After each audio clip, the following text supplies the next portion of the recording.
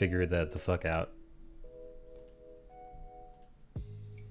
I really do hope YouTube is able to figure that out at some point. And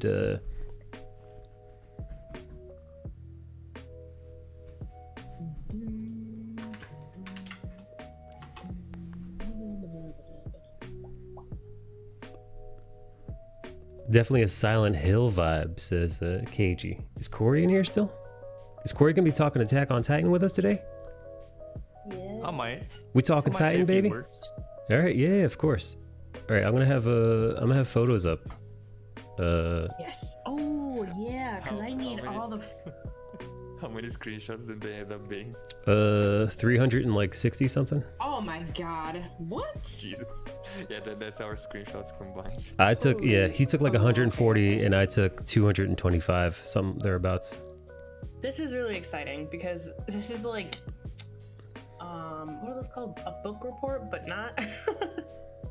I mean, it's a review. I'm excited. I really gotta figure out what the hell is happening. A lot of shit. Yeah. But you helped me the other day. Was it yesterday? I don't even know my days anymore. Yesterday, I think. Sorry. The other day. All right, I'm just posting a quick video. I'm just posting a quick like YouTube. Come join. I need to do that on. What's up, everybody? Yeah, that's right. That's me. Let me get a little Attack on Titan. I need sketching, inking.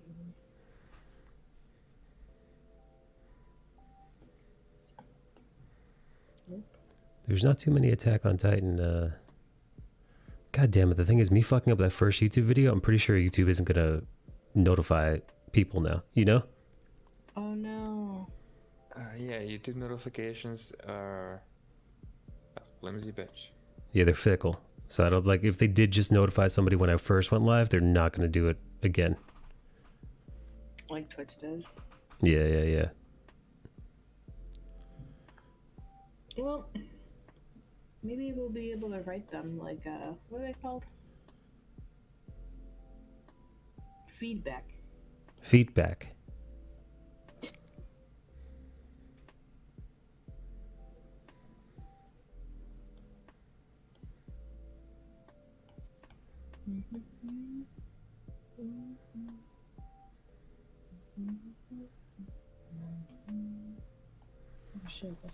What's up, Vor? What's up, Vulgar? What's up, KG? Can you guys hear me? We can. Testing. Testing. 1, 2, 3.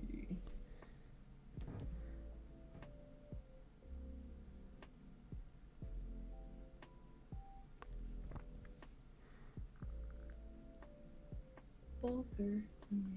What's his name? And I didn't even find that.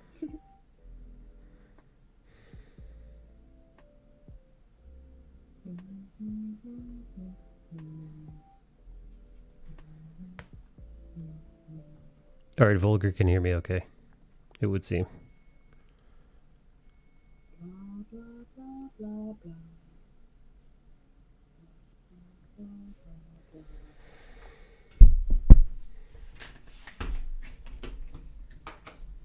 Why can't I get this? It's a fucking pod.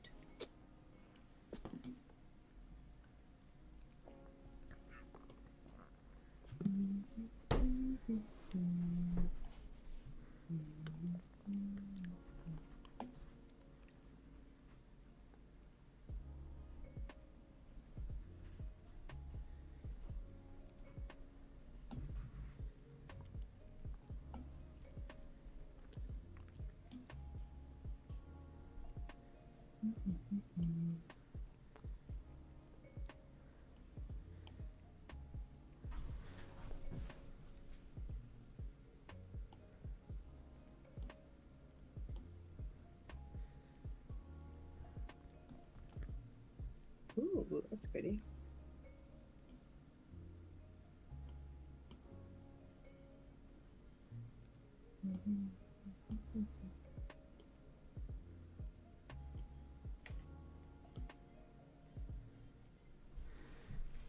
What's up, 2 Woke? Thank you for dropping that link, 2 Woke.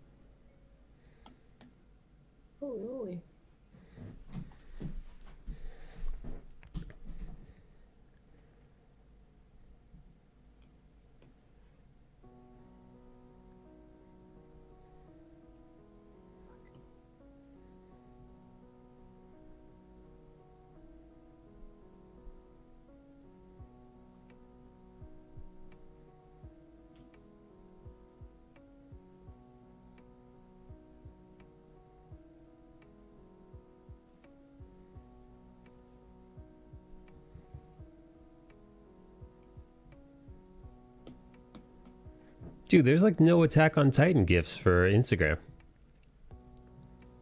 What if Wait, you how put, the like, fuck is that possible?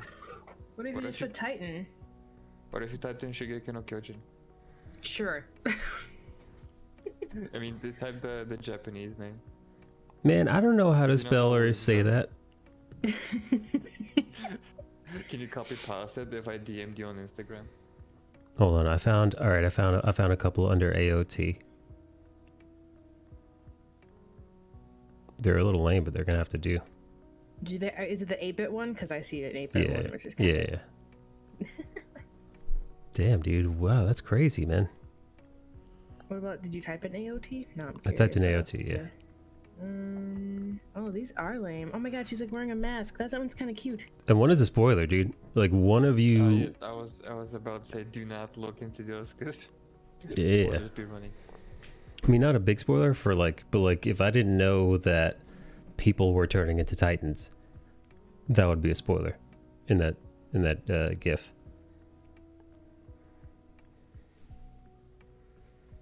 I'm trying to see what you're talking about. Oh, the 8-bit one.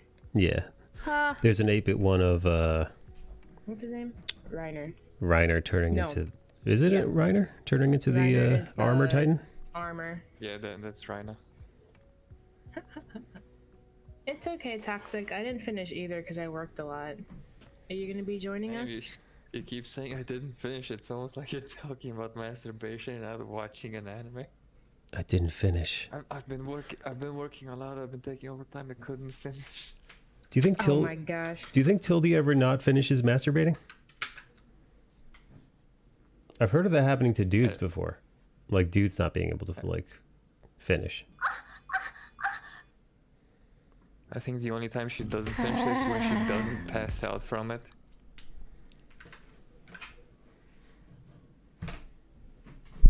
Oh, she's at Jan's house, so she's gonna be doing a lot of finishing.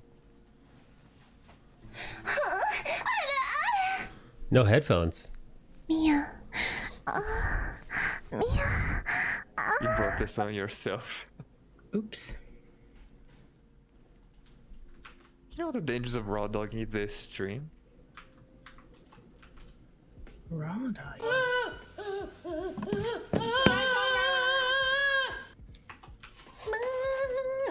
Mm. I'm gonna squirt. Your pussy is premium. Prime time. I'm shocked I didn't fucking just nut all over the fucking couch, dog. Like, All right, is everybody ready? Yeah, it's a cum shot. Yeah. All right, you want to jump right in? We're gonna jump right the fuck in.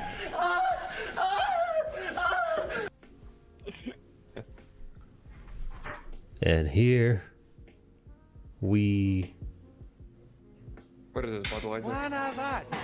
go. Oh shit, 2 Oak, a 2 Oak subscription, 15 months. Wow, dude, 2 Oak has really fucking been 15 months. What the fuck, man? Oh, damn. Thank you, 2 Oak. 2 Oak is just doing that so he could use the sound effects.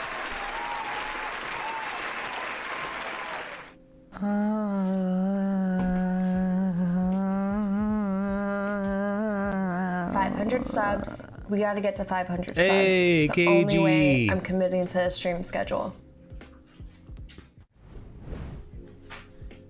Here we go. Welcome to our season 3 recap. Attack on Titan. A review, a discussion, a recap. The whole fucking shebang. Drop peanuts all over my keyboard. We're dropping our penises all over your keyboard.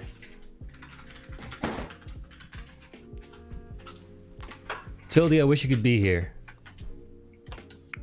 Tilde is over with her is over her lover's parents' house. Nikki, can you believe it? What? Tilde is making love in her lover's parents' house. Oof. They're bringing sin into a good Christian home. ladies. I've done that before. Oh. There we go. Now Bale's here. Now you guys can see Bale. Yeah. Let's go. Dude, fuck, I'm jumping right in. Dude, first thoughts. This Elevator pitch. is way more of a season than I ever expected. This season 3 starts so hard. It starts hard, it continues hard, and it finishes even harder. Actually, no. It's like Actually, no. never-growing It finishes. penis. It finishes soft, I would say. They kind of Actually, it flipped. does. They flipped the script a little bit. They flip the script. It'll get really, really hard. It'll get really soft. Yeah, a little soft at the end, right? No, Tildy. Tildy, we don't talk about stuff you want us to talk about unless you're in voice chat. You know the deal. Yeah. Is Levi sexy? I don't find Levi sexy as a man. You're a woman, Nikki. Yeah, thanks for noticing. Stupid. That's what they tell me. Anyway. I like his calmness, which makes it attractive, right? He's calm. I mean, you can tell he's very highly experienced and knows what the hell he's doing, but his calmness just makes it kind of seem like, you know? Oh, you like that? I used to have a phrase for this. Why is it not in my head? I don't know. The silent hypercompetence. So there we go. He's a runt, man. He's such a little baby man. I can't. He is a manlet. He's a wee man. If anything, I find Captain America, anime Captain America, way more Always got eyes you could come on, you guys. appealing, way more titillating, if you will. He's so masculine. He's so strong. He's so commanding. I don't know. You could say Levi's the that- same way. Yeah, but Levi's. I don't know, man. He's too runty, man. Runty because of his childhood? No, do you not know what a runt is? Dude, he's literally I know like what he's a like runt is. 5'2". He's a tiny man. He, like the girls tower over him. So? So listen, tiny theory men are is- disgusting, as we all know. Any Get man, outta here. Listen, any man under 5'10" isn't even considered a real man. Oh, Under 6 feet. What are you doing? Why are you lowering Listen, Bale's because of his Eastern European heritage, he's prone to genocide. But me, I'm more lenient. Wait, what are you doing, Nikki? Nikki, what's that noise? Are you eating chips on microphone? I thought it was muted. I was reading the ingredients on this. My bad. Yeah. Any man under 5'10", not a man. I'm not sure what they are exactly. They're kind of like in limbo between being a fully grown adult man and a child. You might even argue that adult men under the size of 5'10" should be tried as children in the court of law because they're so small. But yeah, no, I'm capping it at 5'10". Just in case. I'm capping at our 5'10" for our shorter South American and Asian brethren.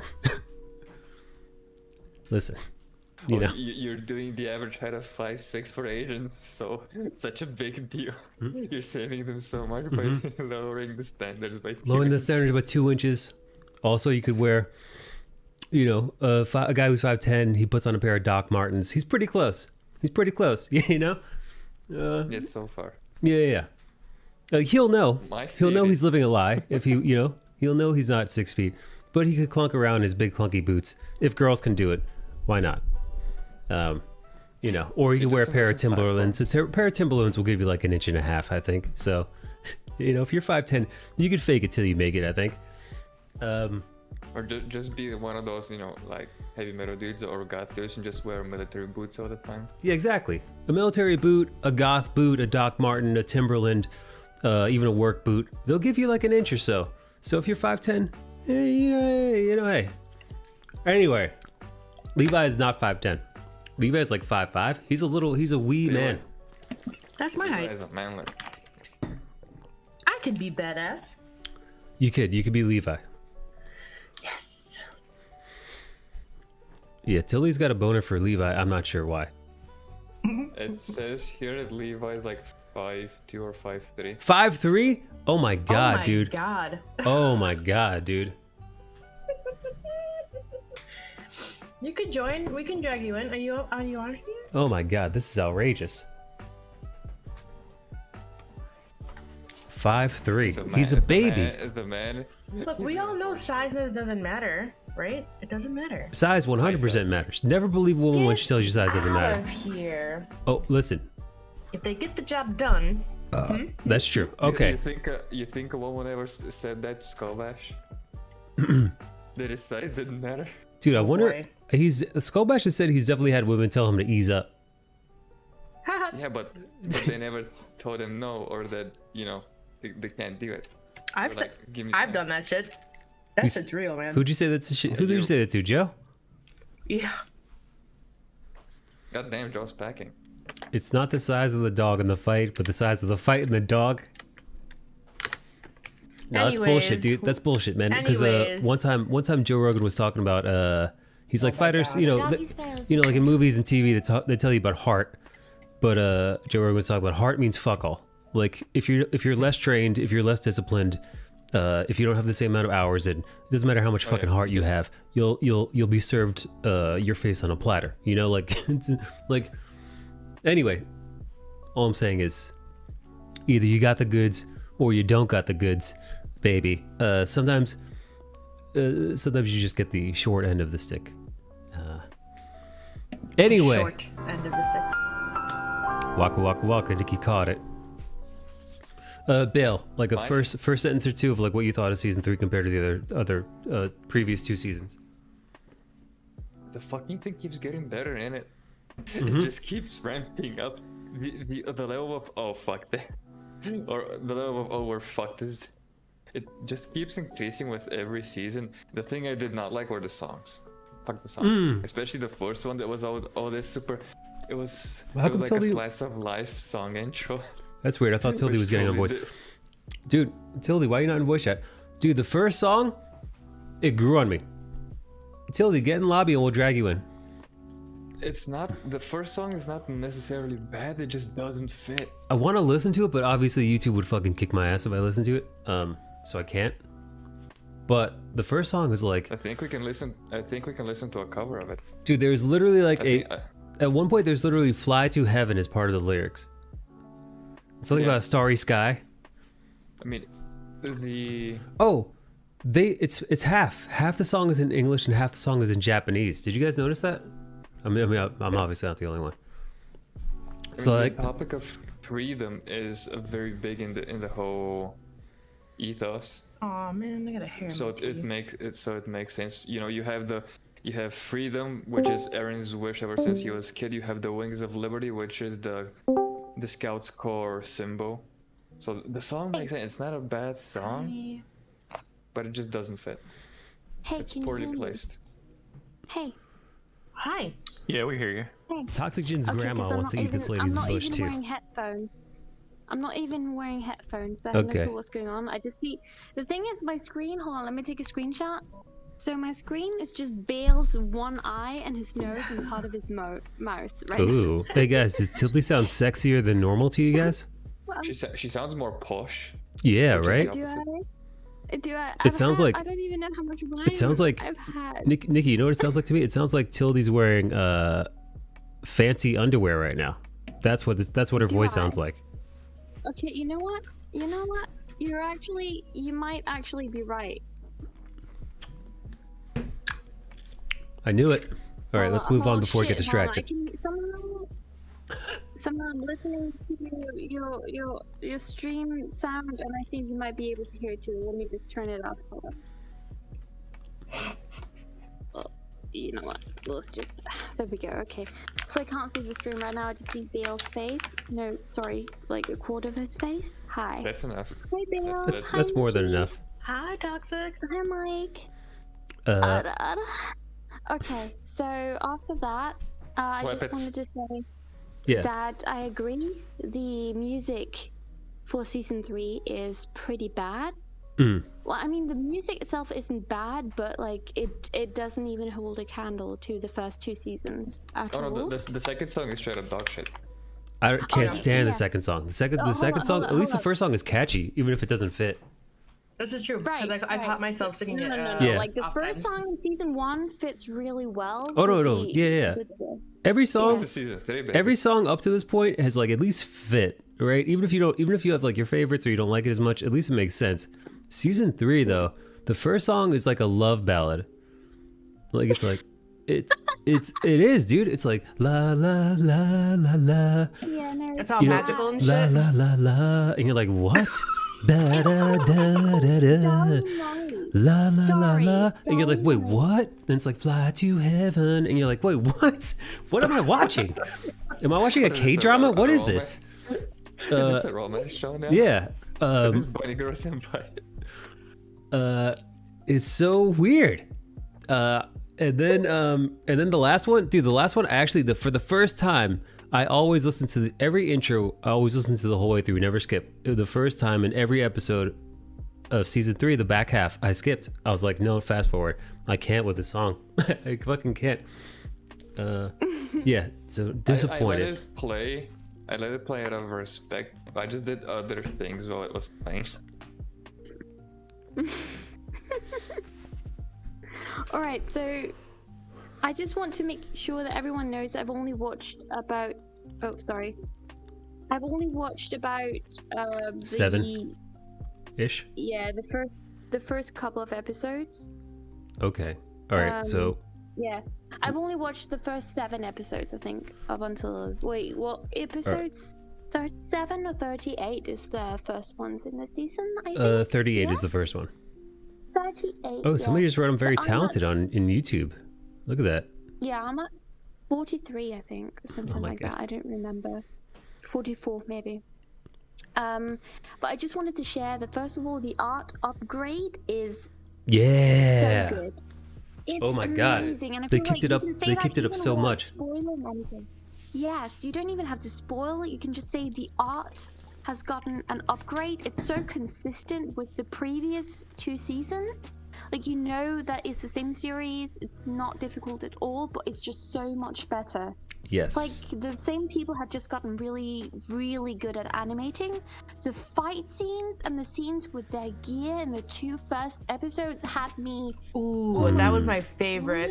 Yeah. All right. You know what? It was so good. All right, oh, Nikki. shit. Nikki, do you want to toss in your quick thoughts on season 3 before we dive right into the first episode? Yeah. Come on, Nikki. So I didn't finish season 3, but I did push through 1, 2, and then all the way up to episode 11 before That's you guys pretty before I good. picked up work. Pretty good. Excuses, I really- excuses. Nikki says she's got to feed herself and eat. What? Shame. Hey, Shame. I did Being an the adult. best. Yeah. Shame. Oh, sorry. Shame. Shame. There's a lot happening though. Like, it took me a minute. There were a few times that I had to like rewind. It's Dude, it's really informative. it's so dense. So informative. Dude, I'm like, what is happening? Did you know going back? So what I did was I watched them all in like a week. I watched all, and then I doubled back. And last night I took like an hour or 2 to scroll through, whatever, scrub through, and snatch a picture for like my favorite parts of each episode. And doing that, I realized I missed a ton of shit, dude. I was like, whoa, what the fuck? I was paying attention. I was listening. I wasn't doing anything else. And yet I missed shit.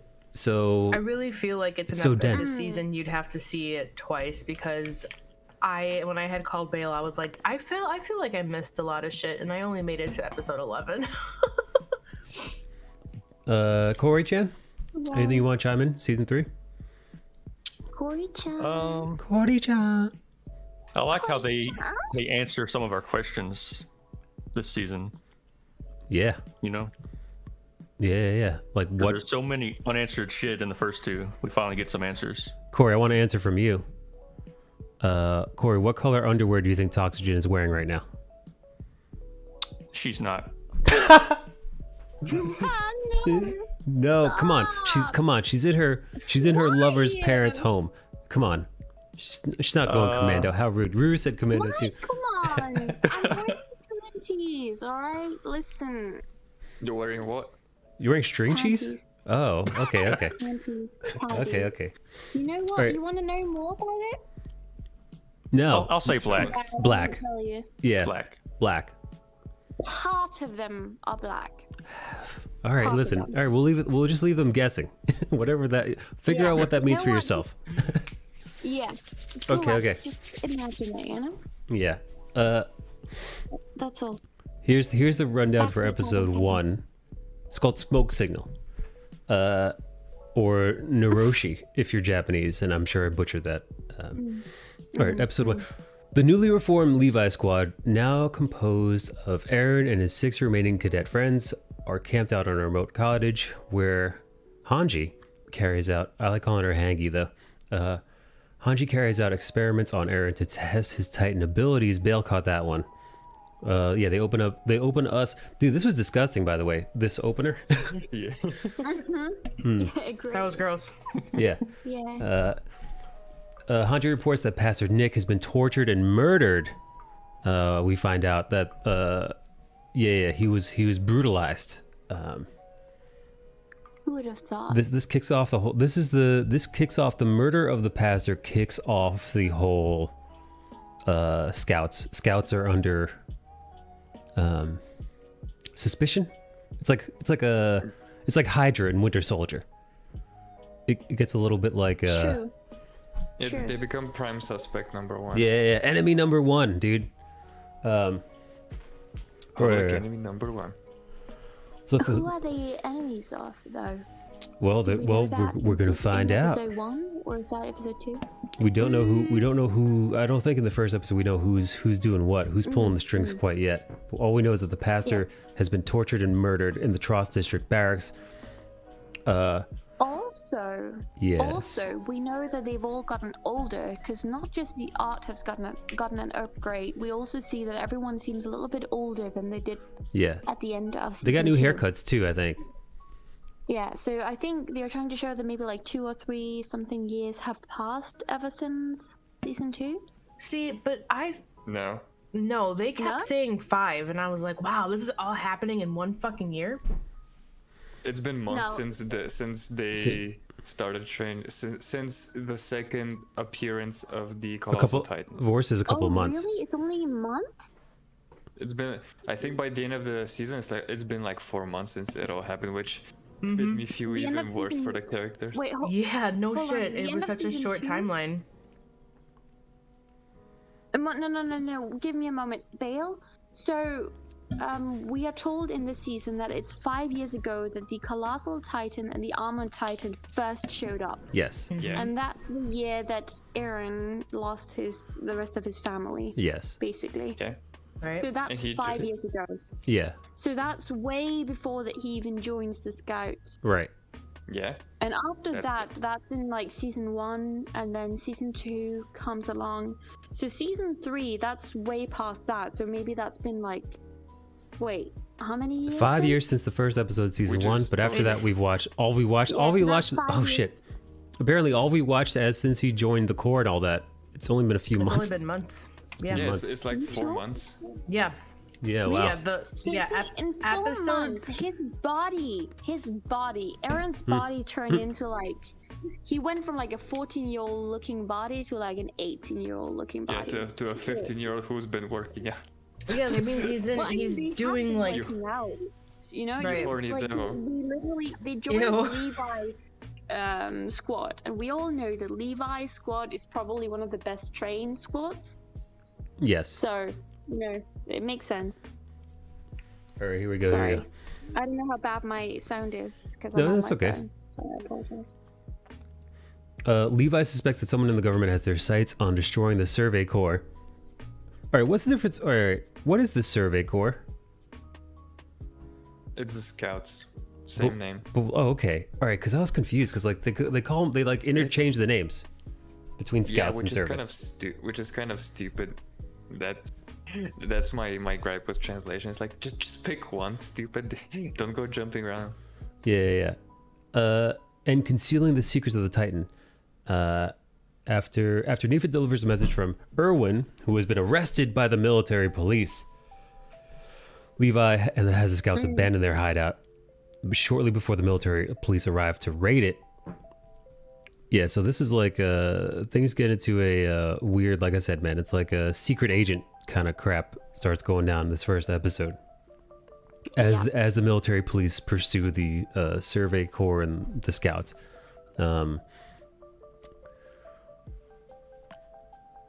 Levi figures that the government is after Eren and Historia, and he decides to head back to the Trost district before Hanji leaves with so-and-so to go after Erwin. Eren gives her a written copy of the conversation recalled by Ymir and Bertholdt. The scouts arrive secretly back in Trost, where Jean and Armin, disguised as decoys for Eren and Historia, are soon abducted by Demo Reeves, who was hired by the interior police. But Misaka and the others easily rescue them and capture. Oh yeah, this is where Bale's favorite part happens. This is where shit gets. Yeah, the grope. We'll call this the titty grabbing of Historia, aka Bale's favorite part in the whole series. Oh, is that Armin being groped? That's not Armin being groped. Yes. How dare you? That is Armin. That's Armin, dude. I thought that was is that Armin dressed up as Historia? Those two were Armin and Jean dressed up. Oh my god, dude. Even I fell for it too, dude. The MP, they tricked the MPs and they tricked me. No, I forgot. Wait, how do you not know? Because all right, you know what? Because I'm confusing this. I'm confusing this episode for the one where the gunslingers show up and actually do kidnap. When the gunslingers come up and actually do manage to kidnap Eren and Historia, which is not far, which is coming up. But I actually until Bale showed me this, I completely forgot that Armin went undercover as Historia, and what's his face, Jean was cosplaying again. That was the second time he's cosplayed as Eren, right? I remember. Poor fucking guy. I remember him being pissy about it. I remember. Eren was pissy about it again. He was like, yeah, how he can looked that like me. horse face Yeah, guy he calls be it horse face.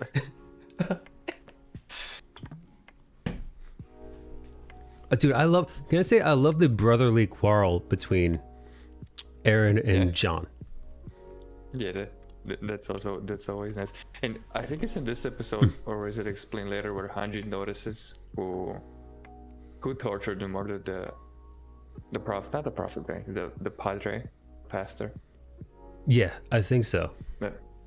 Well, it's either this one or the next one. This Hanji brought is smart. Very small. Yeah. Meanwhile, Levi shadows Eren and Historia's transport from the rooftops with Nifa and two other soldiers from Hanji's 4th squad. He instinctively feels uneasy and tells Nifa about Kenny the Ripper. I fucking love Kenny the Ripper, by the way. Big Kenny the Ripper stan here. A notorious serial killer he knew in the past, when suddenly Kenny and his henchmen appear. Dude, Bale's got the shot. I think we're right where he fucking shows up. Boom. You just hear a crack, and the next thing you know, fucking somebody's brains are out of their skull, dude. Yeah, dude, like the whole scene was so good because he was like, wait, this is weird. And then he goes through the whole thought process of what's going on and who and how they organize it, and he reached to the conclusion like 2 seconds too late, and the ambush has already been sprung. Yes, yeah. By the time fucking well done. By the time he realized it, it's far too late, dude. Kenny's these gentlemen were called Kenny's boys. What do they call them? Excited because the Kenny gang. They have a nickname for themselves. Yes. Guys, I need to know, is it bothering you that I'm not wearing headphones? Do you hear anything from my microphone other than my voice? No. Sadly, your voice. We only hear your voice. Bitch, you want to fight?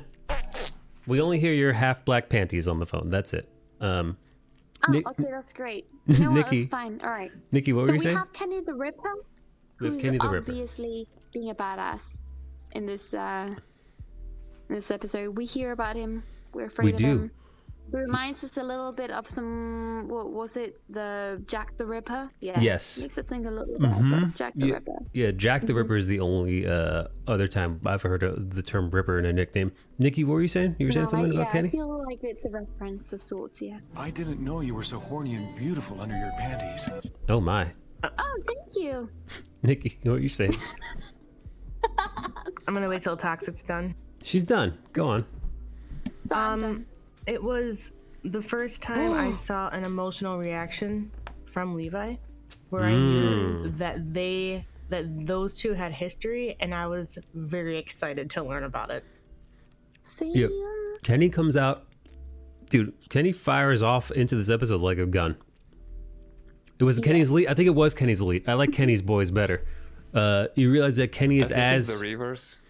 Really? I don't, but I'm also listening to the Japanese voice, and I know that Matthew Mercer is the one giving, I think, Levi. the voice actor for Levi in the English version.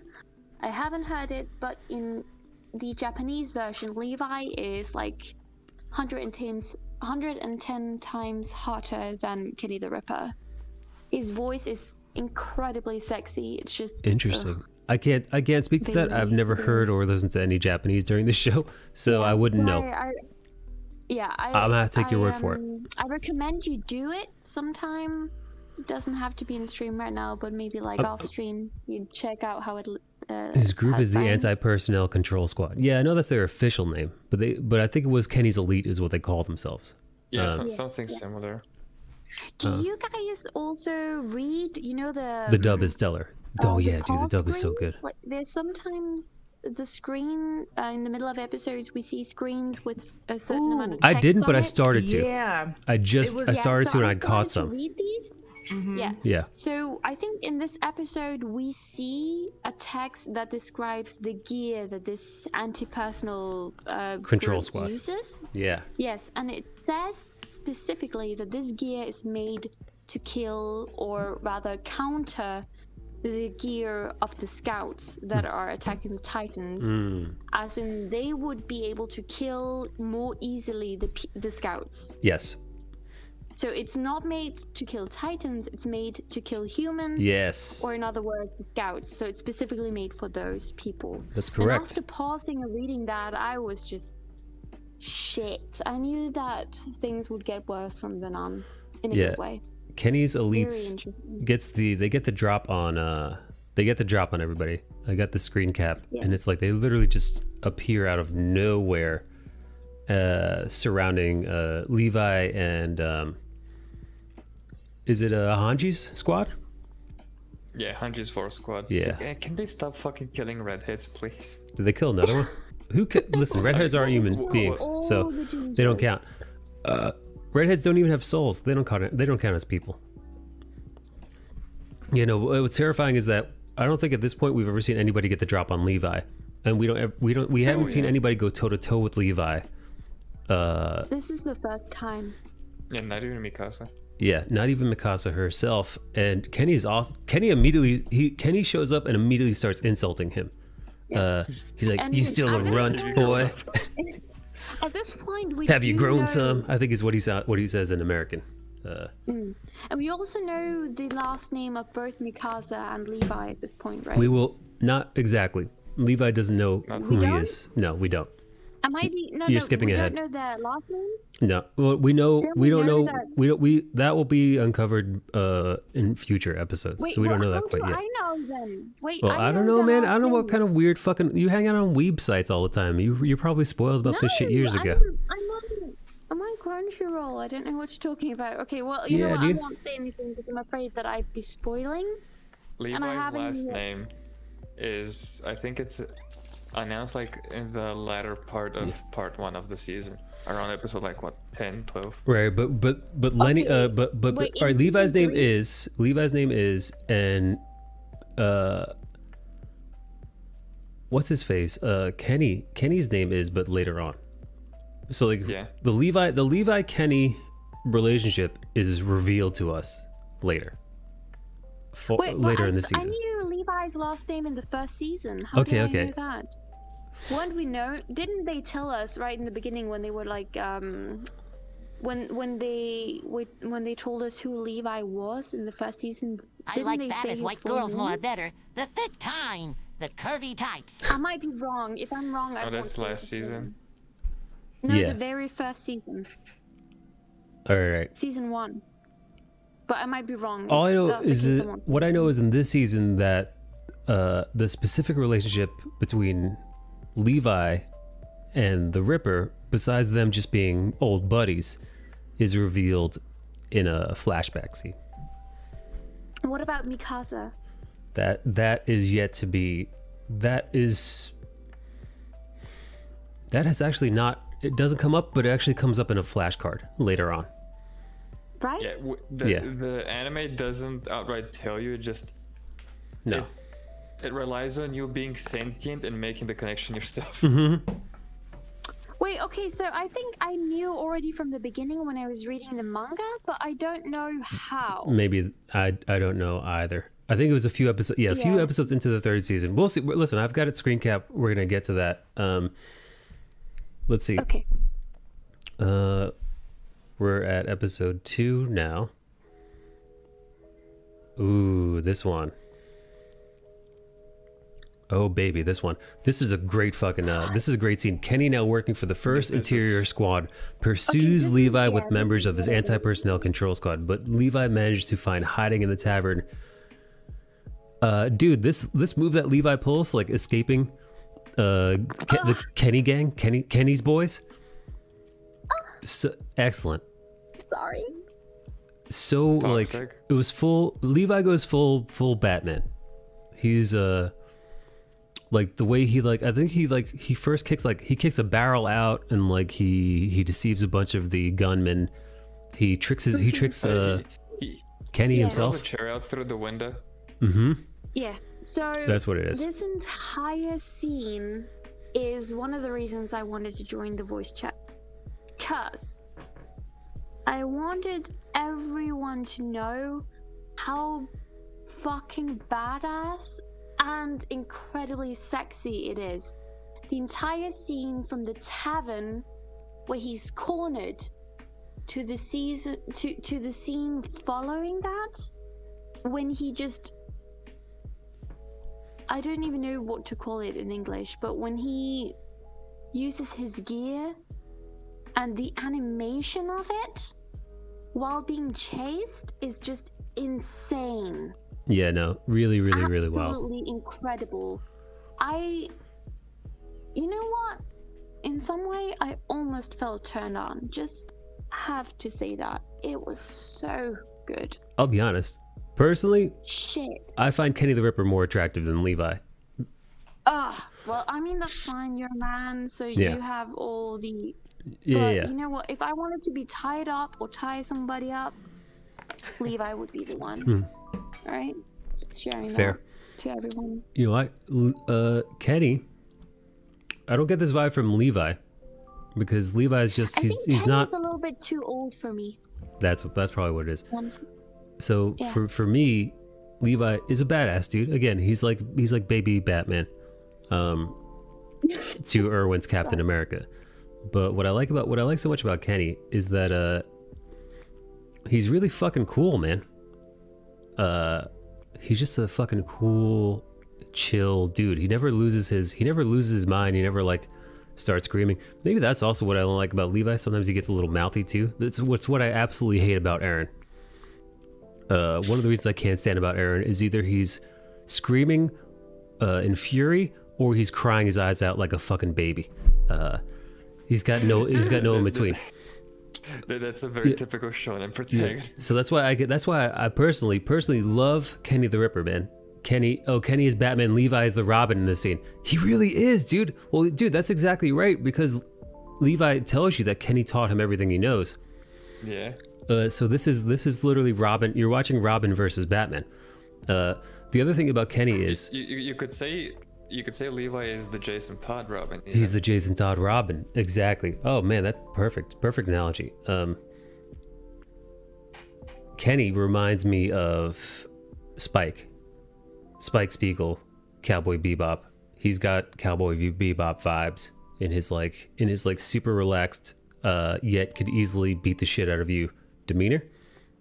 You know, like Calm confidence. calm confidence. I love that. Love that trope. Tender aggression. Sexy. All right. Let's see. Blah blah blah blah blah. He escapes, kills several of Kenny's men. Nearby, Mikasa and other scouts hear the commotion and are forced to defend Historia and Aaron's wagon, which involves killing human attackers. That's right, dude. Armin, something they've never done before.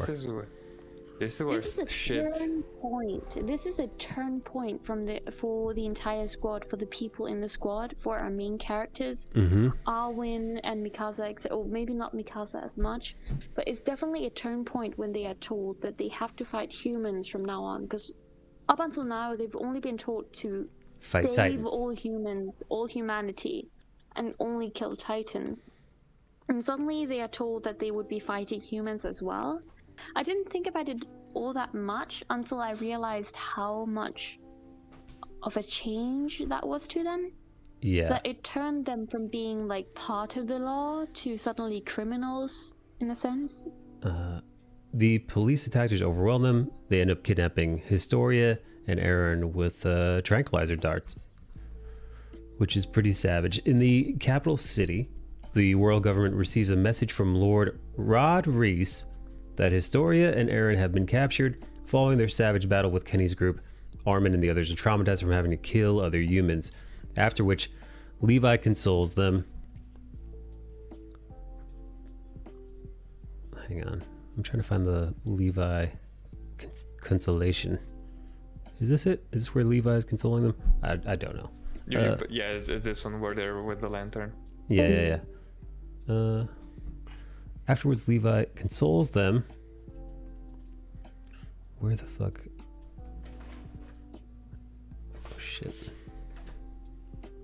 Oh shit, my screen just shut off. Awesome. They've been trained to kill Titans and protect humans. This goes against their training. It does. It really does. And it definitely fucks up Armin for sure. But Armin, who had to make a choice to save what's his face's life on the cart there, Gene. Save Mr. Horseface himself. Mr. Horseface himself. They interrogate Demo Reeves, who was coerced into helping the military police. Where is that one? There we go. Who was coerced into helping the military police, but now fears. Is this the man interrogating? No. Demo Reeves is another dude. No. Demo Reeves is the dude who. This guy. Whoops. Whoopsie. There's Demo Reeves. Demo Reeves, who was coerced into helping the military police, but now fears for the future of his company and the people in trust. So Levi offers him protection for the people of trust in exchange for his help. Meanwhile, Hangi approaches Erwin to help, suggesting that Aaron be eaten if they do not rescue him. With Reeves' assistance, he will be eaten rather, which is like, you know, Hangi, she calls it, dog. She's like, yo, they're kidnapping Aaron. They want his power. Yeah, Hangi's fucking brilliant. Yeah, he is. She really is, dude. And you can tell because she's wearing glasses. Elsewhere, blah, blah, blah, blah, blah. With Reeves' assistance, the scouts capture some interior squad soldiers who murdered Pastor Nick. And this is them. This is them interrogating one of the hombres there. And torturing them about the whereabouts of Historia and Aaron. They discover Historia is the real heir to the throne and conclude she's being held by her father, Rod Reese, which is this dude. I fucking hate this dude. I hate his stupid face. I hate his big bug eyes. I hate his little fucking wispy mustache. I fucking can't stand Rod Reese, dude. I'm happy, but whatever happens to this guy, we're gonna get into it. What happens to this dude? He's got it coming, and then some. You could say that he was designed with the intention for you to not like him. Yes. There's nothing likable about the guy. No, not at all. Historia's life is set. Reeves was killed by Kenny for betraying him. Unaware that Reeves' son, Fledgel, witnessed it while hiding in the shadow. That's the screen cap I got right here. Yes, the dude literally went to take a leak and his dad got murked meanwhile. Yeah. Look at him shaking in his boots, quaking. That was fucked up. It was fucked up. But yeah. This whole fucking thing is the best way to sum it up is that it's fucked up. The whole fucking series. And next we find out that this is Historia's papa. And then while she's holding while old Bug Eyes is caressing her, she's getting them flashbacks to her mother being a bitch, slapping the shit out of her. Her mother being an absolute cunt. Yeah, beating the living shit out of her, making her bleed, I believe. Making her bleed from her nose for a hug, by the way. He jumped on her to get like mommy's first hug. Mm-hmm. And her reaction was to smack her so hard she threw her across the farm. She fucking slapped the shit out of her, man. Look, fucking little Historia got some fucking air.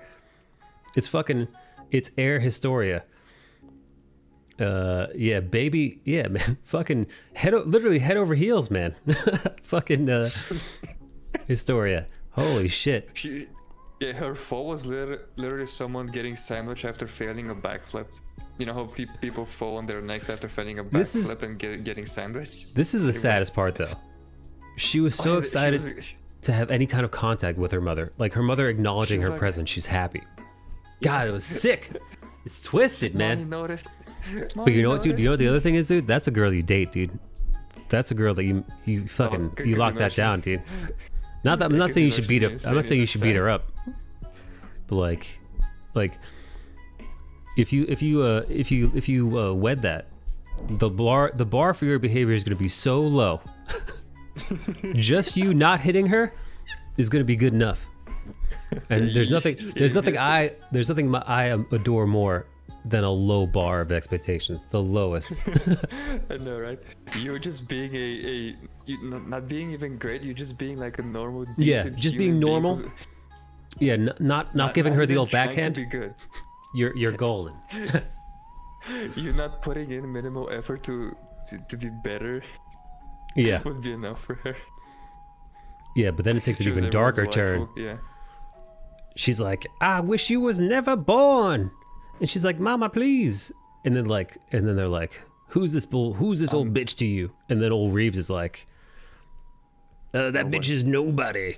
I don't even know who the fuck that bitch is. And then like, we got it, slice and dice, baby. Slice and dice. Yeah. He's like, I don't know no blonde bitch. Even her mother was like, I do not know this kid. This kid is mine. Meanwhile, the kid is like standing right in front of her with a book and crying like, Mama, please. And then she gets her throat slit. Yeah. Quite Choppa. So, but here's the thing. What's the thing? Historia's mom gets murdered in front of her, which is like awesome. a recurring plot. This whole fucking thing. Yeah. Kids having their parents murdered in front of them. Yeah. So this is how episode 2 kicks off, or episode 3 rather. We see that is when Bug-Eyed Daddy is like, you can live, but your name has to be something else. Yeah. You can't be Historia. You got to be Krista something. Lens. Yeah. Time to cosplay. Kill the bitch. I was chanting. What were you chanting? I kind of enjoy her getting killed just because I was on Historia's side and I felt bad for her. Damn. Yeah, man. Y'all are animals. Y'all are fucking animals. Where's Nikki? Why is Nikki so quiet this whole time? Not saying nothing. Nikki? Guys, it's probably up to no good. Guys, let's see if we can... Oh, here, I'm going to make Nikki's mic louder. See if we can hear what she's saying. This is what we're hearing on Nikki's mic. I think she's making macaroni and cheese. What the fuck? All right, anyway, back to the show. In the present, Rodriguez head back to his family estate with Historia and Aaron, while Hangi explains to the scouts that Aaron will be eaten to acquire his Titan powers and abilities. Meanwhile, Erwin explains to Commander Pixies his plan of a bloodless coup. Dude, I love the bloodless coup. Dude, fucking Oren is a fucking tactical genius. and everything is like a gamble. The guy is a master poker player. He is excellent. Because the government is corrupt, right? The government is corrupt, and they've trained the MPs and the Kenny's gun boys to be hunting them for their corrupt intentions. So of course the plan is to overthrow this corrupt government. Erwin gains his support after telling him that Stannis confessed that the current king is a fraud. And the scouts plan to have Historia enthroned. I never heard the term enthroned. I guess it's the opposite of dethroned. Enthroned as queen. He also reveals, yes, this is where we get Captain America flashback story. Where baby Captain America was a fucking douchebag. Not a douchebag. He was just a dumbass. He was too smart. He was too smart that he was dumb. Yeah, he was so smart. He wasn't smart enough. We get baby Captain America's papa was a teacher, and he realized that something was amiss. He's realized that the history books. There's a high probability that the history books have been altered. Much how they say history is told by the victors.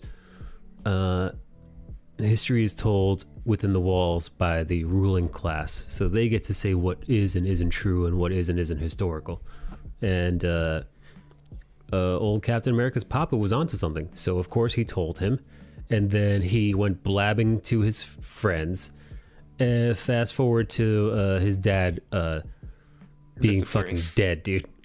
His fucking his dad has a tragic accident.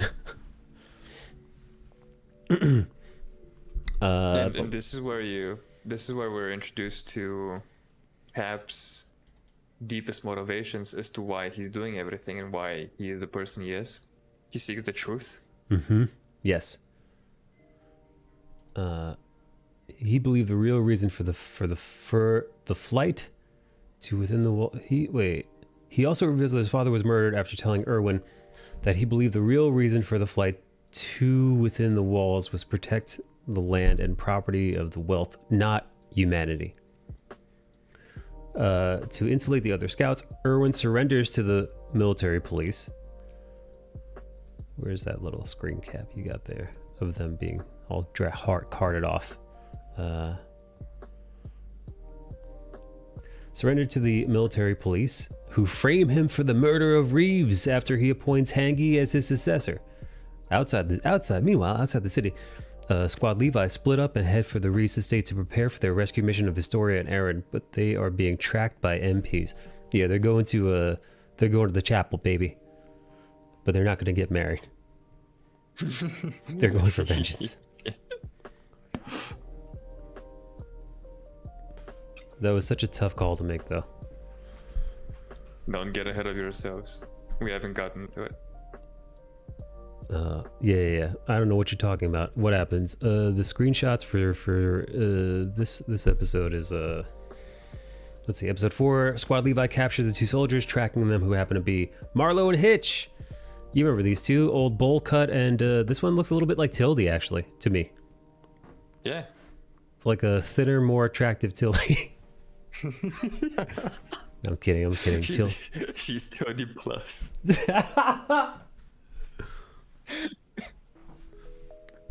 Yeah, says War. No. She's probably one of the most attractive girls in the series. Yeah, she's a cutie. She's a real cutie. What's her name again? Fitch? Hitch. Yeah. It's Marlo a weird and name Hitch. for a girl, but you know. No, it's cool. I like it. Annie's friends in the military police. After learning the truth that Annie was the female Titan and the scouts were being framed, Marlo and Hitch agree to help them. Yeah, there's a little bit of like a Gene runs them through a test, and then Harlow passes. Yada yada yada. Yeah. When Gene did it, I was like, wait, what the fuck? Why are you breaking character? What the fuck is going on? And then, it was all a test. Yeah. Good. Levi subdues the soldiers. Yada yada yada. Meanwhile, Hangi rescues Flagle from the mirror. Yes, this is the Flagle, Smeagol, son of Son of whatever the fuck his dad is. His dad who just died in the previous episode, whose name I forgot. Who cares? I think of Debo whenever I think of his name.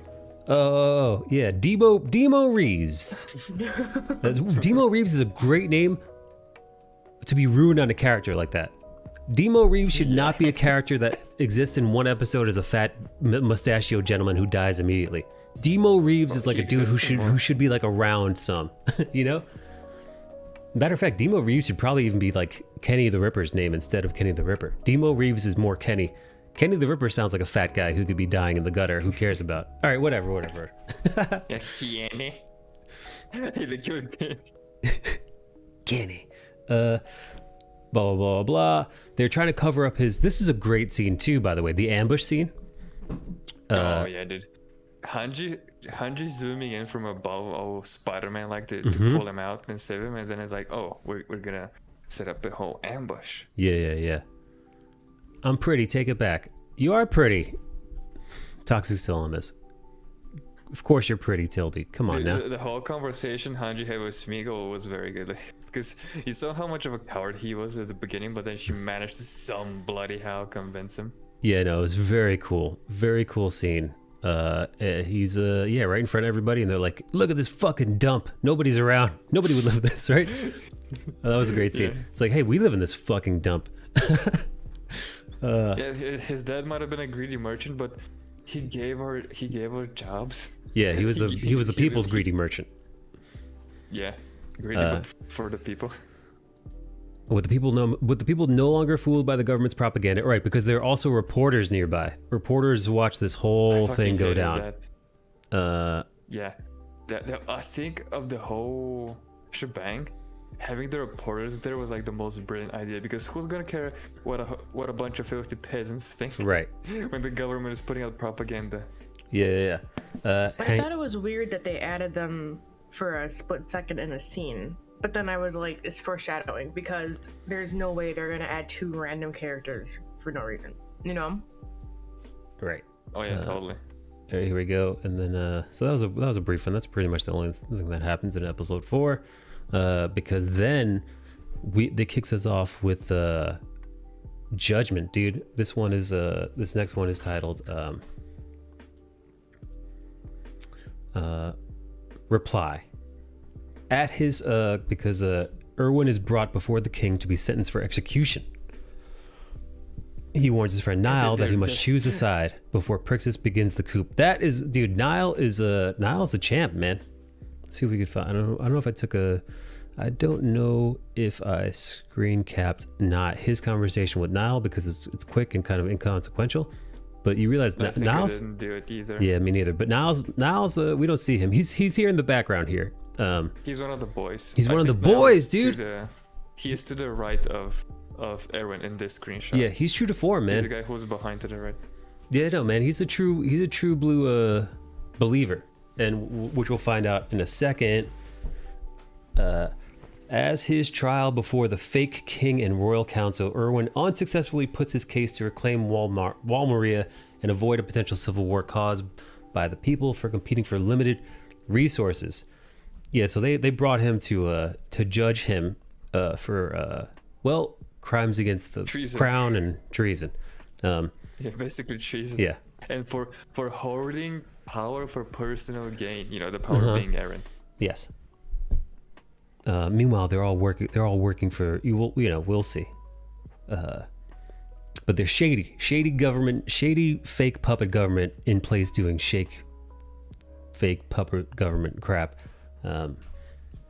Just as Erwin is sentenced to death, this tricked me for a second. I'm like, wait, what? What's happening? When this broad shows up, so this broad kicks open the doors and she's like, hey. Oh yeah. She's like, Wall Rose has been bursted too now. She's like, she's like the colossal titan. She's like, it happened exactly again at Troust. The wall's been fucking breached, like Wall Rose has been breached the same way Walls Maria, and we're gonna have titans and people flocking into Cena. And then of course Fatty Magoo is like, because the commanders, the military folk in here are like, all right, here's what we're gonna do. We're gonna go after the Titans. We're gonna kick some ass. We're gonna fucking shore up the walls. We're gonna beat them. We're gonna hold down the thing. And then Fatty Magoo's like, no, you're not. He's like, you know what you do? You're gonna fucking close up the wall and fucking leave them to die. And the most triggering thing to Fatty McGee here was that Pixis said we gotta bring in the refugees. First rule about bringing the refugees is secure them and secure a fight with the Titans so more people don't die. He's like, no, we can't bring more people and we don't have food for everyone. Yeah, exactly, dude. So it's like literally like, because as far as they know, they're the last part of the human race. So like, listen, they're only like, so they're like, hey, listen, half the human race will die unless you let us do this. And of course, he puts his needs above the needs of the people, which is what Prixis was hoping he wouldn't do, because after that, you realize that it's a fucking fake, dude. It was a test. Meanwhile, the king said shit. The king said fuck all during this thing. He's just sitting there, all doped out. Yeah, sitting there all doped out, has no idea what the fuck is going on. And then at that moment is when this gentleman comes charging in with his gang. Before we get to that, a disgusted Nile refuses to obey the order. That was because, all right, so this is all a test that Commander Prixis knew, or whatever you say his name. Yeah, Pixis knew, Erwin knew, their gang knew, this broad who's kicking down doors was a part of. Everybody knew except for the puppet government. For the government. And the government's gang. So like those MPs that were there, including Nile. So this guy Nile, he didn't know any of this was fake. And he is disgusted when given the order to abandon his fellow countrymen to the Titans. Yeah, because he is from Moros. He's like, wait, my family are there. I'm from there. Like, what the fuck are you ordering me to do, stupid? Right? A disgusted Nile refused to obey the order, and Chancellor Darius Zackley arrives with his troops, revealing the news of the breach was a ruse. With the council's self-interest and disregard for human life now revealed, Pixis announces that the military will take over the government and publish the news in the press. At some point, I forget what character says it, but at some point, I think it's Commander Pixis says, "This is a coup d'état." He says it in the weirdest way. He's like, this is a coup d'état. I was like, yes, it is, Pixis. Yes, it is. He says it in that way where you add a full stop after every word. Yeah, he did something. I guess he didn't want anybody in the room to be confused as to what is happening right now. Yeah, he was like, "Hey, motherfucker, we're taking over." Yeah. In case you didn't notice. Let's see. Later, the remaining scouts received the news. That I think I screen capped that. Them like getting the news. Yeah. Somehow somebody delivers the paper to them out in the fucking middle of the woods. I guess maybe it was Corey. Special delivery. It's Corey. Corey's out in the woods.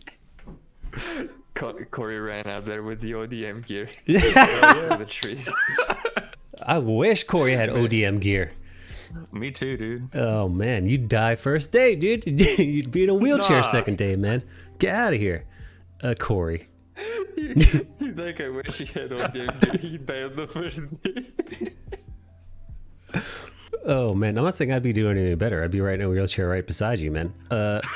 I screen capped this because there's a rare moment of jubilance, dude. You've got what's his face? Look. You got Gene Gening it up. You've got Connie back here doing high kicks. Levi emotionless as always, unless he's screaming. Fucking not Historia here, doing a little jig. Then you got Sasha. Sasha grabbing Mikasa, who looks like she's not having any of it. Only way Mikasa's having a reaction in this is because fucking Sasha is forcing her, because she's all over her. Yeah. I fucking love this character so much. Right? She's the best autist. Yeah. Hangy tells the others about the mysterious deaths of Rod Reese's family. Oh yeah. This is where they head to the chapel, and Hangy's like, "Yo, just giving you guys a heads up. the Reese family died in really fucking suspicious as fuck circumstances. Like shockingly suspicious circumstances. Yeah, because when Hanji realized the story, it almost seems like, what was his name again? The bug-eyed dad. It looks like he himself ordered a hit on his family to save his ass. Yeah, no, it looks shady as hell. And then when they get to the chapel, they're like, "Hold up, you don't want to go too further." All right, dude. Yeah, let's just talk about this. Hang on.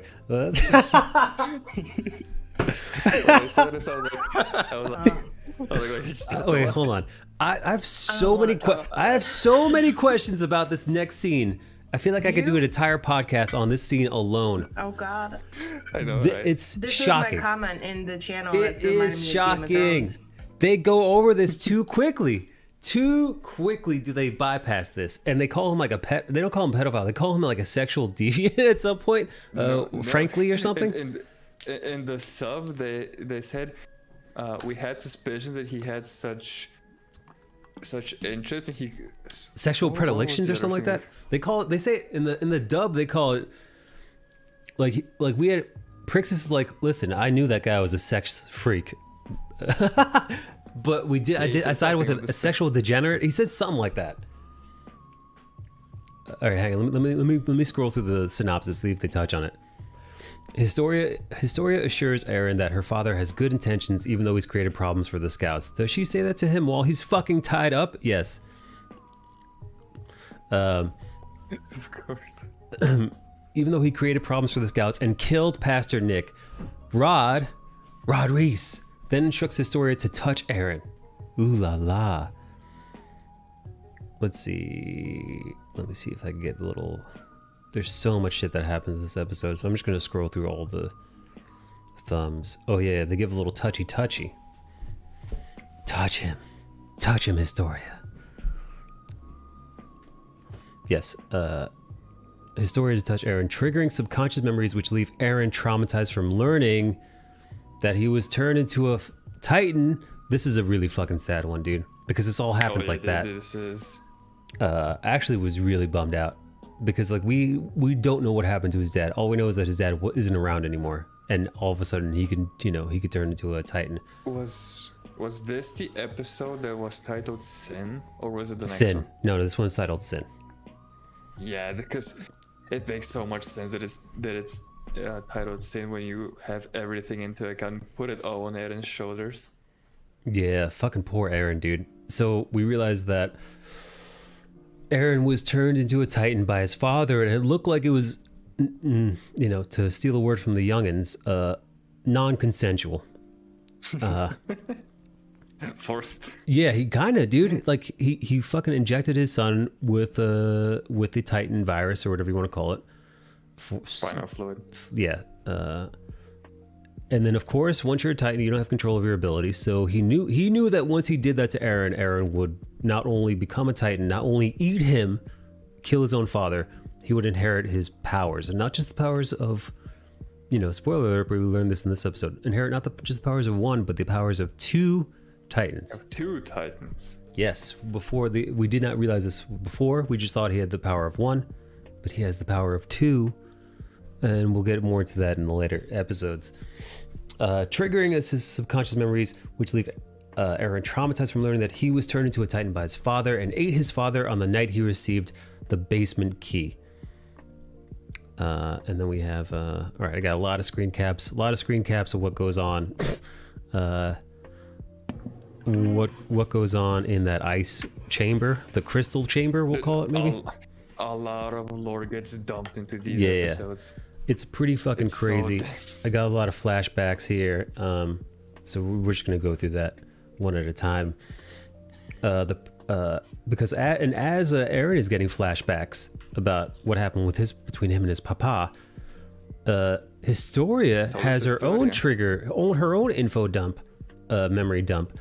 She remembers a young woman named Frida from her past, because Historia thought she was all alone, and then she sees this strapping young broad caressing her like a mother would, and then erasing her memories after doing so. But you realize that she actually did have a little friend growing up. Turns out she had an ass on. She had a half She had a big sister, sister. stepsister. I'm reading history books. Historia's half-sister who erased herself from Historia's memories. Rod explained that Frida possessed the founding Titan power inherited in their family before Grisha, who is a Titan shifter, devoured her for it. And we see there's this battle. According to old Roddy Cakes here, in the middle of their familial ceremony, who shows up but none other than Grisha-chan, the mighty Grisha, aka Aaron's papa, shows up. He fucking tightens out. He fights Historia's half-sister, Frida. They come to blows. He fucking eats her. Where's that Edie Bitey clip? Where are you? Here we go. Look at that. He fucking sucks her right out of the fucking back of that Titan neck. And then Rod says it doesn't just end there. It gets even hotter. Grisha-chan fucking kills children with his hand. He foot fetishes his wife and his wife and his fucking 10-year-old baby girl. Fucking boom, stomp her. And then he fucking squeezes to death like his boy. My boy. My beautiful Look at how boy. they massacred my boy. Look at how you butchered my boy. Yeah, Grisha-chan really fucking does a number on the old Reese gang. Leaving old Aaron to, start crying and of course and blah blah blah. Because in Aaron's head, like everything happened because of his dad, and all of the sins that are happening right now that could have been avoided, or at least in his mind theoretically avoided, are on his shoulders, and he just breaks. It doesn't look good for Papa Aaron. He looks like a lunatic who fucking drugged Aaron against his will, forced him to eat him, forced these Titan powers on him, only after he stole them from murdering and butchering Historia's family. It looks horrifying. So I can't as much as I dislike it when Aaron starts going crazy, in this instance, you can't blame him here. In this instance, I cannot hold it against him because I'd imagine, well, maybe not me because like I said, I'm very calm and masculine. And heterosexual. And very heterosexual. I wouldn't be the same in this scenario, but a normal person. No, 15-year-old me would probably be shitting his britches. If in this situation. Rod explains that Frida possessed the founding power, blah blah blah power. Later. Oh yeah. He devoured her. He stole her power, and then meanwhile, this is where old Kenny Cake shows up. Arriving them to inform them of the coup d'etat before preparing to. I almost wish I could go back and find that exactly point where Prixis says that, and just to have it. Before preparing to defend the crystalline cavern is what it's called, the crystalline cavern beneath the Reese Chapel with his men.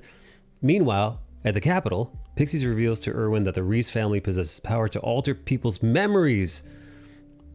We're going to learn more about that later, but yeah. The royal family in their Titan form can change people's minds, like alter their minds, make them forget all kinds of shit. It is wild. Let's see. As Erwin leads the Hellhound first to rescue Aaron, as Kenny Ackerman prepares his defense and recalls his grandfather saying that the Ackermans were once bodyguards. Yes, we get a little Ackerman family.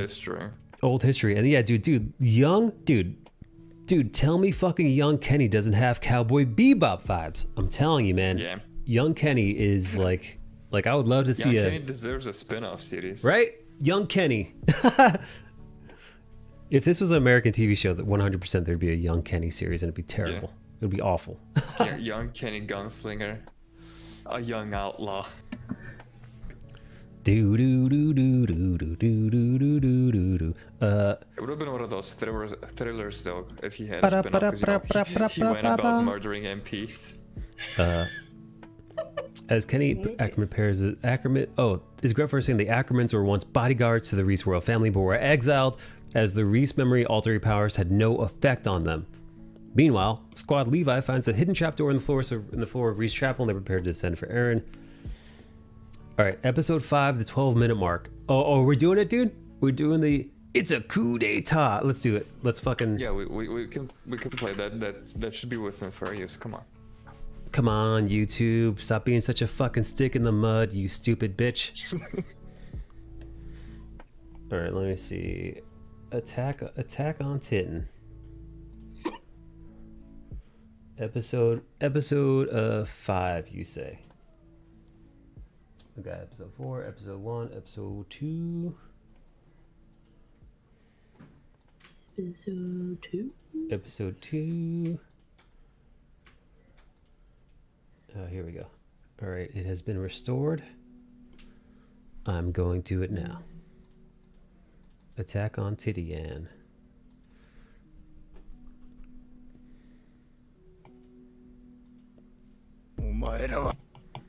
Nope. I want the American version. Tell it to me. Tell it to me in American. Tell it to me in American. Oh yeah, here.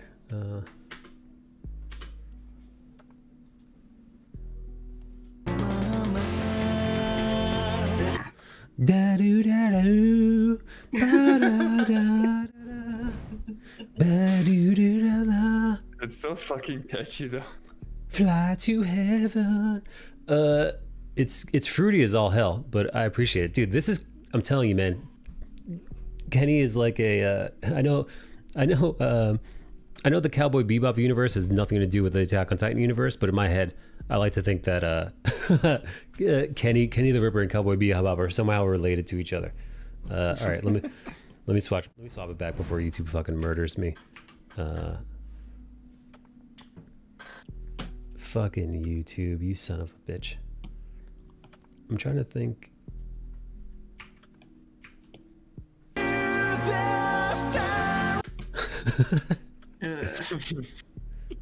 We're scrolling. Song, it just didn't fit. Yeah, no. The song is catchy, dude.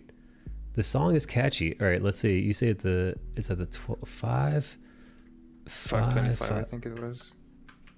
He said 5:12. So the 5-second 12-minute mark. All right, I'm gonna watch it on mute. I'm gonna watch it on mute so YouTube can't like really fucking. No, 12 minutes in on episode 5. Okay. Apologies.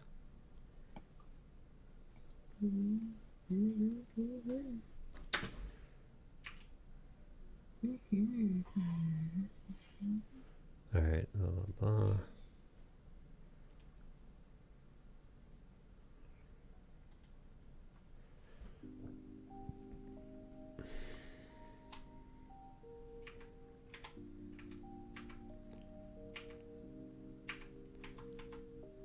Wait. All right, I see Aaron talking. I see Frankly's talking.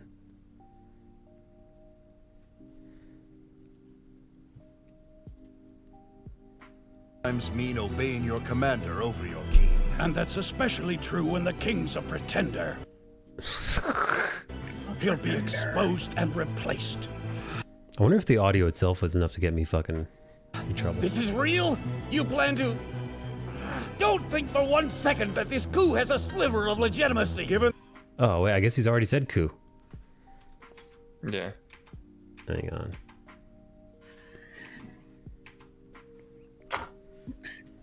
You sent Erwin to the gallows. In fact, depending on the choice you made, all of us were prepared to forfeit our lives. Forfeit our lives. You've made it clear that our suspicions were correct. It's true that we soldiers know next to nothing about the Titans and their powers. But I dare say that despite this fact, humanity is safer in our hands. What? Don't be such a fool! Just what do you expect to accomplish by threatening us? Threatening us. Fail. The people will never obey you! The monarchy has ruled for over 100 years. Uh-oh. You would never gain the support of the nobles. It would appear that you've misunderstood what this is. Oh, here we go. You see, it's far more than a mere threat. Here we go. It's a coup d'etat.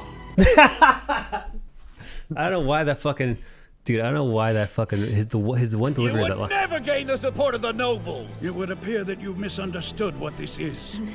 You see, it's far more than a mere threat. It's a coup d'etat. God, man, I think I do want to clip that just to fucking for no reason than his delivery. Again, I'm probably gonna get in trouble for that, YouTube, but fucking worth it. I'll trim out that segment. It's like fucking like 5 seconds. It's the end of that line. It's a coup d'etat. It's a coup d'etat. Oh man, he's so into saying that word. You're so goofy. All right. Where were we? Where were we? You're still going on YouTube. No cups. Nice. Yeah, you're still on. There's like a sweet spot where you'll get in trouble. There's like I think it's the length. I think it's like under your 15 seconds you should be good. I think 15 seconds or more it's like they get you. But I don't know, dude. I don't want to like. That's why I'm like being super careful with it. I'm not trying to show more than like 5 or 6 seconds. Blah blah blah blah blah. Where were we? We are on episode 7. Ken was talking to his old man right? on the on the history of the Ackerman. Yeah. All right. He talked about the Ackermans. They're oh wait, dude. It didn't fucking go over. It didn't go over. It did not go over. Fucking Frankie Cakes or whatever his name is. Premier Franklin. What the fuck is his name? Bearded guy who's in charge. This dude. It didn't go over his weird. Zachary. Zachary. I just glanced it over, like, oh, he has weird tastes in art. Yeah, dude. Like, that ain't no art, man. The man literally told him that he's gonna shit through the shit and eat through the opposite ends from now on. Yeah, dude. This is literally a South Park episode. No, right. He says, "This is the most beautiful thing I've ever seen." He said, "That's what he says." He says, "Don't worry."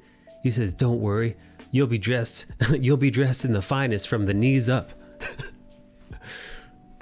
Which means like this dude's like his dick and fucking balls are just probably fucking hanging there. He's got a pipe going into his mouth, and from his ass a into funnel. his mouth. No. See, look. The pipe going into his mouth is different from the pipe going into his ass. He thinks it's art. He said he was going to put him on display and parade him around so people could see. He was like, people are going to appreciate. People are going to recognize what sort of art this is when they see you paraded around the streets. I'm like, So wait, is he all right? So my understanding of this scenario is he thinks he's going to put food up his butthole and this guy's going to be shitting out of his mouth. Is that the plan? Because that's not how human digestion works, baby. But is that what he thinks is going to happen? I think that is the plan. I think that is the plan, dude. With enough elbow grease, anything can happen. He thinks it's art, and he thinks it's definitely the plan. Anyway, but they never touch on this again. Yeah, they only glanced it over. And I'm like, shut up, this deserves more than a glance. Like, explain yourself. We never dive into this anymore. This is just this guy's life now. He's upside down, and they're shoving food in his ass, hoping that he's going to shit from his mouth. And then eventually, I guess they're going to take him on a parade every now and then. Okay. On to episode 7. We're back in the crystalline cavern. Historia assures Aaron. No. This is it. This is where we get a Levi Squad versus the Kenny Boys. It's pretty fucking dope. How this all goes down. But yeah, shit gets fucking crazy here. I'll do a quick run through. Yeah, there's a lot of there's like We got 30 screen caps in here, and then imagine this is a trailer of things to come throughout the episode. We get some. You most likely see more of those images in a lot of memes, like the last one, the last of the screen caps where Historia's dad is licking the fluid and he's all glowy. Yeah, that's the last. Yeah. You've seen this in memes, like a meme of a girl sitting on a chair and then you'd see this underneath. Yeah. You've seen this in memes. I understand now. Yeah, you and I finished the 3. So I got these 2, and then you got the glow face one. And we both got the this. But yeah, let's oh yeah, and I guess it's Frida turning for the first time after, or as she's about to eat her uncle. Mm-hmm. Squad Levi storm into the cavern and engage Kenny and his Kenny gang, forcing the enemy to retreat. Oh yeah, dude. Squad Levi fucks up the Kenny boys. Oh yeah. Squad Levi has come here to chew bubblegum and kick ass, and they're all out of gum. Yeah, Squad. The whole tactical setup of the attack is fucking brilliant. Yeah, no, Squad Levi. I believe this is Hangy going to town. I'm pretty sure this is Hangy just fucking laying motherfuckers out, dude. Look at Mikasa. I caught a mid-motion fucking slash and dash. Yeah, Mikasa fucking things up, and then you get Kenny v Levi, and Levi wins. Levi fucking cuts Kenny up, but fucking good. And Squad Kenny, well, essentially they all die more or less. They don't. Yeah, they retreated back. Yeah, no, like the way this battle ends. Although Squad Levi doesn't kill every one of them directly, indirectly they do, because indirectly after this they don't live after the. No, they don't. Here, they don't leave this cavern alive. Roddy explains to Historia that the cavern and the city walls were built a century ago by their ancestor, who used the founding Titan's power to erase the memories of all the citizens. So yeah, so they had the founding Titan has got a scream. Nikki, did you watch this episode? Yeah. Did you masturbate during this episode? Why? Yeah, because that mouth really turned me on. Squeeze. It seems like all of their special abilities come through a scream mostly. Yeah, lots of screaming. It was actually terrifying to learn of these abilities, because I was really afraid that I was really afraid for Eren. I was like, oh shit, something bad's gonna happen. Sean Brad's gonna go on. Yeah, dude. I mean, it was all point. We knew that they wanted his powers, yeah. And it looks like he's about to be fucking eaten at this point. It looks like all is going according to plan. He gives himself to be eaten. Yeah, he does. He gives up. Well, because again, man, because he felt guilty. Yeah, this is in the previous episode. He learned about his papa's improprieties. Sins? We'll say straight up sins. Yeah. But without context, we realize that his dad was a monster who butchered an entire family and stole their their legacies, stole their birthright essentially. Yeah, like in Eren's mind, they could have, since the founding Titan control all his Titans, then in that case they could have stopped it all. Right. And then here comes his dad to fuck it all up, and exactly. I mean, yeah, Eren doesn't. Eren doesn't have the whole picture yet. Neither do we. Yeah, and he is so emotionally hit by this, he is unable to ask the next question. Because he says, they could have stopped the Titans, and he doesn't ask the obvious question.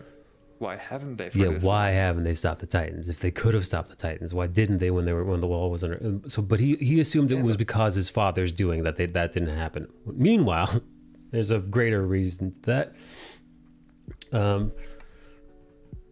Using the Founding's power to erase all the citizens' memories except for a few immune bloodlines. Generations later, Frida inherited, there we go, Frida turning, inherited the founding Titan and the memories and the memories of their world before the walls. We learn that the founding titan, when consumed by a member of the royal bloodline, their memories, like it's essentially the Avatar, more or less, except imagine if you can't turn the Avatar state off. So once you consume your elder in your bloodline, You gain their memories. you gain the memories of all your forebears and their collective decision making. So you're stuck. So guess what? Whatever your grandpa's feelings on a thing were, guess what? Those are your feelings on a thing now. And you're stuck. You essentially, which is horrifying, you lose your free will altogether, and you're a victim to your forebears. It's pretty fucking scary, actually. Rod explains that Frida metaphysically lives on with the founding titan, and Historia realizes that she must become a titan and eat Eren to gain the founding titan to see her sister again. Yeah, which is fucking manipulation. It is. It's gaslighting. It was so. It's so fucking cruel. It's like, hey, you want to see your sister? Well, you gotta eat Eren, and you can only quote unquote Gobble, see gobble. her. It's like a reflection in your memory. And then this is where at this point where he's like, all right, here's what you do. I'm gonna turn you into a titan, and then you're gonna eat Eren, and then you're gonna get his power. And because you're a royal bloodline, you're the only person that can use the founding power. And upon hearing that only a person of royal blood can use the founding titan's power, Kenny shows up, and Kenny's like, what the fuck is this? Kenny's like, yo, what about Kenny shows up and he's like, yo, what about Kenny, baby? Yo, y'all forgot about Kenny. He's like, you knew Yeah. whole time. Kenny you was were just pissed. Using me. Kenny was like, Daddy wanted a taste of the action. Now you're saying Daddy can't get none? He was not happy. Nikki loves it when I call Kenny Daddy. Daddy Kenny. I fucking loved Kenny's response. He's like, you know what? I'm gonna semi-release Eren. Yeah, I'm gonna dude. cut him up.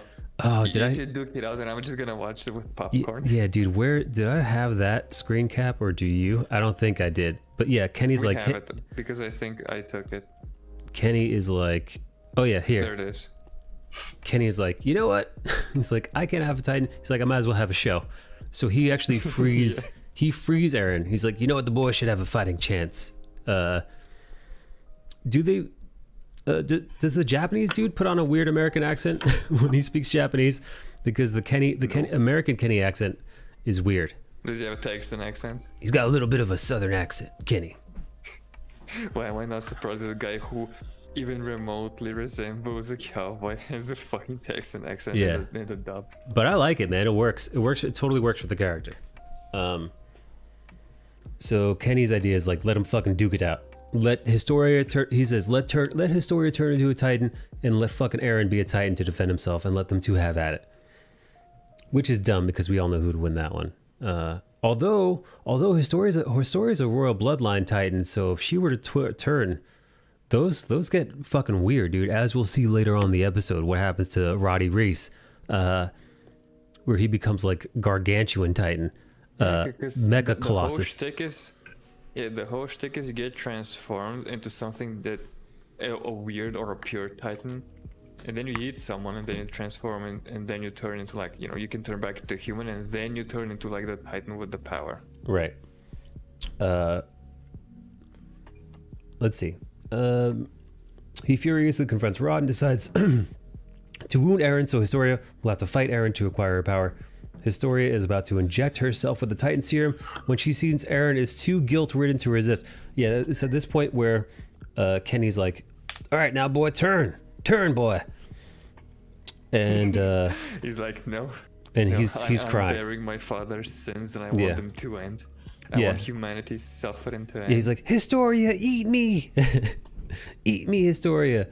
And then Historia, in her endless empathy, in I was Historia's, starting to hate Historia's character because she gets thrown around emotionally in these episodes so fucking much. I was They like, batter her. You spineless little twat. Dude, listen, it's totally explained why she's so broken, like why she's so willing to appease. in these episodes. It is, but you know that doesn't mean that I can't get fresh shit. No, no. You know, you also feel her because she's finally reunited with her dad, and he's like, "Hey, can you do this for Daddy?" No, dude. He's gaslighting the shit out of her. He's manipulating her. He's a despicable person. No different from her mother. No different from listen, all these people's parents are horrible. No different from Aaron's father, who forced his own titanness upon him, his own mission upon him. By the way, his dad, who did that for the second time, because here, a little spoiler alert, I'll skip a little ahead just for a second. Aaron's papa, this is not the second time Aaron's papa completely forced his own ideology on his son. That's right, Aaron's got a half-brother out there. Aaron's half-brother, guess what? Guess what? It also blew up in his father's face then, too. I don't know why he decided to do it again. After that episode, he's like, and that's, which is so, in hindsight, is so stupid, because that episode ends, and Grisha Jaeger is like, and that's when I finally realized that I need to stop forcing my own views upon my son and see my son for who he is. Fast forward to him force injecting Aaron with a Titan serum and making him eat him to gain the powers that whatever. Son of a bitch. Anyway, everybody's parents here is a fucking asshole. Poor baby Historia being used and manipulated by her greasy papa. She has a sense of realization in this episode, and she decides to no. She says, no, I'm not gonna play this fucking game. She takes the serum that old Bug Eyes is holding, and she slaps it out of his fucking hand. He was literally about to inject her with the serum when he remembers Ymir, you know, the turbo lesbian side of her, takes it, and she's like, no, you will disobey this man. She slaps the fucking serum right out of his fucking greasy fat hands. And he fucking, I screen capped this face, cause yeah, he freaks the fuck out. So well drawn, the surprise effect is even drawn into the eyes. Like you can see that the eyes aren't like circular; they have the same effect on them. It's so fucking good. Yeah, man. And then actually, like, it's a little corny. What's up, Mo? It's a little corny because in this, like the girl rock starts playing as she's like, and I'm gonna do this and I'm gonna do that, and you don't fucking tell me what to do, nothing. And then she frees him. And then watching this for the second time, you definitely notice like this, they swell like some Japanese girl rocker starts singing. You know, it's like essentially it's like the Japanese version of "I Am Woman," that fucking cheesy Batwoman music. I fucking hope not. But this is like a very important turning point for Historia's character, where she finally becomes her own woman. It is. It's earned. You, not for you. Yeah, it is. It's earned. She finally actually. This scene is badass. No. She actually finally gains some fucking spine. Some spine. Self-autonomy is what she gains here. She's now the one who decides what her life is going to be. She's sick of appeasing others for the sake of just, you know, fucking loneliness and fucking... To be kind, I think it was explained in the previous episode where she... Or was it the next one when she remembers that she was reading a book with Frida? And Frida was reading the book to her, where there's this lady who was dependable and everybody liked her. And Historia was like, you know, I want to be like that. Yeah, I just want to be liked. Big sis. I just want everybody to like me. I don't want to be a lady. I want to be dependable. Yeah, she then remembers Ymir's wish for her to live a prideful life, and realizes that Rod's true intent is restoring his family power, and the will of her ancestors to persevere the status quo will consume her like it with Frida and those before her. Historia then angrily refuses to proceed, breaking the syringe, slamming her father to the ground, breaking his back. That's right. That's what happened. That was I was like, what the fuck? I thought she just threw him? She fucking broke that motherfucker's back. That explains the Titan as well. I didn't realize that until you just said that. I didn't realize his back was broken either. I thought he just fell out of emotion. I thought he was just an old man. He like grabbed his back. I'm like, he fell on his back. He's an old man. I didn't realize she broke his back. Before he just hurt his back because she fucking threw him and he's old and frail. Yeah, no. Well, I guess she fucking snapped that mother's back and she went fucking full Bane, dude. Yeah. Fucking Historia, dude. Historia Bane broke the back of Roddy Reese. Saves Eren despite desperate. The Rodster licks up some of the serum from the broken syringe on the ground and proceeds to start to transform. What an episode, And man. now, for those who haven't watched Attack on Titan, now you know where this meme image comes from. Now you 'Cause know, I Corey. was seeing that all over the place. And when I finally watched, I was like, oh, so this is the origin.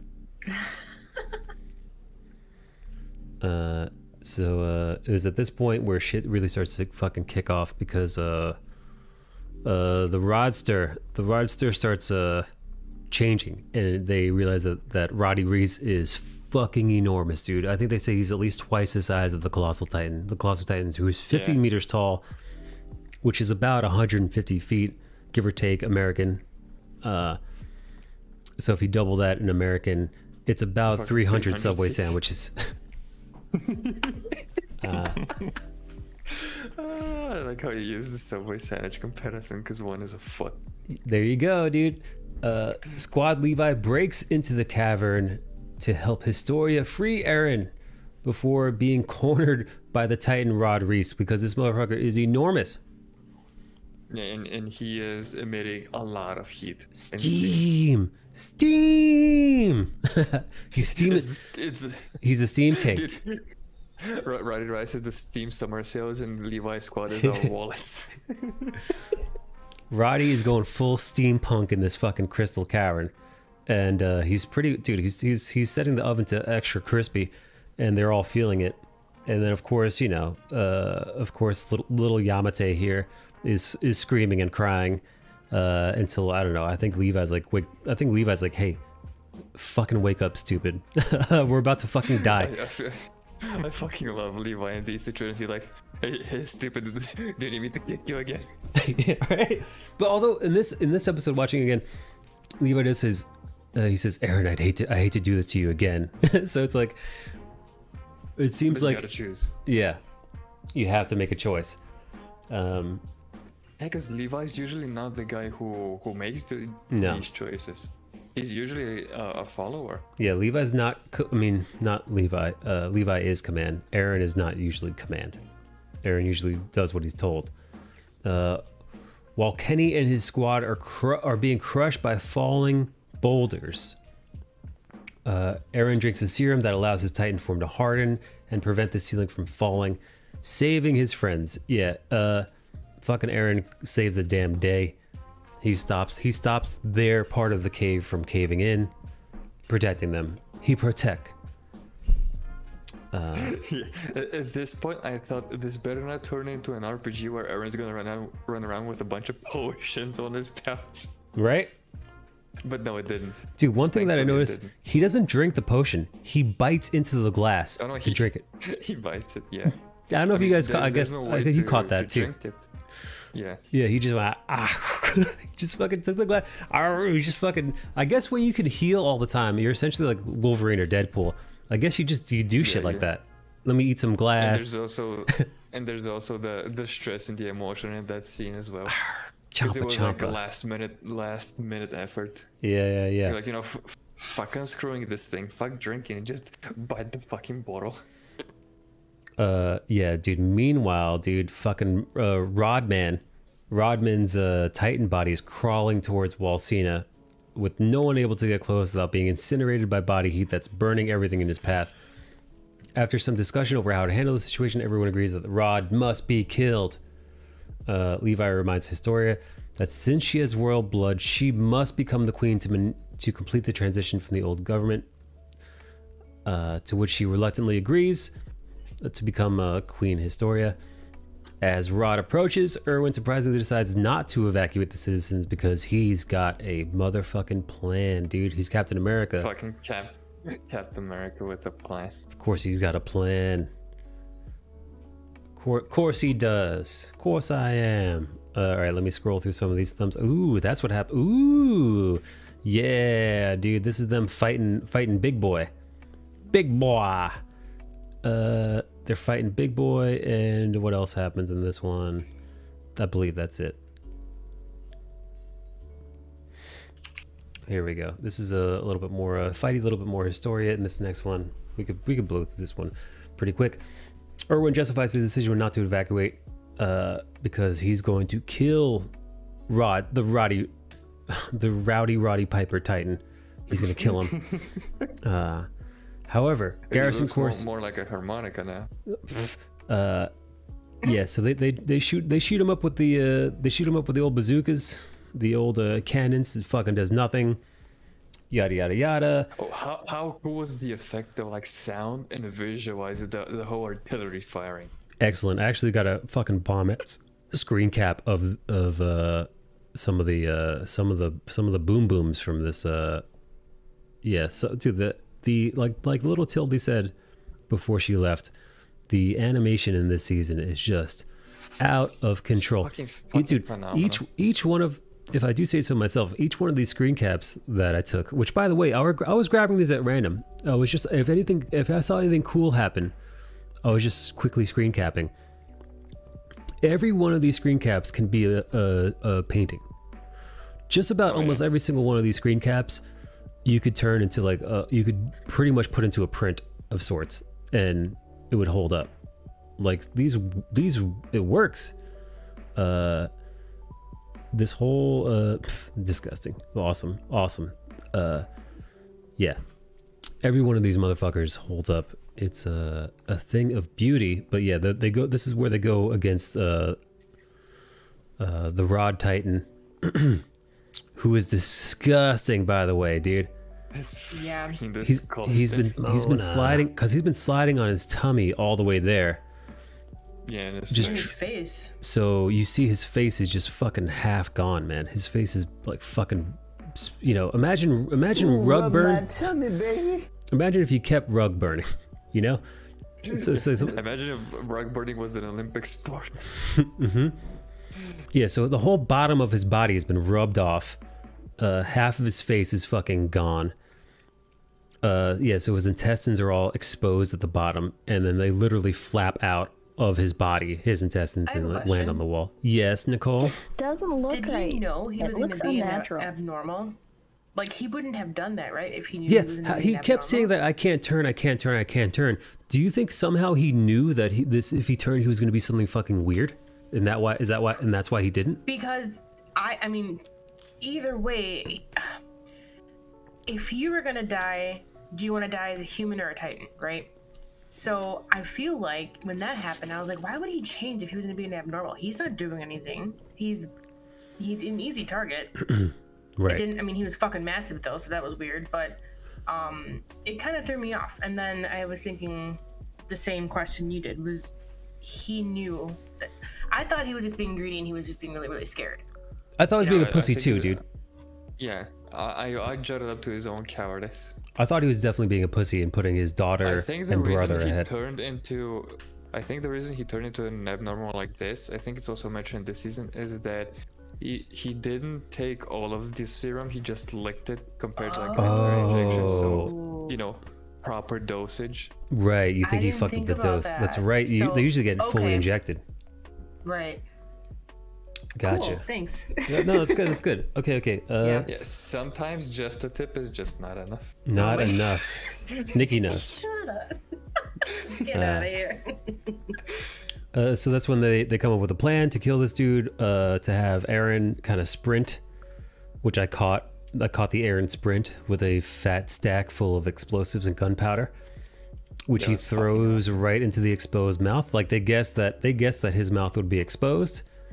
Mm-hmm. And they realized in last season that you can kill a Titan from the back of the neck, but also their necks can sometimes be tough to get cut through, so you can cut through the inside of their mouths too. So that is exactly what they do.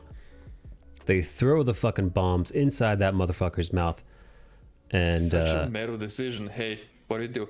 We just throw a bunch of bombs down his throat, mate. Yeah, and then this is where the Titan realized that something had gone wrong. In this here, he's saying, uh-oh. Look at the scale. Look at the scale. Oh, yeah. Eren and the Titan's Yeah, head. dude. Like, yeah, we've seen Eren. We know how tall we are to Eren, right? We're like the size of like maybe Eren's foot or less in his Titan form. Yeah, probably not even up to his ankles. Yeah, so that's where we'd be. We'd be a tiny little dot over there, and then this is the rest of the rowdy Titan. Yeah, this is the explosion. Jesus Christ. Yeah. So he explodes, and then we see. If you don't pause and zoom in, we can even miss Eren in that picture. Yeah. Oh, dude, I actually didn't even notice he was there until I zoomed in to see this doofy face. Hello. Yeah. So then we see Historia jump into action, and she does her fucking. These look like lightsabers practically when they're swinging them. Yeah. The effect they chose in the animation here to use this very hot bright blue is fucking amazing. It's also very, it's animation artistically. It stands against the red and the what is this, orange brown. Yeah, no, it's good. She cuts off the last piece of her papa, which then triggers a little memory dump. She goes in like fucking like La La Land. She says something that's kind of endearing. Like she's like, "Oh, this is my first fight with Dad." Yes, that was really sweet. And then let's hop ahead because where are you? And this is where we see this interchange. The episode ends, but we could pick up here. Levi Ackerman shows up to meet and talk to his old pal Kenny. Because Kenny is the only one that got away after the kerfuffle, and he's got like 3rd-degree burns all over his body, and he's still bleeding from the wound that Levi gave him, and he's bleeding out. But he has an outie in his hand. Did I fucking screen cap that?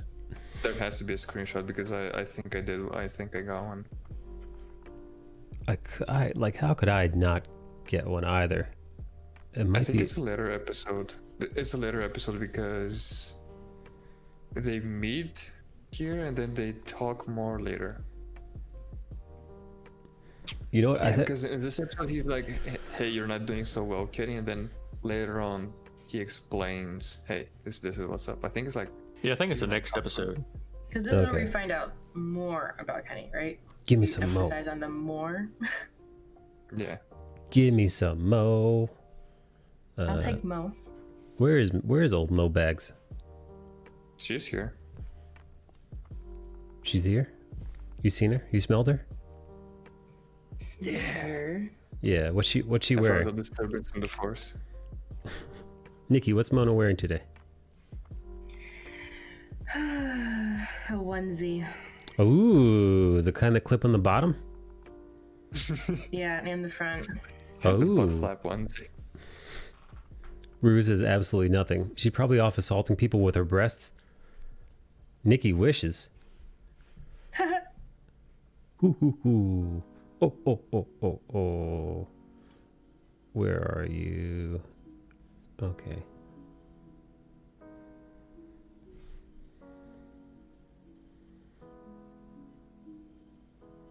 Oh shit, I fucked up. Alright, I accidentally deleted a thing, I think. Let's see.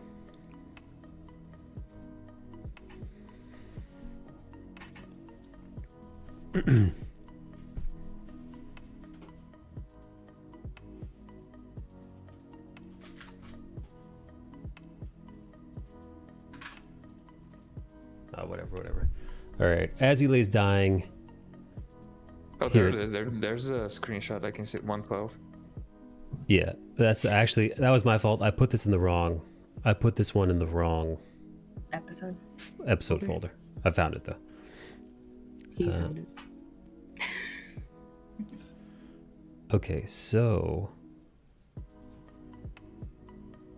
Oh shit! I I replaced 112 with a different one. Who gives a fuck? It's one screenshot. It's. Yeah. I don't think we missed too much. I know. As he lays dying, Kenny Ackerman recalls his past. capturing many years earlier. Oh, dude, this is a cool flashback, dude. So young Kenny meets Reese's brother after he's transitioned to become God King Reese. He realizes that he can't control Kenny's mind. Kenny is fucking too... Look how fucking slick Kenny is. Kenny's too fucking cool for school. He's too heterosexual to be controlled. Exactly, to dude. be submitted. Yeah, he's far too masculine to let another smaller man control him. Dominate him. Yeah, so then you get a little flashback about how he found his sister. This is a silly scene because Kenny goes to see his sister who's in the underground. He's like, sis, you're looking real thin. He's like, what'd you lose some weight? He's like, hey, you look like a skeleton. And that's where you hear a little voice in the background like, she's dead. He's like, what? He's like, do you speak English? He's like, what's your name? They made Levi look fucking horrible here. Oh yeah, I mean he's a malnourished near death's door. Yeah, Kenny's like, what are you, retarded? Speak up. You speak English? And he's like, Levi. Oh, he says something very important here. Just Levi. He does say his sister also changed her name. He's like, oh yeah, you wouldn't use your real name because she's an Ackerman, and that makes him an Ackerman, and they're persecuted. So even in the underground, they still wouldn't use their name because even in the undergrounds, people knew Kenny as just Kenny, and Levi is just Levi. Right. They're not Ackermans because the name has won them no. Their name wins them no favors, and that's where we learn that he takes him under his wing. He trains him until he's about a certain age. And I think that was the screen cap I deleted on accident. He trains him to about a certain age. Ooh, a sub. What is that? Oh, a YouTube subscriber. Thank you, Chantal.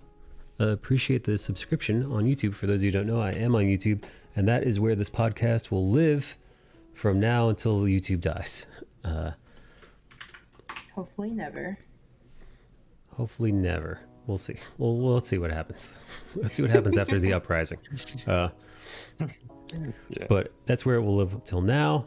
That's where you'll realize, what's his face? Kenny is regaling Levi with the tale of his past, talking about how he became Reese's bodyguard, even how he became friends with Secret God King Reese, and how they became best buds,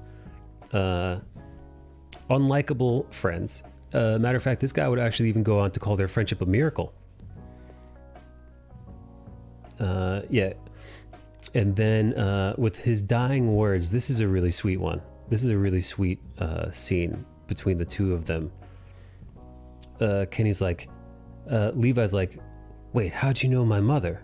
Right? Kind of like, finally, after all these years, please tell me how you knew my mother. Yeah. And then he's like, you fucking idiot. He's like, she was my sister, which means that they are. He says it in a very specific way. And in the sub, Levi asks him, what was my mother to you? And he's like, oh, she was just my sister. Stupid. Mm-hmm. And, he smirks. Yeah. Now Levi realizes that essentially he just killed his uncle.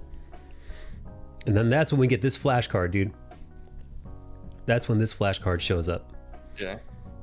And I can't read the Japanese because I'm not cool enough. But I feel like this pretty much sums it up. I mean, you can read their names, right? You could fucking piece it together. Yeah. You only need to be sentient. Yeah, you just only need to be able to read to figure it out. No, I didn't see this. Because you're not sentient. No. This is fine. Remember, I was telling you I had issues around this time. Yeah. Yeah. So. Ooh. Yeah. So. Because we are cousins. Sucks for her. She is an Ackerman as well, and as is now we all know. I mean, we knew before, but now the characters know as well. Hey, Maria. Maybe she knows too. So the love is actually just like. So that means love, right? that means these two can't have sex, or can they? Or can they? Well, third cousins are okay. I've read. Stop it. But this is also Mikasa we're talking about. She's like the biggest simp in existence. So I don't think Mikasa knows yet in this series. I don't think they have a It- conversation. I think it's mentioned while they're. I think it's mentioned while Levi they're says riding like back. maybe distant relatives. I think he like does a throwaway line like, "Hey, maybe we're distantly related or something." I Yeah. think, right? In Like typical earlier. Levi fashion, he's like, "Hey, we might be cousins, but I'm still on the fence." Mm-hmm. Yeah, but now he knows. Now he knows that Kenny is in fact his uncle. It's Uncle Kenny, not just Kenny the Ripper. It's Kenny the Makes sense, uncle. though, if you compare the two with their skill set. Yeah, it makes They- sense. they how touch they're on that. So They touch strong above the rest. that the Ackermans have a power, and Kenny actually explains it to Kenny. I think explains it to Levi, or Levi explains it to Mikasa. They talk about that the Ackermans have a weird power. It's not a Titan power, but it's like a Yeah, they talk about it in the. It's called carriage, something, dude. And Levi asks Mikasa if she's ever had like an awakening experience where she Yeah. has a surge of strength. And she's like, "I sudden have." headaches. Mm-hmm. And I think Levi's the only one who hasn't, because he said, "Oh, Kenny has had one and you've had one," but he doesn't mention if he has had one. If he had, I think he's too heterosexual, even if he is a man, to mention it. You're so dumb. Why do you keep saying that? Here's my theory on Levi and Erwin. Erwin was made to be the Captain America role model for the men to look up to and be like, "I want to be like that motherfucker." And Levi was just made to be the boy toy for the bitches. Boy toy for the bitches. There we go. Kenny, wait. So are you serious, dude? Is Levi really only 5'3"? Is that true? I mean, when I Google it, when I look it up, everything says he's like 5'2", 5'3", maybe 5'4". Wow, he's a fucking baby. He's a tough tootin' baby. Tough tootin'. He's a tough tootin' baby, man. Baby. All right, he's going as baby Levi from now on. Yeah, he's 5'2". Everywhere I look, it's like 5'2". And people Yeah. are like, "Hey, I'm 5'6", and my mother's taller than me, and then Levi's 5'2". Like, what the fuck? People who are like super. Yeah, and that's why, that's why on this stream we're Team Erwin, because he's the only man in the whole series. Him and Mikasa. him and Mikasa are the only two men in the entire series, and Kenny, of course, Uncle Kenny, and Pixis. Oh yeah, no, sorry, Pixis. You mean coup d'état? Coup d'état, son. This is a coup d'état. God, I fucking love that delivery, dude. It's so good. Okay. Oh yeah. Meanwhile, She's measuring how tall 5'2" is Ira because she can't bring herself to imagine it.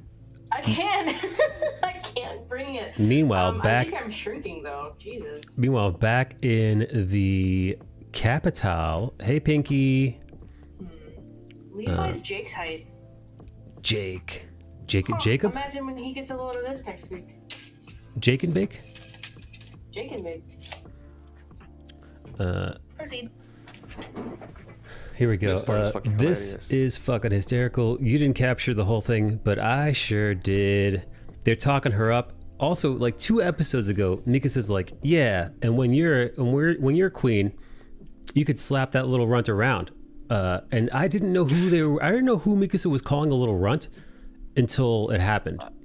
And I mean, I pictured it like not almost immediately, but like an episode later when it was mentioned, and I was like, wait, is it Eren because he's causing trouble? And then wait, Mikasa would never allow anyone even playfully. Yeah, I didn't know Eren, who. and I then didn't know like, who. Like that, I did not get. Like why like why the grudge, and why slap the little runt around? And I guess because he's mean to them.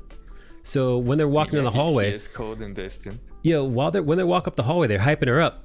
They're like, "Yeah, give it to him. Yeah, give it to him. Give it to him. Give it to him." They're hyping her Their up. whole squad is behind her. They're like, "Yeah, do it. Yeah. Do it. And then you see him. It's like you're You see little man over here in the fucking looking like a cold and distant. Yeah. Again, hands in Looking pocket, like a serial killer. little handkerchief on. Yeah, looking like a lunatic.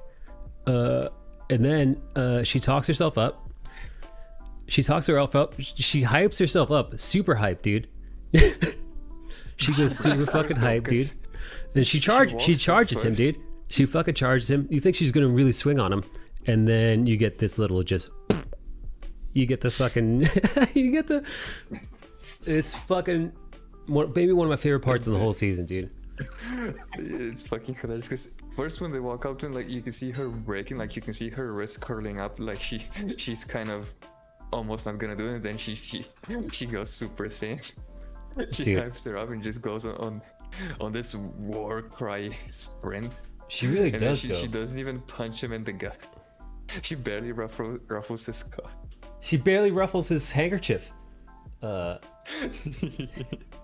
is excellent, dude. Let me see, what episode is that again? Episode 10, I think. Wait, I'm the one looking at this. I think it's around 10. It's like near the end of the first part of the season. Oh, they don't even include the punch in the breakdown. Stupid breakdowns, missing all the good stuff. Or is this Crunchyroll breakdown? No, it's Wikipedia breakdown. Oh, it's even more incompetent. I wonder if I can.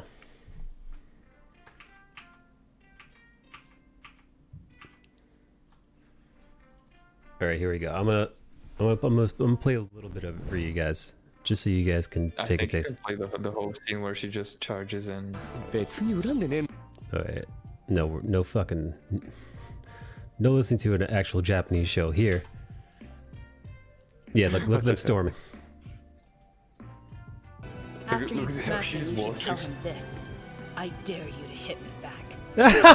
Dude, I love they're really like, fuck, I dare you to hit me back. They're fucking, dude, they're fucking hyping the shit out of her the entire walk down this corridor here. Helpful. If it's not a serious grudge, let it go. Right? If I can't even do this, then how can I call myself a queen?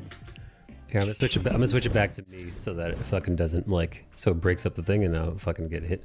Yeah. She's got a good point though. Here, I'm gonna keep playing it. That's the spirit. Pound that runt. Here. Pound that runt is what they say to her. Pound him. So I don't even know why. I don't know where this grudge is coming from. I don't know what he said to her. Or like, but again, anything that Levi is, to ask, like, anything that anything that Levi said to her, I get all right. Levi's a dick, dude. But one, he's her superior officer. Two, he's her superior fighter, soldier. So like, again, could he be nicer? Sure. But again, I don't think, to my knowledge, Levi has never said anything particularly nasty. Listen, say what you will about Levi. It's just his whole demeanor. He's just a dick, right? But again, he's Batman. He's not a dick for being a dick's sake. Like he's not mean to be mean. He's not petty. If he's being a dick or rude, it's just because it's because of his demeanor. But also he's your superior officer, and also this isn't playtime. Lives are on the line. So like I feel like he's justified in his dickishness. But you've heard him quip back at fucking Erwin. Of course he's gonna quip back at a bunch of recruits. Yeah. It's not a serious grudge. Let it go. Look at fucking old hothead here. Of all the people, oh my God, old hothead is telling her to fucking let it go, dude. Mr. fucking, I'll kill every Titan in the world. I want to watch them die. I'm gonna eat them all. I'm gonna kill everyone of them, dude. He's telling her to let it go.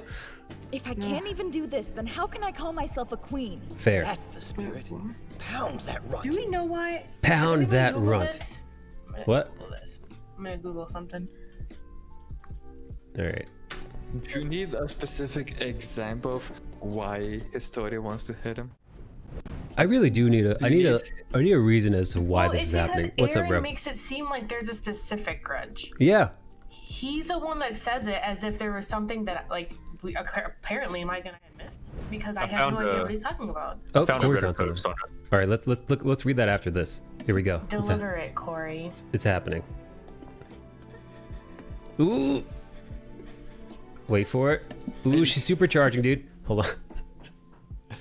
Wait, where's the sound effect?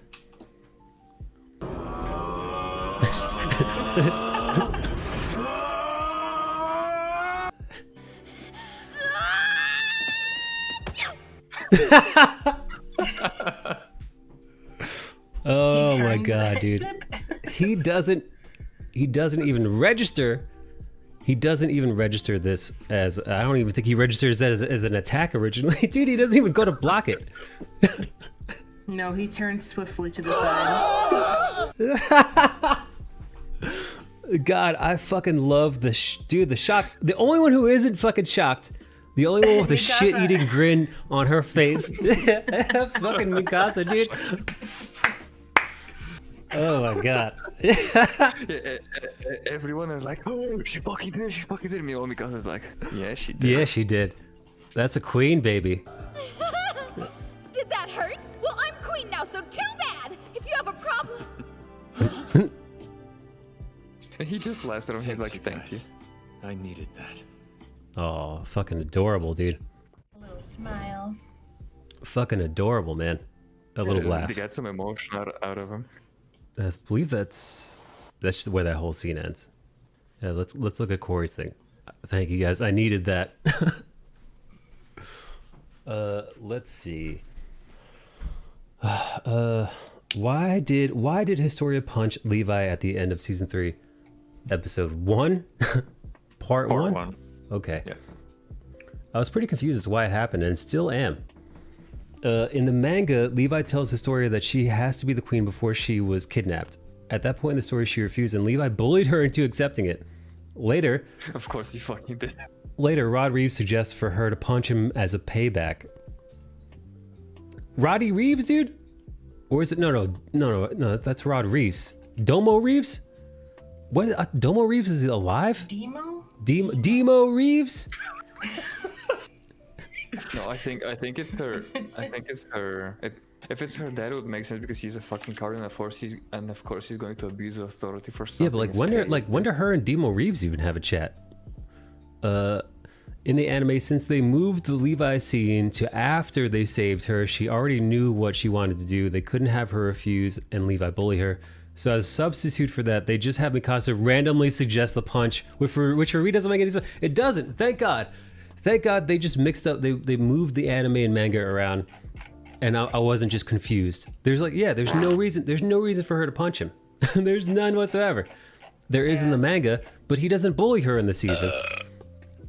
A lot of people say different things, but I like to look at it like this. She just became the queen, the most powerful person in the perceived world since they are the last of humankind. Her punching Levi was probably a way to say how much power she holds in a lighthearted way. See, that doesn't track for me because she's not like that. Nah, she's not like, oh, hey, let me alpha you into submission. Yeah, any other soldier to do that would easily get their face beat by Levi. True. But dude, honestly, dude, no, dude, that's the thing. And here's the thing about Levi. Here's the thing about baby Levi. Baby Levi, guess what? If Eren was king and Eren punched Levi would beat the shit out of Eren. I don't have any. There's not a doubt in my mind. There's not a doubt in my mind that Levi wouldn't beat the shit out of any king that he didn't like. I don't know, man. I think this is a cute exchange. Again, is it earned? No, but I don't know. I think for better or worse, after all the Levi stuff that we learned, we realized that he just murdered his uncle. We realized that like his family is awful. I found the panel. Yeah. In the manga, Levi was much more forceful to Historia. He demanded she become queen, lifted her by the collar and yelled at her. Oh shit. Yeah. All right. I linked the panel in the YouTube chat. This is the same moment where Corey mentioned. Oh. And what's up, Flock? Flock, what's up, baby? I see you over in the YouTube chat. Also, I'm in Flock Daddy. All right. Yes. Here's the YouTube link. Oh yeah, look at that. Here. Well, here, I'll show you why guys. would they leave something critical like that out? That is why people keep on the discussion of manga versus anime, and why people should and why manga sales spike so hard, especially in Japan, because people know you can't put literally everything there. Of course, you can always make the argument, why leave this out, because it's so fucking important, but you know, budget and whatnot. And that's why manga sales get a huge spike, because manga the sales anime is basically a commercial. Right. So like, yeah, the anime is a commercial for the manga, and then for the movies, and then for everything else. it's one of the major reasons why American comics don't sell, is because American movies don't promote American comics, because the comics are so all over the place that you could watch Captain America Winter Soldier and then go into a comic book shop being like, Winter Soldier comic, and they'd be like, what the fuck are you talking about? That's not a thing. But here, do you want the Falcon as Captain America? And you're like, no, I want what, you want Hydra Captain America as Captain America? What about Hydra Cap? And you're like, no, I don't want fucking Hydra Captain America. I want Captain America Winter Soldier. And you're like, well, we don't have that here. We're a comic book store. And you're like, well, go fuck yourself. I'm just gonna watch the movies. And that's how you kill an industry. And the other issue is the time difference, because when the Attack on Titan anime comes out, you know, it's not like 10 years behind the manga. And in comics, you have Winter Soldier, and when you go like, hey, I wanna read the comic that Winter Soldier was based on, he's like, oh, that's like a 20-year-old comic. Right. You're like, yeah, it's not new, So it's not recent. money- The story isn't ongoing. Yeah. It's a mess. Whatever money the industry gets is gonna be so much less just because of that thing. You don't have the recency in regards to comic to either animated series or movie. All right, good to know that Nikki and I weren't the only ones who were a little bit confused by the punch, but I thought it was adorable, and I guess this is all right, let me make sure that I cut. Historia is crowned queen, which is really fucking cool. Hey, quick question to the people in the chat. Are you team Levi or team Erwin, and team Historia or team Mikasa? Mikasa kind of annoys me. Hang on one second.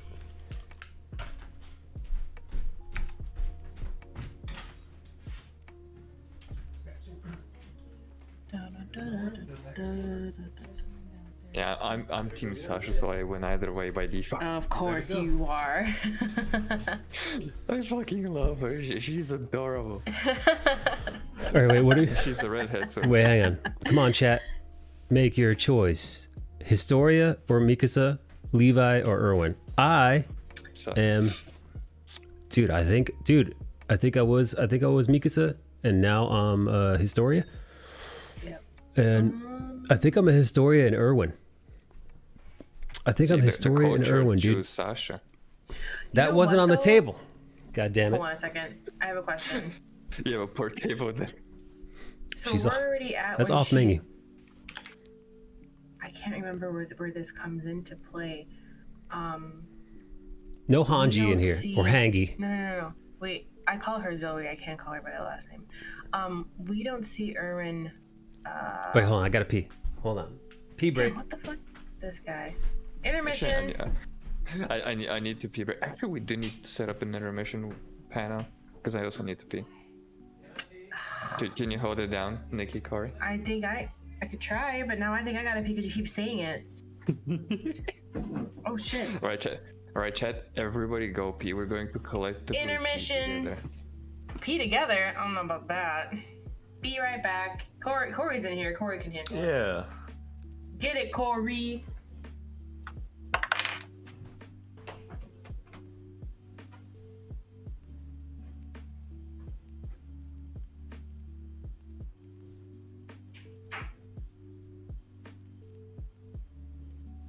Sexy ass Corey. Ooh, look at these peepers. Corey's got eyes you could come on, you guys.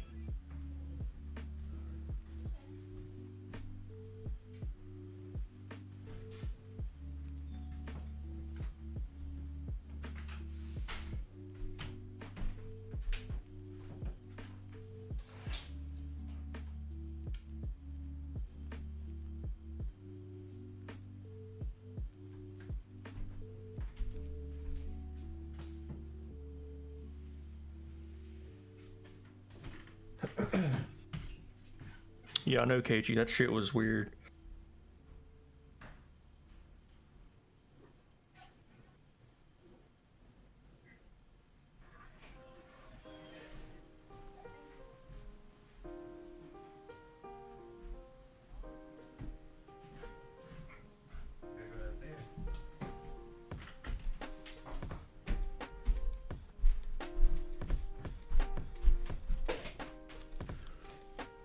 All right. Welcome back. All right, what I miss? What's the chat? What's the chat's call? They choose. Can we do a poll? Yeah. How does one do a poll? I got it.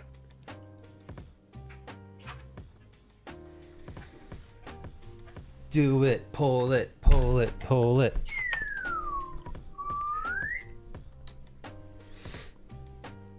Breaking what? What? I think what KG said, but I don't understand. What's KG? Wait, KG's talking?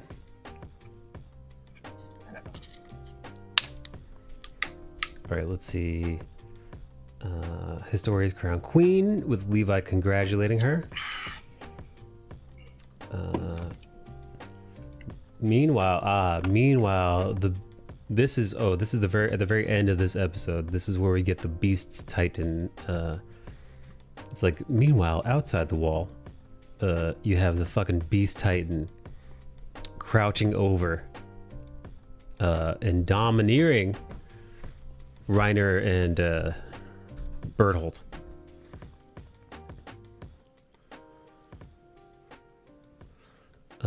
And this is where I think this is the first time we hear his voice in the series. I think his human voice, and I think because he's like, well, I beat you both. Yeah. So I guess I don't know what they were fighting for. I'm assuming they're all on the same side, obviously. Like, you know, they belong It's explained later. They belong to the people outside the world, but obviously they fought one another for some reason. I'm not sure why exactly. For dominance. Maybe just to see who's in charge. Most likely. Yeah, well, Monkey Man's in charge. Monkey Man calls the shots now, as we find out. And if you're coach and or sub, he is voiced by the voice of Dio, which makes it even better. I don't know what that is. He's a very prominent villain in JoJo. What does he sound like in the dub, though? You want to hear? Yeah. You can also hear it in Japanese to see, and we can see the difference. You know, Dio wins by default, but there should still be a fair trial.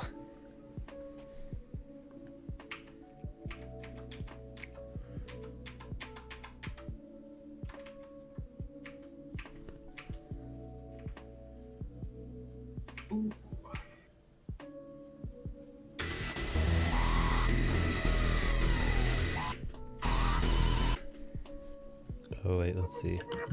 Oh wait, oh shit. Corey made the chat. Corey made the thing. It's off right. It's going on right now.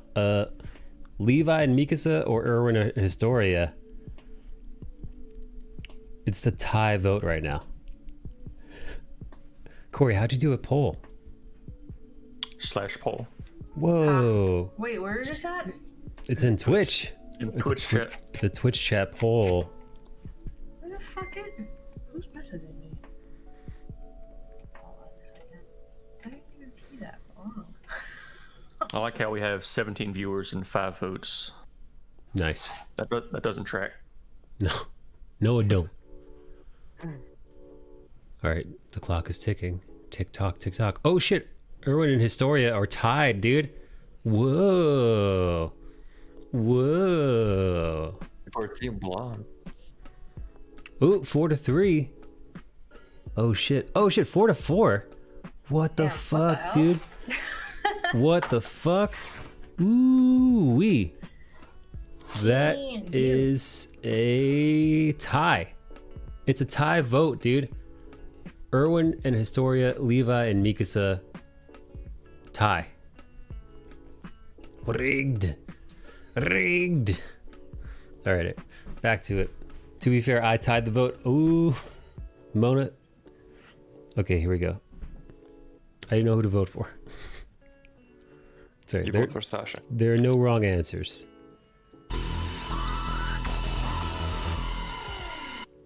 Here we go. Here's Mr. Abs.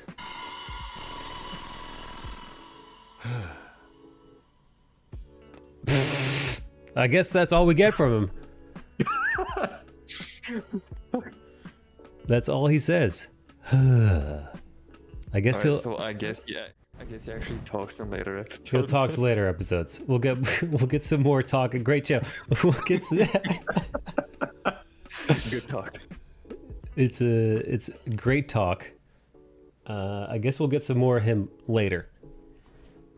All right, here, let's go. All right, episode 11. What happens here? Let me scroll through. Oh, episode 11 is this guy's backstory. We could fucking skim this shit, dude. I mean, we can talk about how hot Aaron's mom. Aaron's mom is hot as fuck, dude. I'm team Aaron's banging Aaron's mom, if that's what we're talking about. I told you.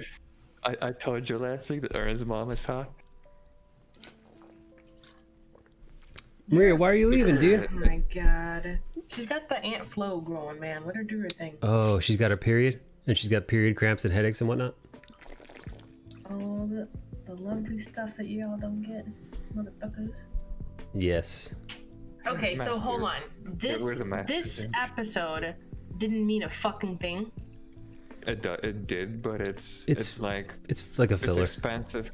Yeah, not a filler because fillers are usually pointless. It's not pointless. It's just it expands on. It's a lore. It's a lore one. It's a Grisha backstory adjacent lore. The only thing I'd say that we get from this that is compelling is this scene right now, where it's Historia and our handsome, emotionally unstable Aaron doing their thing and being really cute with each other, like really, really cute. And you even see Is that considered being cute with each other when they're just talking and working? No, they're being cutie, dude. Look at her; she even blushes. I don't know. See, to the untrained. What does he say? I forgot. He probably talking about. He was probably asking her what color panties she's wearing. I'm sure that was exactly what he said to her. Oh, by the way, Queenie. Yeah. By the way, Queenie. Yeah. What's? Yeah. Yeah. What? They don't have. Yeah. Well, I wonder what the shower situation is here. Is this when we see Aaron's dad transform? No, not yet. That's not this one. What color panties are you wearing? Yeah, and also we see fucking Mika's be like, hey, you're not supposed to be doing red and white stripes. Red and white striped boxer briefs. Oh yeah, so like right as these two are being cutesy poo, and like right as these two are like, they're getting a little friendly, man. Like it was at this moment I'm like, ooh, dude, romance? I was like, yo. I'm like, Aaron and what's her face? Historia, romance. I think Aaron's a bit too dense for that. No, he's way too dense for that. But I feel like they was teasing a little romance here. I don't know what it's like in the manga though. The anime itself is, it's playing with us, which is fine. But we all know that the Shonen protagonists are denser than Tanjiro's forehead. But Mikasa, dude, Mikasa shows up in the middle of their cutesy pooing and is fucking not happy, dude. She is no bueno with the cutesy poo, dude. She literally grabs she grabs the fucking shit out of his hands and tells him like to not go fuck off, essentially. Which is very funny. You're not supposed to be wasting energy or something like that. I'm like, yeah. Is that what you want to tell him, bitch? Are you sure that's what you want to? Because right as I saw the scenes, especially when Jean said, "Yeah, can you help us out a bit when you're not too busy holding hand with Historia?" I'm like, "Ooh." Yeah, I heard that too, and I was like, "Ooh, that's not gonna make her happy." Yeah, like maybe Mikasa ain't gonna like this shit, and then she literally shows up 10 seconds later. I'm like, "Oh." Yeah, no, that's not a happy face. Excellent. Okay. This is where so they fucking interview Commander Keith, and Commander Keith does a whole breakdown. And I'll just read the synopsis. How Commander Keith is the one that found Grisha outside the wall. Grisha, who's got no memory of anything. Grisha, and also Keith, we realize that Keith wants to fuck Aaron's mom, dude. Keith had the hots big time for Aaron's I mom. think the whole fucking tavern wanted to fuck Aaron's mom. Yeah, she's a pretty fine piece. Especially when she's in that other outfit that we see in the screenshot where she has. She doesn't have. skin She got small the- titties, but that's no, okay. We stand small titties here, like Nikki's and Maria's. Hey, thanks. They're tiny, but they're very they're tiny, but they get the job done. No, not even mine do. Listen, all titties are What? technically titties, so they count. Yeah. Are technically titties. All titties matter. Yeah, all the titties next- matter. Yeah, dude. Sorry. TTLM. Nope. So, Tiny- anyways, this guy sucked. Yeah, no, so this guy sucks. He also, so like, just to peruse, he loves Aaron's mom. He befriends Aaron's dad.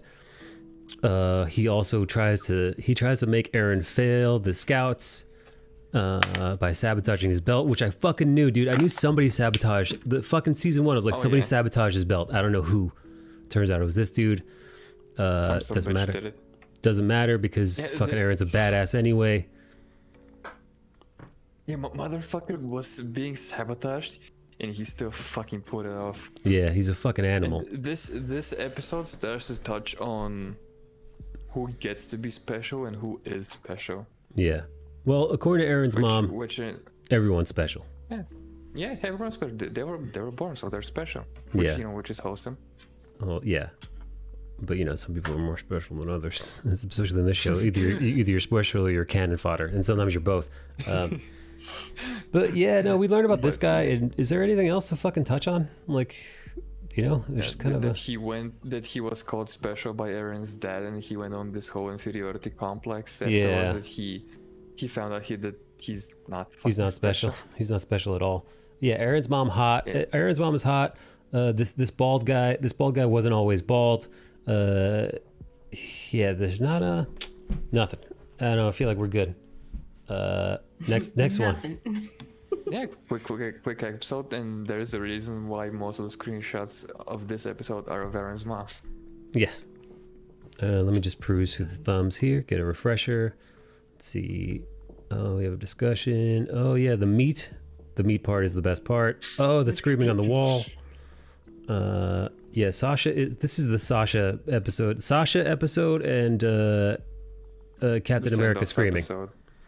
It's a Captain I America. want to hear his scream in English. Okay. Mika says pretty hot. Says I'm actually, dude. If I'm between all of them, I'm Team Sasha for sure. Fuck yeah. She's fucking crazy, dude. And always hungry. She's like Mike. How dare you? Yeah, always eating. Like, see that face right there? That's you when you come with your food. You be eating. Yes. Why? Champa, champa, champa. All right, let's see. I'm gonna fast forward it to the Screamo part. Screamo. Screamo.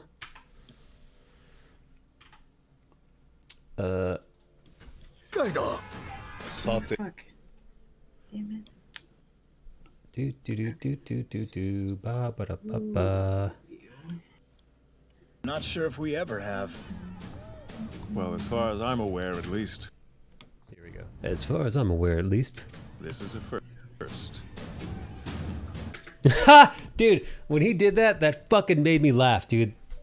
As far as I'm aware, this is a first. Smile, forced smile.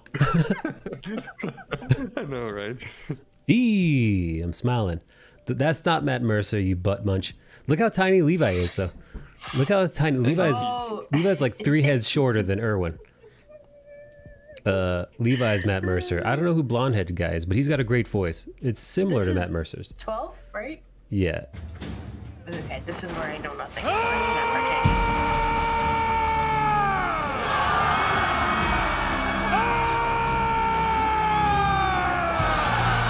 Levi's 5'3", how dare you?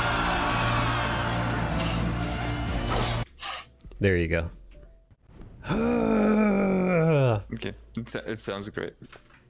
It's good, right? Yeah, I still prefer the Japanese. I wonder. You want to hear? Well, I kind of now. I want to hear the Japanese version. Yeah, good.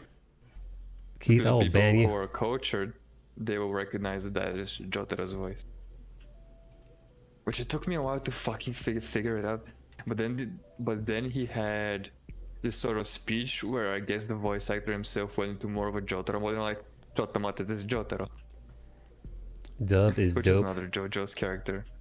All right, let's go to here. I'm gonna go to the Japanese one, and let's listen to the Japanese one. 初めてだ。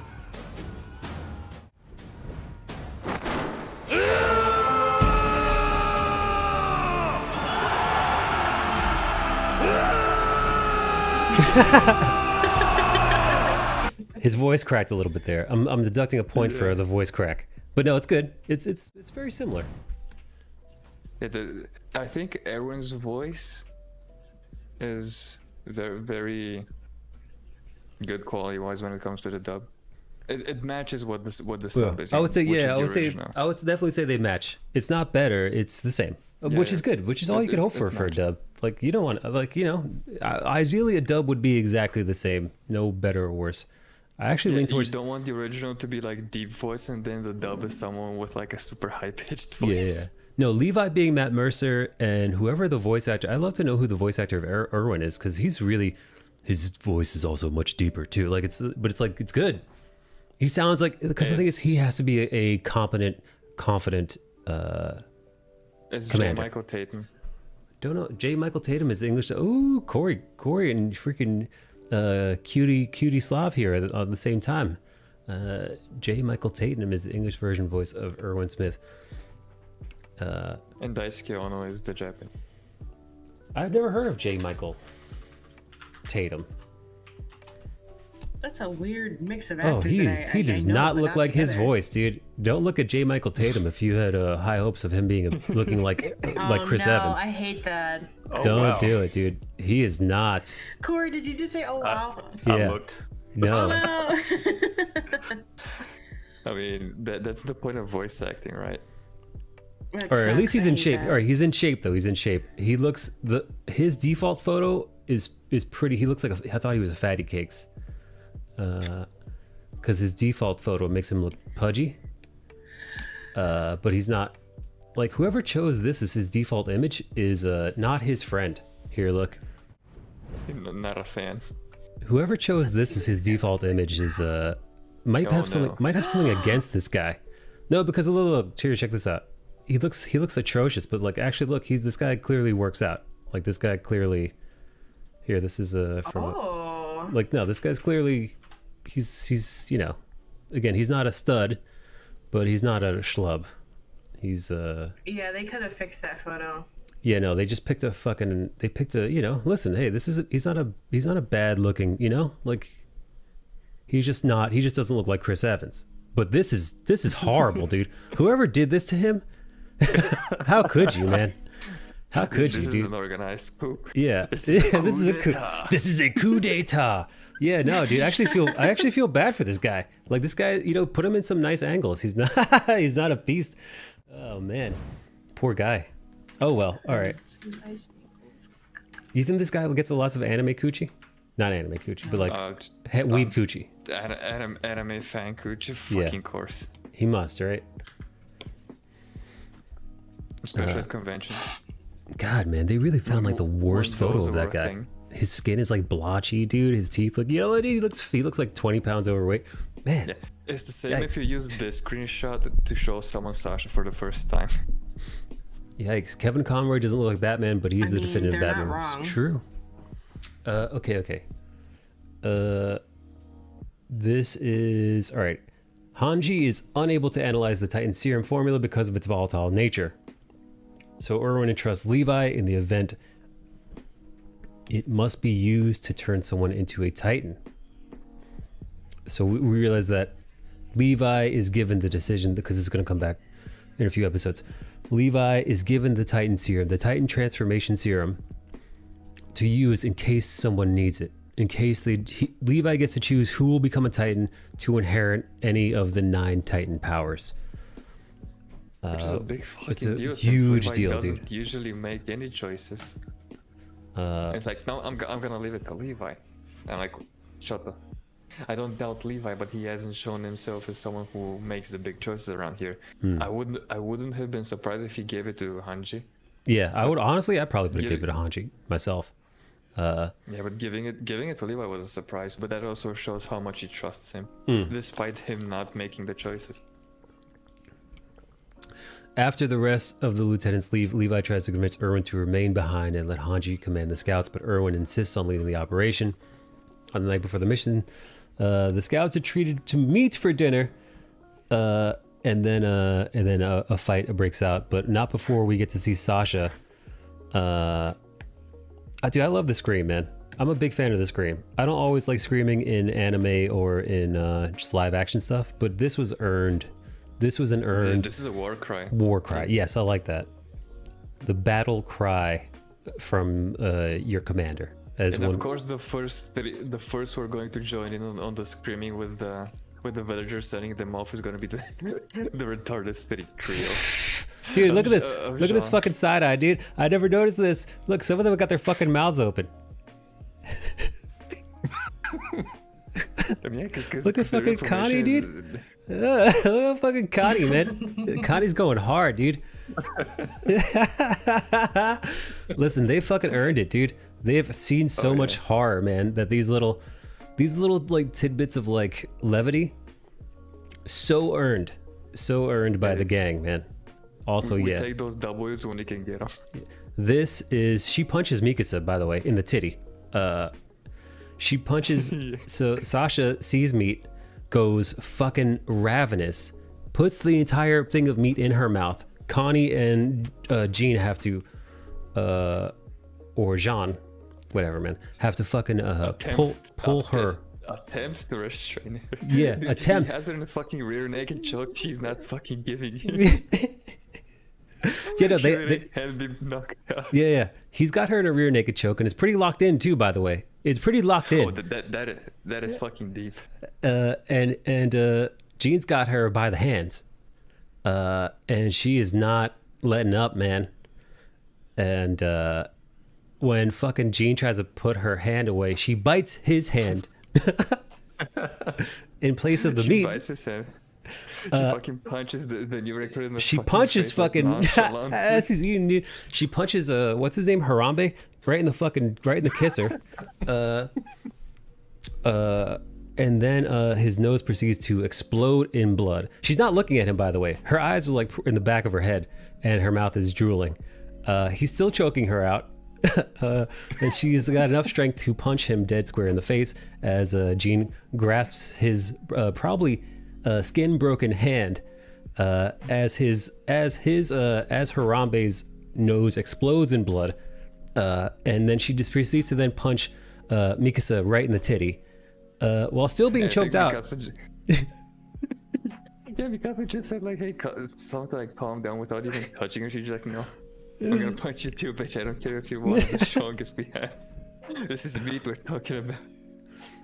After that, fucking so Jean. why does she fucking freak out? She's crazy. What about something about her and meat? She goes crazy. Right? Jeez, man. Well, yeah, she's crazy about meat, and you know she's a food artist to begin with, and then Right. I thought it the Harambe guy asks, "Don't you ever get fed meat?" And that puts the difference between the Survey Corps, the Scouts, and the military police, because the MPs, as useless as they are, they get fed proper food. Meanwhile, the Scouts probably have probably have meat like once a month, probably even less. Yeah, it's true. Yeah, so she lets him have it. She lets him have it, and then for no reason lets Mikasa have it too. Gotta appreciate Aaron's face on this one. I didn't even notice. I'm glad we took these screen caps, man, because there's some price. There's some price. It's an adventure of exploration. You know what I also noticed? Connie's like, she's got the weight of Connie on her, man. Like Connie's all up on her back. And his face says that he's about to give up choking her because it's fucking that far. Yeah, dude, his face, he's I think he's lucky that he's just on this side of her. I think Connie's just lucky that he's not in front of her. at this point. God, it's great, man. I appreciate you guys taking these two. I like them. Oh yeah, and then I fucking love Sasha. And then Gene and Aaron get into a bitch fight fest. Get into the old school squabble of season 1 when they were first recruits and they were just shitting on each other for the way they sat. Yeah. Or the way they breathe. Yeah, they were just getting pissy with each other. Which was pointed out by Mikasa when she was asked, why don't you break it up? And she's like, hey, they're just letting some steam out. They're being uppity again like before. Like the good old times. Yeah. That's true. Things have gotten so light that they could be petty over stuff, and then Levi comes, and unlike in the first season, Levi knows them both and is command of them both. So he beats the shit out of both of them. He fucking whips them into shape so fucking quick. Yeah. The good old titty punch. What's up, Cass? South Korea until the 90s didn't have a whole lot of beef for sale. It was expensive, and you might get a bit during the holidays and when family gathers. Otherwise, it's pork and chicken. Even that wasn't common as it is now. Almost all seafood was caught and shipped to Japan. 2 crabs in the early 80s was $50. Damn, Yoji. Jesus. Different times, man. Different days. Yeah, Sasha's reaction was the reaction to any normal person who can't eat certain foods during a prolonged amount of time, and when they're finally given it, like, oh, let's say, oh, you can't eat sushi because there's literally no fresh sushi. Right. Except for like New Year's or something. Of course, you're gonna fucking buy a kilo of sushi and you're gonna devour it in 10 seconds. Let's see. Blah, blah, blah. Later, Aaron and Mikasa arm and reminisce over their past and reflect on hopes of the future. Wasn't anything important there? Because don't forget it. There is. It's right after this. Oh. Belle, I thought. Never mind. Because as they're reminiscing about the future, in the corner, you see a shadowy figure sitting, to be specific, by himself, drinking, which is kind of sad. Who's over there drinking? There's a screenshot of it. Wait, hold on. Who is that? That's Levi. Oh, I didn't even see Levi. Don't you recognize the runty proportion? Gosh. It was shown twice. I saw this in the I saw this in the. I didn't even think twice about it. That's so funny. Oh man. Why do you think he's so sad drinking by himself? Because he's got nobody. He's usually alone. He's usually the loner. Who's he gonna drink with, Erwin? Oh, and yeah. he listed it on the. It's shown twice. First, when they're walking to the steps, it's like literally shown like 2 centimeters of your entire screen. You can see the slide, maybe like his foot or something, and then they show more of him here, where he's just listening in on them. Wow. Important note about that fight scene in the mess hall. It's only been 4 months since the second Colossal. Yeah, we mentioned this at the start because this whole shebang has happened in a few months. Yeah, no, it's fucking crazy. So them letting off steam is like, yeah, dude. I was fully expecting fucking Aaron to take me as a whole and be like, hey, you want me to tie this scarf around you a bit tighter? You're so dumb. Levi, as far as he's concerned, has no family anymore, says Yoji. I didn't even know Yoji liked this show. This is actually one of John Moore's favorite shows of all time. He's been banging the drum for this show for you to watch it for ages. And I get it, man. I'm sorry it took so long to get here. I'm glad you guys had to drag me kicking and screaming. I was one of those who were dragged kicking and screaming too, because, you know, like I told you at the first season, I predicted the big plot point that Eren is also a Titan and kind of lost interest, and I kept calling the show Attack on Taco for the longest fucking time. And now I know why people hype it up so far, and I'm reading ahead in the manga, and I get it. Attack on Titan, people who enjoy the show and are like, hey, check it out, I get it. I fucking get it. Oh, apparently I missed something in episode 12. Let me see if I can pull that up. Apparently there's a credit scene that I missed. Yeah, the manga is almost done. It ends in in March, I think, or late February. I hope he nails the ending, because there's nothing worse than having like an amazing story and a shit show of an ending. Apparently there's a... Oh, it's in April. Good. There's still time then. Please don't Evangelion the ending.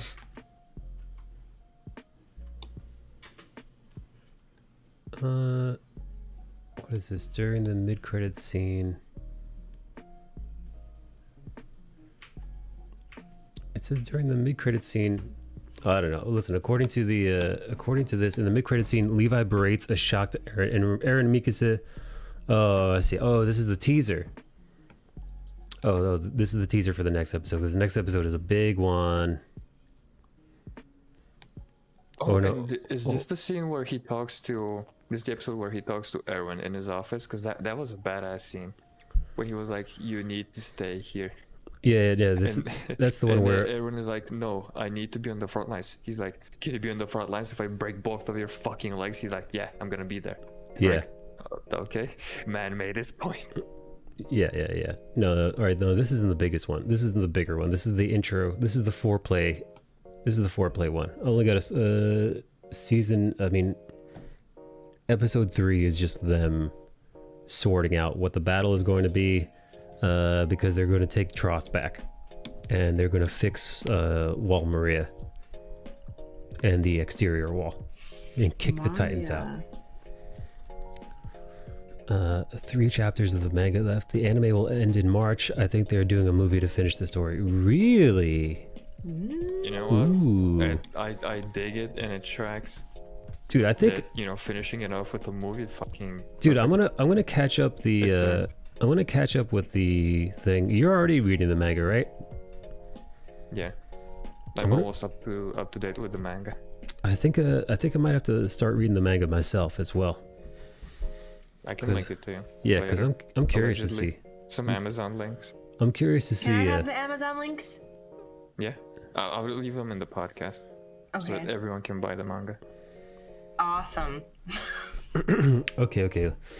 The survey court treks through the forest under the darkness of the moon, and plan on retaking the Shinganshina district in order to reach Eren's basement. On the way, they see a sleeping Titan, yada yada yada, blah blah blah blah blah. Eren blocks the hole. That's what she said. Before Eren plugs the hole in the inner wall, Armin discovers a recently abandoned campsite and is given command to search for enemies planning an ambush. Armin assigns members of the survey corps to search the walls for cavities, and this is where both Bale and I both grab the essentially the same thing, where it's old. We find old Rainer hiding out because Armin remembers that. Wait, hang on. There are hiding places in the walls.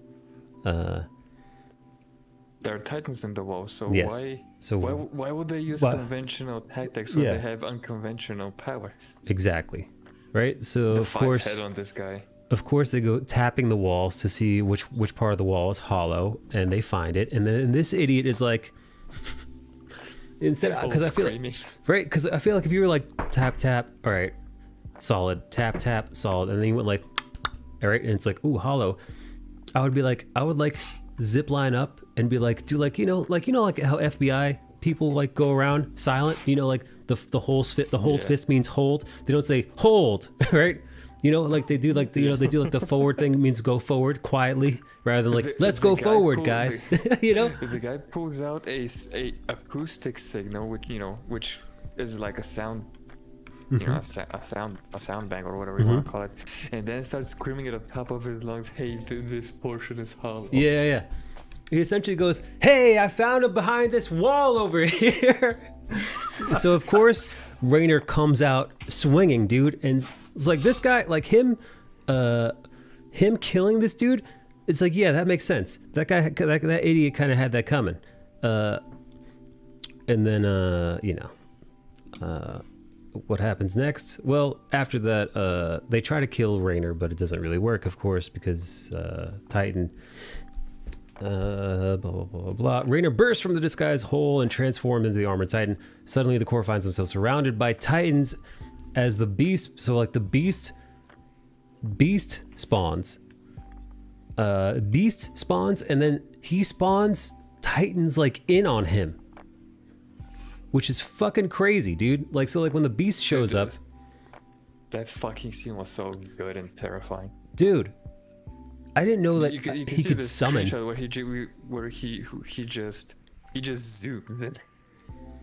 Yeah, dude. He like I wouldn't call Reiner not dying plot armor because it's explained literally in the next episode because they're always fighting on lack of information. So there's no way they could know that he could, you know, transfer his conscience or whatever to escape being killed.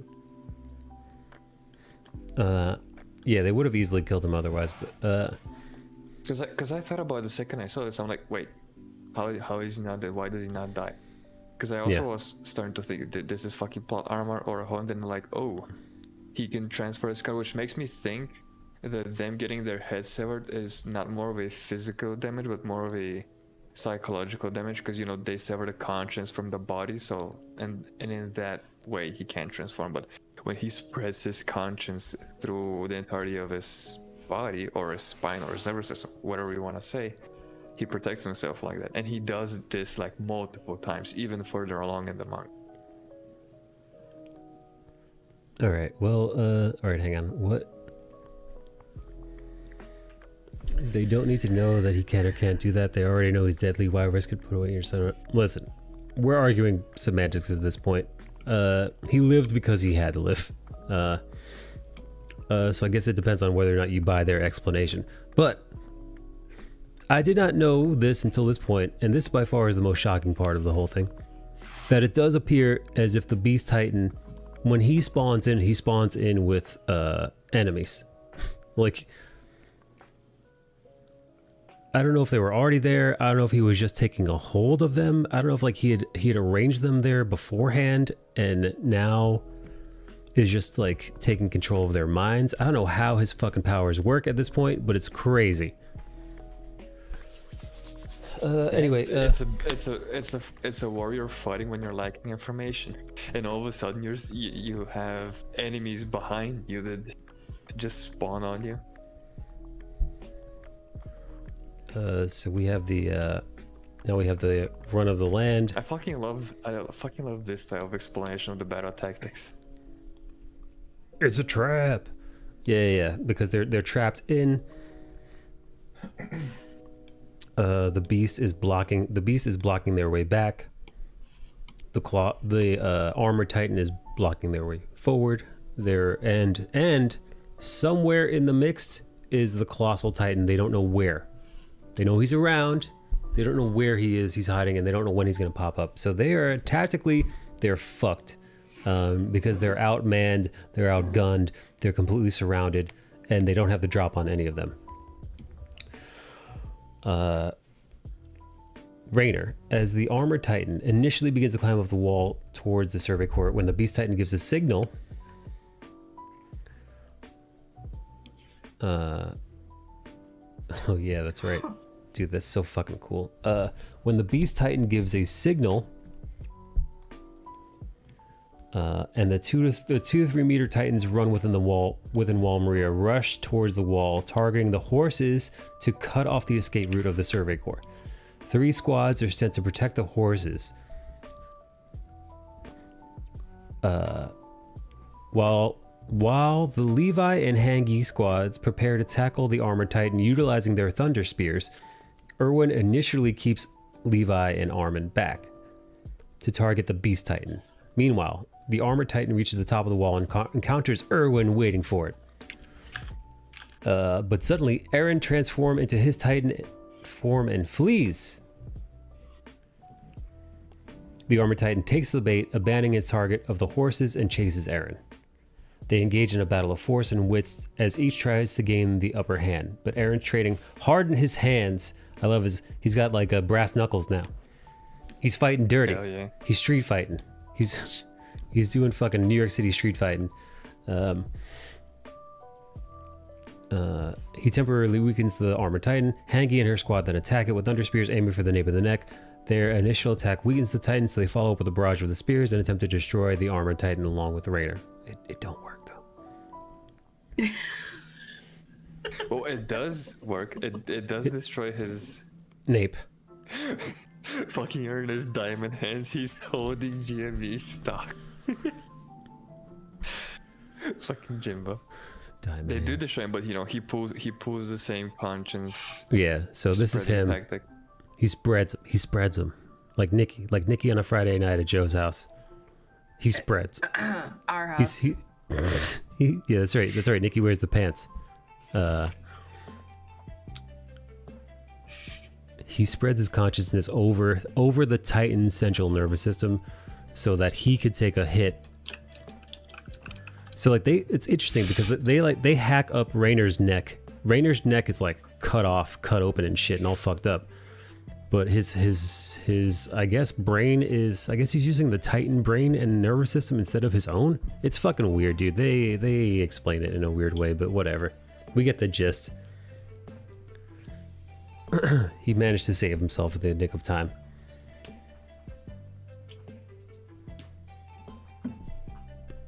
How dare you? And even not. And even Bertold here, talks to him. He's like, "Oh, you used the last resort." So right. This isn't even something commonly used. It's like, hey, if shit happens, break glass. That's right. Here, as Berthold waits in his hiding place. Oh wait. Oh, oops. I fucking skipped over a part. I completely skipped over a part. Oh shit. That's right. That's right. That happens here.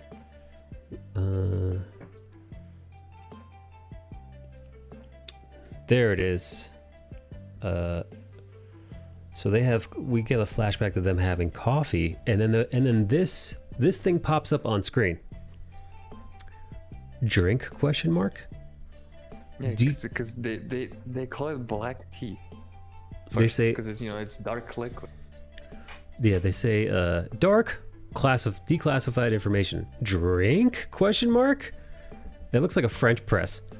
Yeah. Dark liquid. It is believed that the enemy titans consume this beverage while camping near Shinganshina. The remaining traces of the liquid have had a pleasant smell. The existence of this liquid suggests the existence of an outside culture that consumes luxury goods similar to black tea. Yeah, so the outside world has coffee that they don't have coffee. So let's see. As Berthold waits in his hiding place, he thinks back to the Battle of Trost. Yeah, we get a flashback. We get a flashback to the Trost battle, which is fucking heartbreaking because we get to see how Marco eats it. Finally saw Marco's death, and I was fucking furious. I was like, "You fucking nuts!" Fucking animals, dude. The worst death. I felt bad for Annie. Dude, Annie. I'm sorry. What happened? Did Annie? Wait, where'd you? What? What?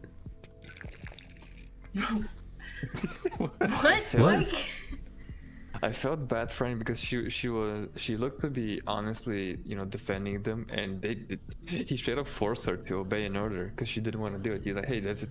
They killed him. Why'd you do it? Yeah, Marco gets fucking iced in this one because Marco unfortunately overhears them talking about how they're Titans and how and they're like, "Hey, we're just nervous, we're just joking around," but Marco's too fucking sharp. Yeah. And sadly they knew it. Yeah, so they had to take out the witness. Yeah, Marco actually played. Strap! It's pegging time. Marco actually played it pretty good. He's like, "Oh, you guys are just joking. I got it," but they didn't buy it. Yeah. Marco played it the way I would have played I it. stopped at episode 11. Remember? Yeah. I would have been the same. I would have been like, "Oh, you crazy cats! You're so silly." You and your silly inside jokes, and then I would have ran so fast. But they caught up to him anyway. They caught up to him and fucking. And they had a fucking Titan eat him alive. Bitches. Okay. And this is also when we hear the monkey. We hear Harambe talk for the first time outside of the starting form. Harambe. Is this episode in it? Well, let's see. So they go. 'Cause they talk on the wall. Yes, yeah. The wall talk. We hear his voice. They're with them wall chatting.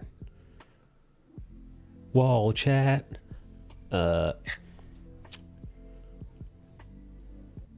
This is where blah blah blah blah blah. Yeah, Raynor and Annie were forced to leave a defenseless Marco to be eaten by Titans after he overheard their strategy to stop Eren from plugging the hole in the wall. Berthold then recalls himself and Raynor meeting with War Chief in Shiganshima sometime before the Survey Corps arrive. Oh shit, dude. They actually say this dude's name. Ooh, they spoiled who this guy is, I think. Ooh, they called him by his name. And his name. His first or first his first name. Oh. And that was my dude. I literally screen capped that in the flashback, the episode The Day. Do you know that in episode The Day? You know the one. Where Grisha's the flashback? the Grisha flashback episode. You know where Grisha gets sold out.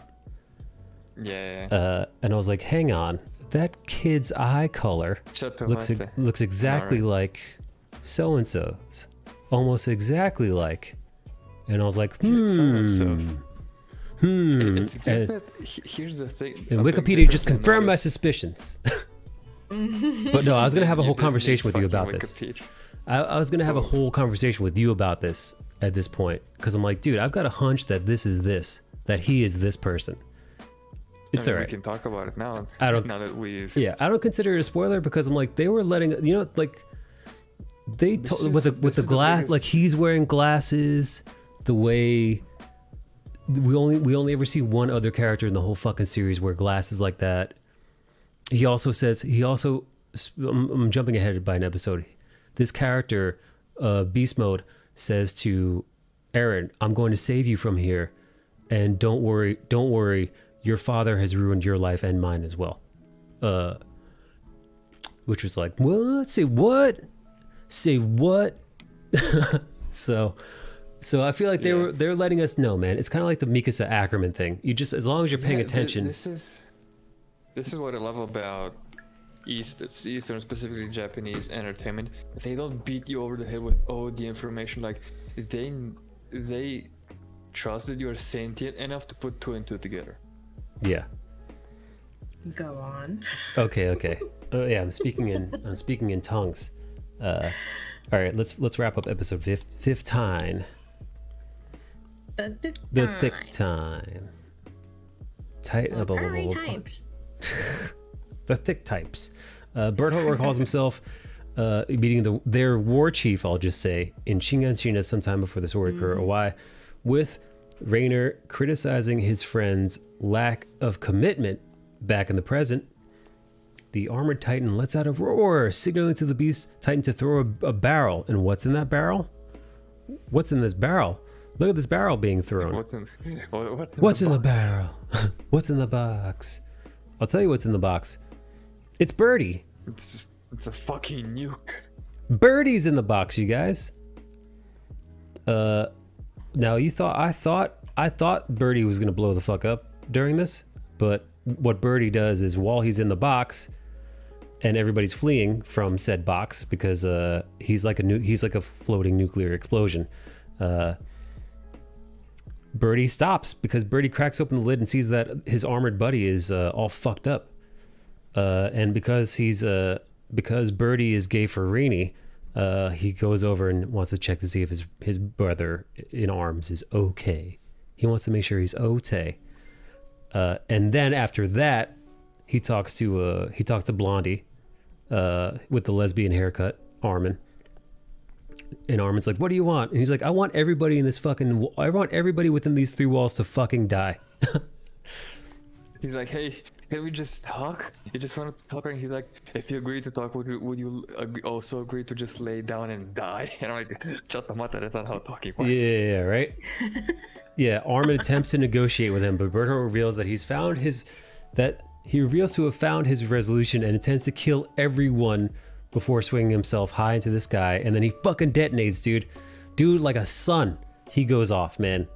And I think this is the first time we really get to see him, like, turn into the Titan, like, while we're watching him turn into the Titan, to really see that it's not an ambush. It's like full frontal. Yeah, no, look at this. He goes off. He seriously goes off like a nuclear explosion. Like they draw it like we're watching a scene from Akira. It fucking it goes off. Kaboom, dude. Mushroom cloud and all.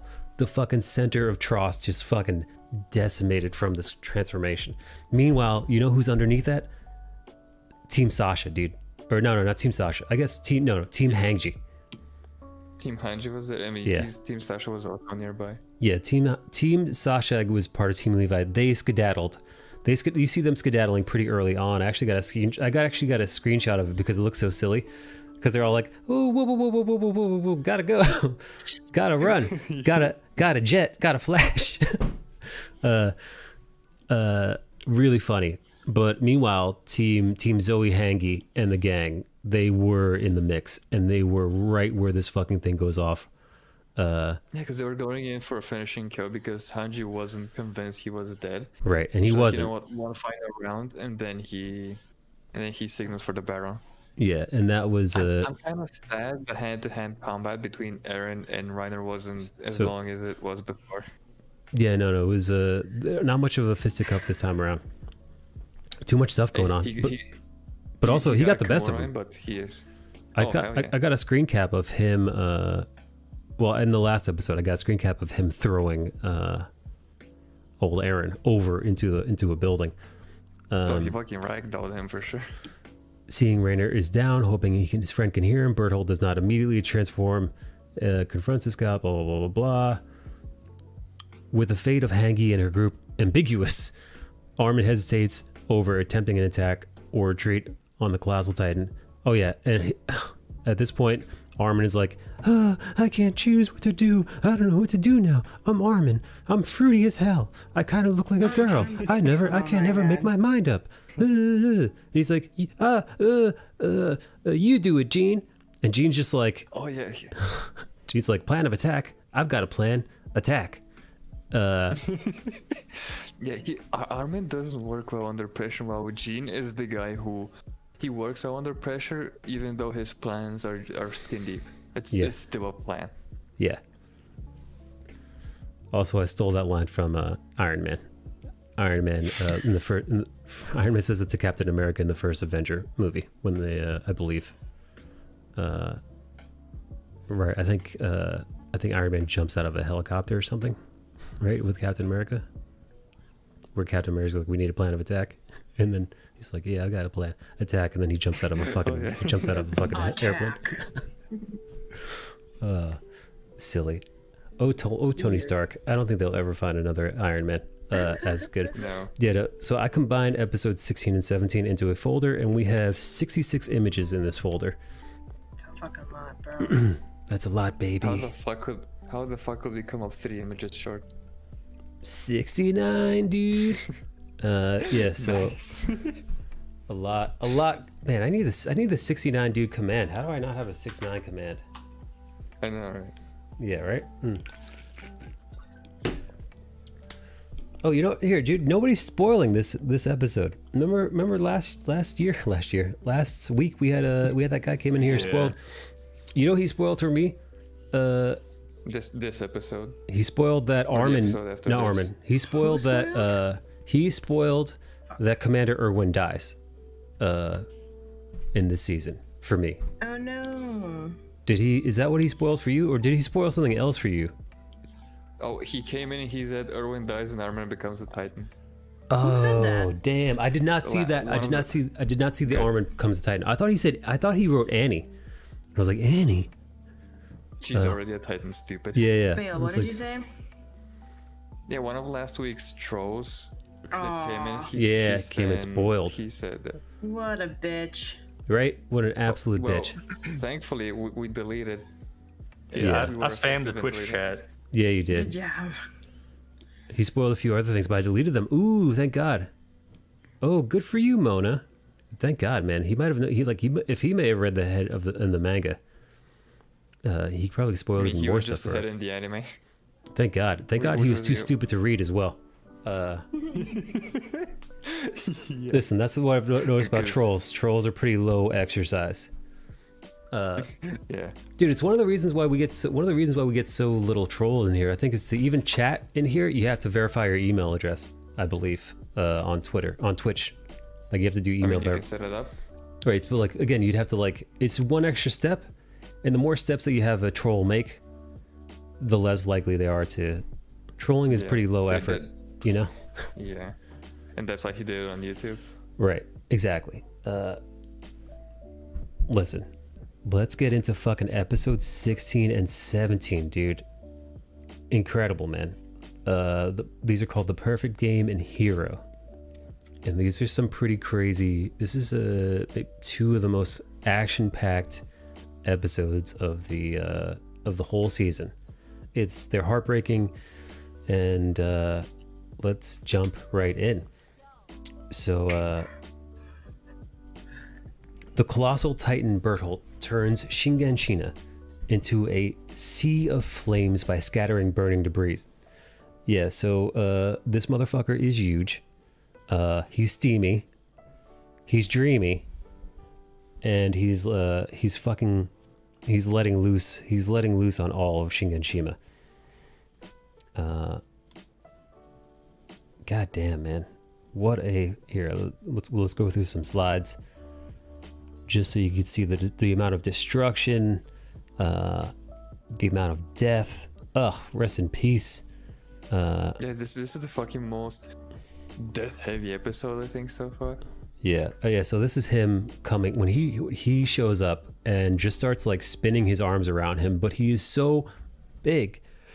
He's so colossal that he's so just hot, unironically. Oh, that's the thing too. He's setting everything on fire. Yeah, What is this? So the colossal titan, his power is steam. So he burns so hot that you can't get near him to even. You can't even get the whatever the fuck their OEM gear. What do you call it? The ODM gear. The ODM gear. The ODM gear doesn't work because they can't grab onto his muscle because it's too hot. So they can't sink into it, so that quickly comes out. And also, even if they do manage to actually penetrate his skin with their equipment, he steams them off because you get hit with such a blast of heat that it'll either just forcibly remove you, or you'll be in so much pain that you have to let go because you'll be burned alive. You'll just be incinerated. Right, exactly. So they're fucked. Now that the colossal titan's here. Let's see. Armin is frozen by indecision, handing over command to Jeans as they head for the river and stay hidden. Outside the wall, the Beast Titan pitches a barrage. Oh, dude. We got to talk about the pitching, dude. We got to talk about Everything was so tactically set up by that Beast Titan. He's like, hey, first I'm going to cut off your escape with my first pitch so you can't run around with the horses. And then I'm just going to spray and pray until I level the entire. You can come over here. You can smell my whole jeans, all of the jeans. Why? Yeah, dude. I got some pretty dope primo shots of old beast mode hands here, going to town, baseball. just whipping, dude. Because listen, you might think, oh, what? They're just little pebbles, but look at this. They essentially. It's the reason why tornadoes and like hurricanes kill people. It's usually not the elements themselves, but you getting hit by a tree limb that's traveling 70 miles an hour is gonna fucking kill you. You know, like that vaporizes you because you can see it multiple times where when he throws it's not even blood, it's just mist. The red mist pops up with the dust and clouds. It's fucking it. He's throwing it so hard. Shut up, Rev.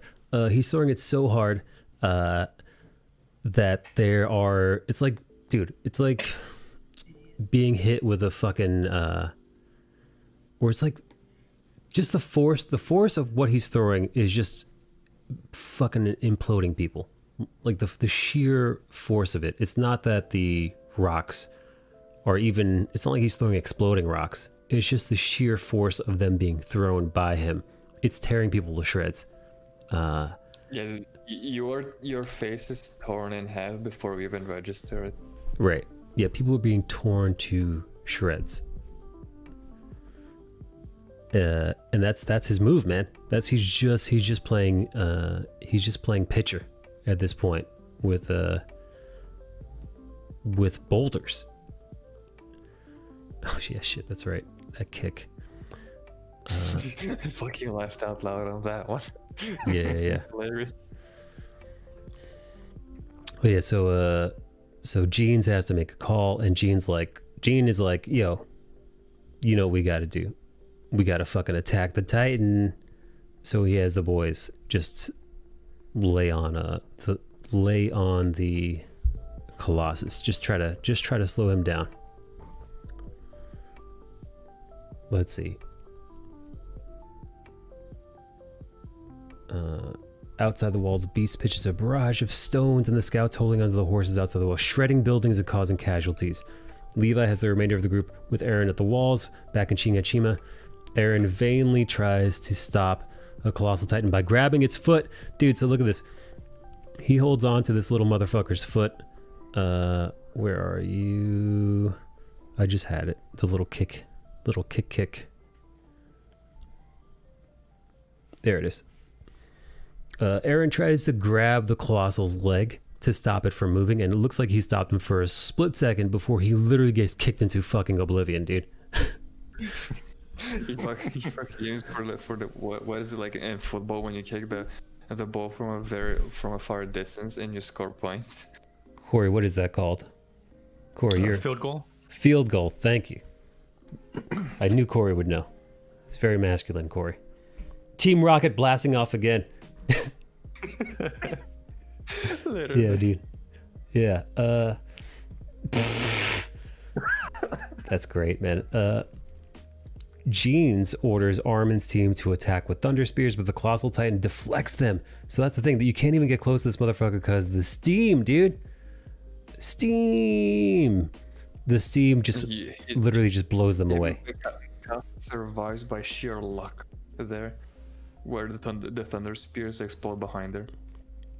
Yeah. He catches wind. He catches wind of their attack and just like he literally just steams them off of his body, and they don't even come anywhere close. The situation looks hopeless before Erwin suggests a counter attack. This is where Erwin earns his stripes, man. Erwin decides to rally all of the troops for one last hurrah. Knowing it, he tells them straightforward. He's like, we're going to ride at the Beast Titan, and we're going to ride to our deaths. We are riding straight into hell. Yeah, like there's no coming back from this. We are all going to die, but this won't be in vain. The same way the rest of the scouts who have died before us didn't die in vain. Neither shall our deaths be. And they fucking go riding, dude. They go riding right into the. It's like running straight headlong into a cannon. It's pretty selfless. And then he immediately dies. He immediately gets fucking impaled. A fucking chunk of his body blown away by Mr. Fast Hands here, just whipping rocks at, who knows, 300 miles an hour. Even this guy is dreaming about his best friend Hitch when fucking half of his fucking face gets caved in by a rock. It is horrifying, man. They shoot this green gas to disorient the beast, but it does nothing. He laughs at them. Hopefully so he'd miss, but he has a wide range of spray and pray. He doesn't fucking care. Yeah, he laughs as these people are just fucking torn to shreds. Friends of ours, Captain Armin himself, but then out of the corner of his eye, he knows something's gone amiss. And if you look, they show us. Matter of fact, during his barrage, you might not have noticed it earlier. Unless you were incredibly eagle-eyed. Let me see if I can't find it. Yes. if you look, during the mayhem, they flash to this chap, the sole survivor of the barrage. You see this going on in the background. You see what looks like, is that Spider-Man? Is that, what is happening here?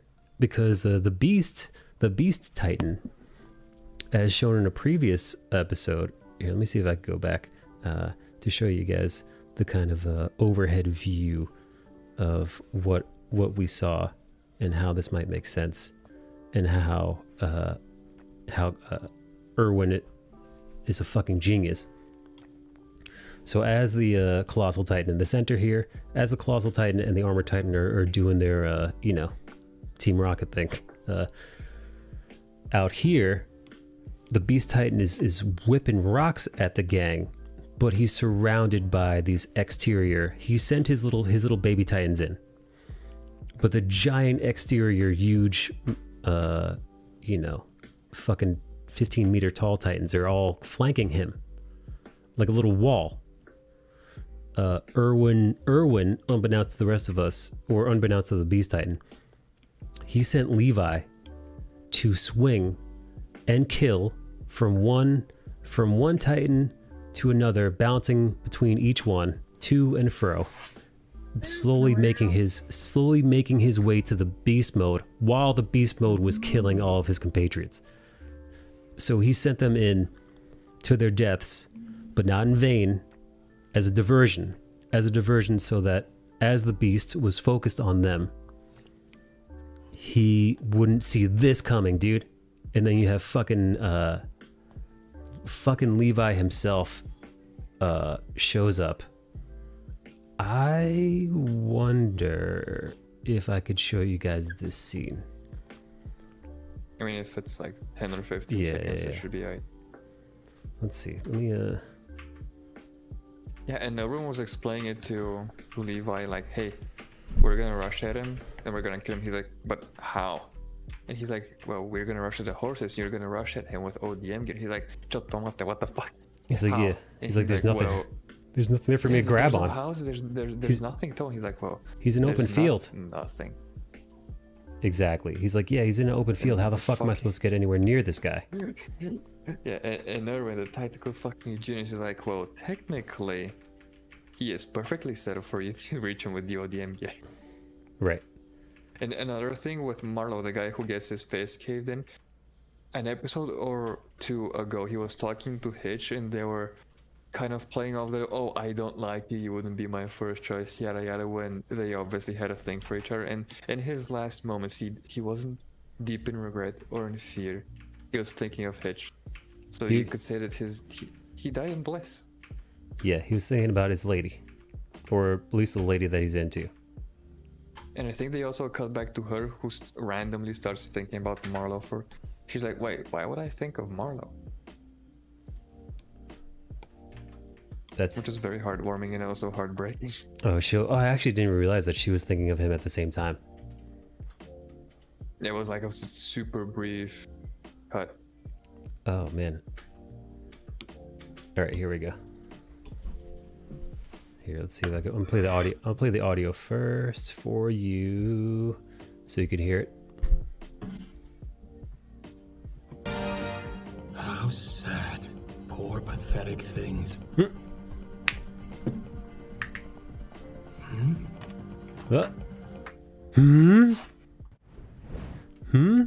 What is this? How did he die? What's this? See, the green smoke was to disorient him, not even necessarily against them, but so he wouldn't see Levi either. My Titans have fallen? See? Ta-da! Yes! Not this time, big boy. Slice, slice, slice, slice, slice, slice, slice. Okay, I'm gonna pause it there. I fucking love it when they do that thing with the spiral slice. It's so fucking cool. All right, hang on. I think it's safe. All right, I'm gonna go back.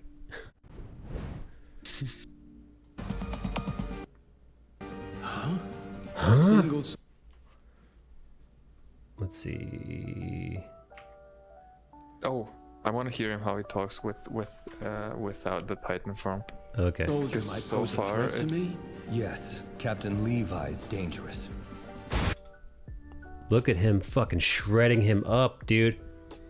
Shredding him the fuck up. Yeah, he made some minced Harambe right there. Is this Levi? Look at this, dude. My name! Ooh. Oh! Damn, dude. Right in the fucking eyeballs, man. That was so fucking close, dude. Dude. Oh, he keeps going. I think I'm gonna have Jake show me that. I'm gonna pretend I didn't see it. Here. Let's watch a little. Let's watch a little bit. Give some more. I can't see! Baby. Did he take out my eyes? Takes out the fucking legs, dude.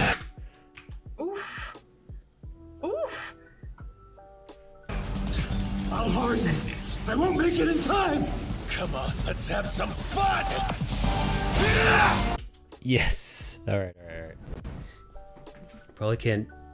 I'm probably like really like tinkering with like copyright shit. Yeah. But goddamn, dude. You're touching the line with your toes. But you get it, dude. You get it. He proceeds to go fucking crazy. Yeah, look at it. This is fucking RPG combo moment here. This is him popping all of his cooldowns and going ham.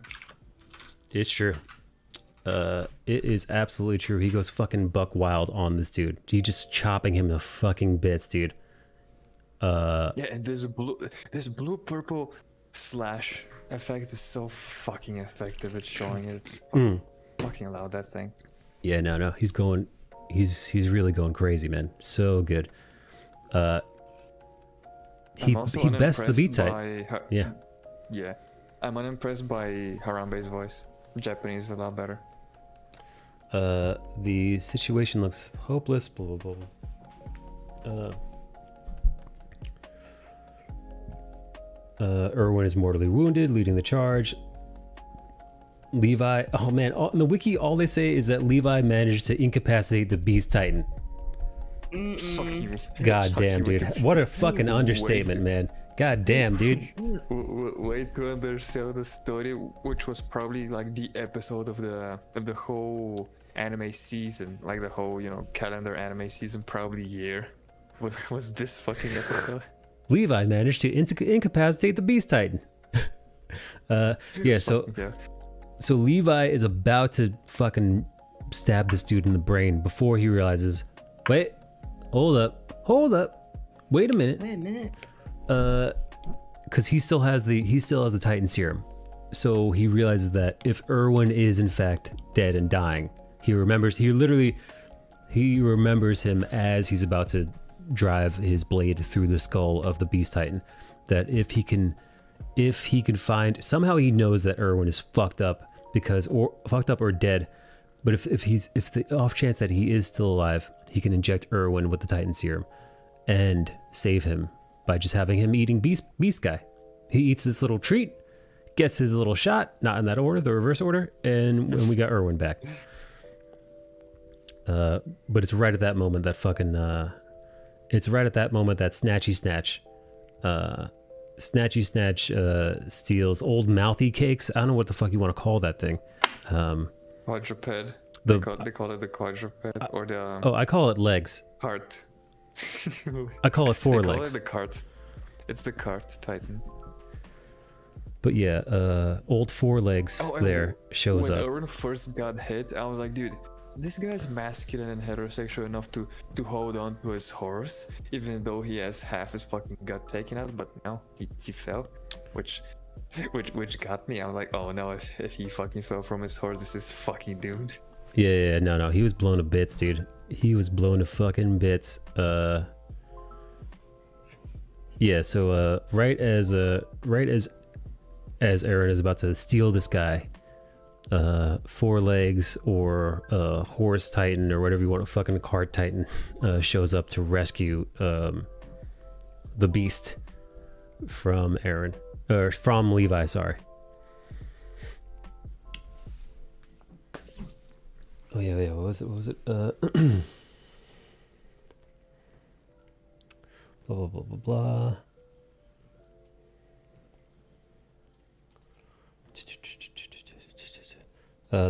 They call him the Cart Titan. Actually, that's exactly what Wikipedia calls him. Cart Titan. Could you imagine? You actually managed to get one of the Titan powers. You become one of the 9 Titans, and of all the 9 Titans, you're the fucking Cart Titan. You're the Cart. You're not the armor. You're not the Colossal. You're not Monkey Titan. You're not whatever the fuck Annie can do. You're not even the female Titan. Yeah, you're not even the Titan with the tits. Dude, you're not even like Baby Head Titan. Fucking Ymir's Titan. Yeah. Even her is like at least mobile and shit, you know? At least she's agile. She's scrappy. No, dude, you're fucking Cart Titan. And she got them teeth. Yeah. That Titan is one of the creepiest. It is creepy. Pack meal. It's creepy, but it's what a waste, dude. Ugh, I would hate to be Cart Titan. Anyway, Cart Titan snatches the beast in its mouth and runs off. The beast admitting he underestimated Levi when ordering the remaining Titans to attack him. So he orders. So as the beast is being carried away by Cart Titan in its mouth, he's like, "You win this round, Levi, but we're gonna win the war." He says something stupid like that. He's like, "Attack him." And then Levi looks like he's going to give up for a split second. Levi. He promised Eren he's going to take Harambe's head. Yes, he did. And for that split second, he's like, I failed my promise. I failed him. Like, they all died for nothing. All of them. Yeah. Yeah, that guy is alive. And then Levi is now left to have to murder his way out of this because he's surrounded by those leftover Titans on the outskirts of the field. And that's where we leave Levi. Meanwhile, Armin realizes that the Colossal Titan is immobile while using its steam, dude. So the steam attack makes the Colossal Titan completely stiff and immobile. He can't like move to defend himself or anything. Why do the Titans not? Well, they don't procreate, Mama. They can't. Yeah, and also, they don't even have a digestion system. They don't have genitals because the Japanese can't show genitals. Is really probably the real reason. But they also don't procreate. You haven't watched enough culture then. I mean, I've seen a blurred culture. Yeah, every time I see genitals, they're completely blurred out on websites. Armin realizes the Colossal Titan is immobile. He gives Eren his plan, while the others hold off a somewhat confused armored Titan. So what Armin does is he has a bunch of Mikasa, Sasha, and a bunch of the others go occupy the armored Titan, while him and Eren take on the Colossal Titan. And Armin tells Eren that he has a plan. That's all we know going in, and they're going to stop the Colossus before he hits the wall. Blah, blah, blah, blah. Rainer, having lost his most recent memories due to the last attack, the group, joined by Hangi. Oh, so this is what happens. Out of nowhere, they're attacking the armored Titan, and you think all is lost because they are trying to attack the armored Titan by blowing up both sides of its mouth. So they're trying to get both sides of its mouth open so that just like what they did with Rice. With the Rice Titan, right? Where they killed him from inside his mouth. They want to do that exact same thing with the armored Titan. But the problem is his mouth won't open. And they just blew their last explosive round to open his mouth. So Connie-chan blows up his right side of his mouth, but his left side of his mouth, Sasha was supposed to, but Sasha got injured during the initial attack. So only one side is blown up. So the other side is fine. So they think all is lost until guess who shows the fuck up out of nowhere, dude? It's Hangy-chan. This bitch with only one working eyeball. Fucking. She was presumed dead. Yeah, dude. Nick Cage style. Nick Fury style. Or maybe Nick Cage style. No, Nick Fury style. Sorry. Now I can't think of Nick Cage being Nick Fury or Nick Cage being Hanky. Anyway, she shows up with one eye to fuck up what's his face's Armored Titan's jaw, and she does. That motherfucker's jaw is blown open, and Mikasa jumps in there and proceeds to finish this motherfucker off. They literally blow him out of the Titan's neck. Yeah. Meanwhile, Armin decides to 1v1 the Colossal Titan. To the Colossal Titan's shock and confusion, he immediately goes into his defense to steam away Armin. However, Armin has outsmarted him as he goes into power steam mode. Armin actually shot his thing not at his muscle, but because Armin's a smarty pants, he shot his little ODM gear at his teeth, because his teeth are bone. Therefore, the muscle isn't burned away by the steam. The muscle is burned away by the steam, not bone. So Armin is literally distracting the Colossal Titan by being burned alive by the steam attack, just hanging there. And Armin is going to delay the Colossal Titan while Eren in his Titan form mounts an attack. And as we find out that Eren falls off the wall in his Titan form. So it looks like the attack is all but lost. Armin is trying to hold on, waiting for Eren to get back up, but he's being burned alive while doing so. And with each moment, his clothes are being burned off. What were you gonna say? Another thing he noticed is that he is reduced in size, the Colossal Titan. Yes. That he has a limited amount of charges, right. uses of the thing. And he was like, oh, I'm going to distract him because he's getting smaller, so he's getting weaker, and you'd have a better chance. But then so Armin is being... because he has a concussion. Armin is still stuck on this dude's mouth, slowly being burned alive. And Armin essentially gets burned alive. Armin refuses to let go, and his I wonder if I could find that. I wonder if I could play 5 seconds. Am I still on YouTube? YouTube didn't kick me off, right? Yeah, no, I would have told you. Yeah, nice. Before they begin the operation, he has this best buddy talk with Eren. He's like, hey, this is what we're gonna do. I'm gonna need you to take over because I can't hold on because I want to see the sea.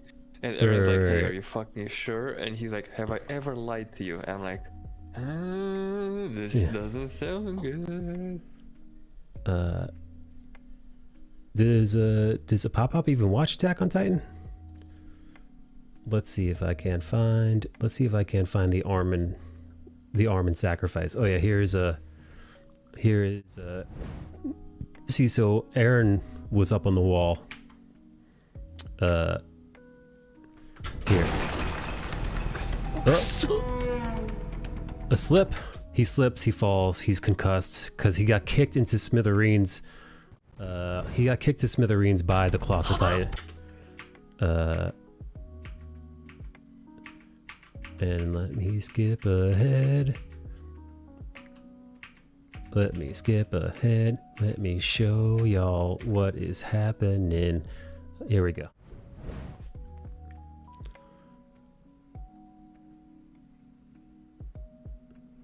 Remember, I can't play more than like 5 or 6 seconds of this, so you guys are just gonna have to use your imagination. But I'll show you a clip. Eren! My dreams! My life! Look at this. The only thing I have to give is this! Look at this, dude. He's fucking being melted alive, man. Someday, His fucking skin is melting off his body, dude. Yeah, it was fucking heartbreaking to watch. Ugh. Yeah, dude. He gets fucking burned up, baby. Burn me up. But while he's being steam cleaned, it's at this moment that you see, surprise, surprise, Trixie, look who the fuck shows up right from behind the fucking Colossal Titan while he's doing steam attack. Getting stabbed in the fucking neck. It's fucking Eren, dude. Eren shows up. King shit, dude. It was a fucking trap, dude. It was a trap, man. His Titan that you thought was incapacitated wasn't really him, dude. It was a fucking decoy. It was a trick, man. It was the hardened version of him. It was like his shell. But yeah, this is what happens to Armin.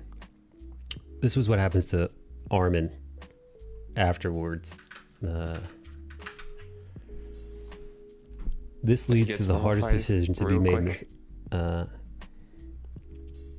That felt so good after the sacrifice by Armin. Extra crispy Armin. Armin original recipe. So what happens here is this is a very interesting interaction because let's see what the I wonder how they describe. Armin deliberately challenged the Colossal Titan by having his ODM gear hook into the monster's tooth. Berthold proceeds to burn Armin alive in his steam, learning too late that Armin used himself as a distraction so Eren can harden his Titan form and, in human form, covertly maneuver himself into position to rip Berthold out of the Colossal Titan. Yeah, and this is where Eren finds himself alone with Armin's burnt body and the unconscious Berthold. His reverie is interrupted by the Cart Titan appearing. The Cart Titan, you're right. Cart Titan wins for fucking freakiest looking, weirdest looking Titan. I know, right? Yeah. And that's a tough category, dude, because yeah, we've got they all look weird in some way. Some less weird than others. But no, I'm with you, dude. Cart Titan is fucking disgusting, dude. This thing is fucking freaky. It's fucking weird as shit. Its mouth is like super. This angle doesn't do it justice. Its mouth is even longer than this, dude. Its mouth is like as long as a apartment building. It's fucking crazy, dude. It's horrifying. Dude, the Cart Titan is the platypus of titans. It's disgusting, and also yeah, it runs on all of its legs too. Creepiest of all, dude. And the Cart Titan talks. Does it? Blech. Blech. Oh man, God, that makes it worse. Cart Titan carrying Zeke. Yeah. So Zeke says to Eren. Zeke says, "This is what sparked my brain started being titillated during this conversation because Zeke says to Eren, 'Don't worry, I'm going to come back. I'm going to save you.' And then says something like, 'Your father.' I think he said, 'You're nothing.' He says something like, 'You're nothing like your father.' He says something like that to Eren, right? I think you say you don't look like your father. Something similar. Yeah, I think people before told him that he looks like his mom. Yeah, he's like, 'You look nothing like your father.' And then he says something like, 'Your father ruined my life too.' Maybe I could grab the audio for that. This way I don't have to show you guys. the thing and risk YouTube kicking me off. Oh, this is the perfect moment to also compare the Japanese voice, because the Japanese voice sells the mysteriousness of Zeke so much better.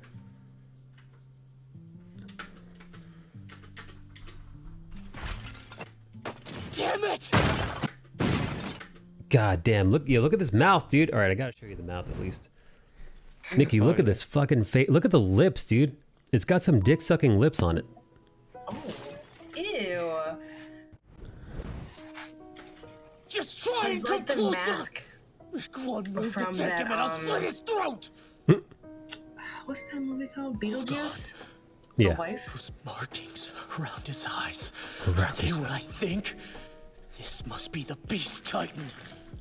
I found you. Eren Yeager, right? If nothing else, I'll take him with me! You don't look a thing like your father. Ah, that's what he says. Seriously though, seriously, look at this fucking Titan, dude. Disgusting. You nasty Titan. Titan, you fucking nasty. Because it has the weird mouth, the weird lips, and it has this fucking constant grin on No, no, no, no, no. What? Believe me, Aaron. I get it. I know how you feel.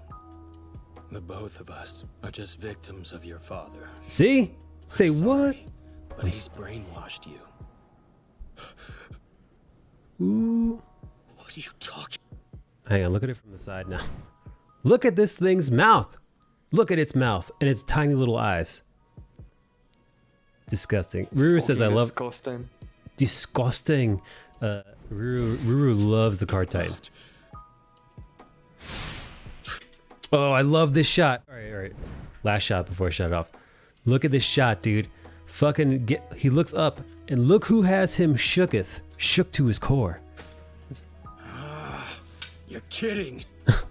He chased me all this way? He fucking killed, dude, he killed a small army of Titan endlessly to get to this motherfucker. He was that determined to kill him because he killed his men and killed Armin. What a monster. Look at this fucking dude. Look at this fucking champ. Baby Levi. Fucking Babe. Standing atop the wall, looking like a complete fucking lunatic, dude. Looking like a demon. Yeah. You can tell that, yeah, he is a monster right there. He chopped his way to the top and he's like, hey, I'm here for you, son of a bitch. Covered in blood. He's got so much Titan blood on him. He's steaming from it. Like, he looks like a miniature Titan. He's so drenched and caked in Titan blood. Their blood is still steaming off his body, making him look like he's a Titan.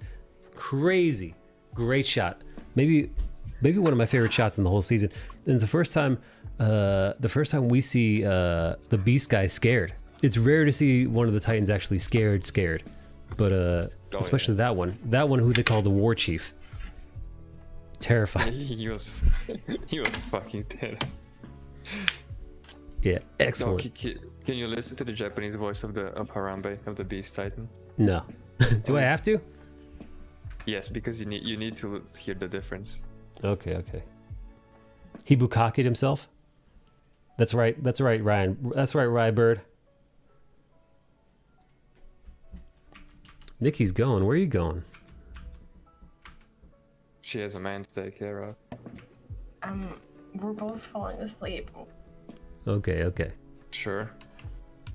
All right, Shut here. up. I'm happy to have been part of it though. Thank you. お前の理解者だ。俺たちはあの父親の被害者。お前は父親に洗脳されている。Yeah, I like the Japanese guy's voice better than the American guy's voice. Who's that? What character? Someone better. Harambe. 嘘だろ。ここまで追ってきやがった。Yeah. Yeah. Okay. Blah, blah, blah. Oh, so we're at episode 18, The Midnight Sun. We've only got like 4 episodes left. Yeah, we're nearly done, gang. Because after this, it's all just like chill. It's all cool down after this. What the fuck? Zeke departs when Levi arrives, still in pursuit, promising to return to save Eren elsewhere after Raynor hands her a letter from Ymir. Here, let me move on. Let me move on to episode 18. Let me find those episode 18. How can you say it's so chill after? How can you say it's so chill when the episode after this is one of the most heartbreaking moments in the fucking series? Listen, it's all chill here, baby. Here, well, this is the episode, man. This is where it all goes down. Look at this. Look at this. This is look. Look at this. Look at this. Witch. And then I'm gonna ask you guys what y'all think what y'all think about this particular episode. Oh yeah, this is the guy that saves Hanji's life. Yeah. All right. Yeah. So this was let's see. Blah blah blah blah. As the Cart Titan rescues Rainer. Oh yeah, they don't kill Rainer. Rainer gets rescued by the Cart Titan. They have the serum. Floch Foster, the only surviving recruit from the suicide charge, arrives with the mortally wounded Erwin. So right as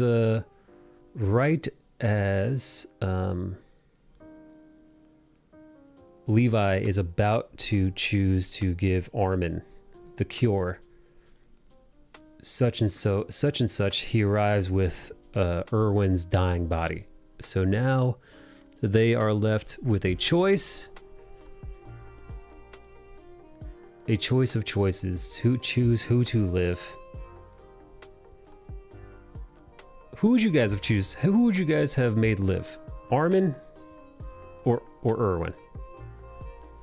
Dude, this is the impossible conundrum of the whole series.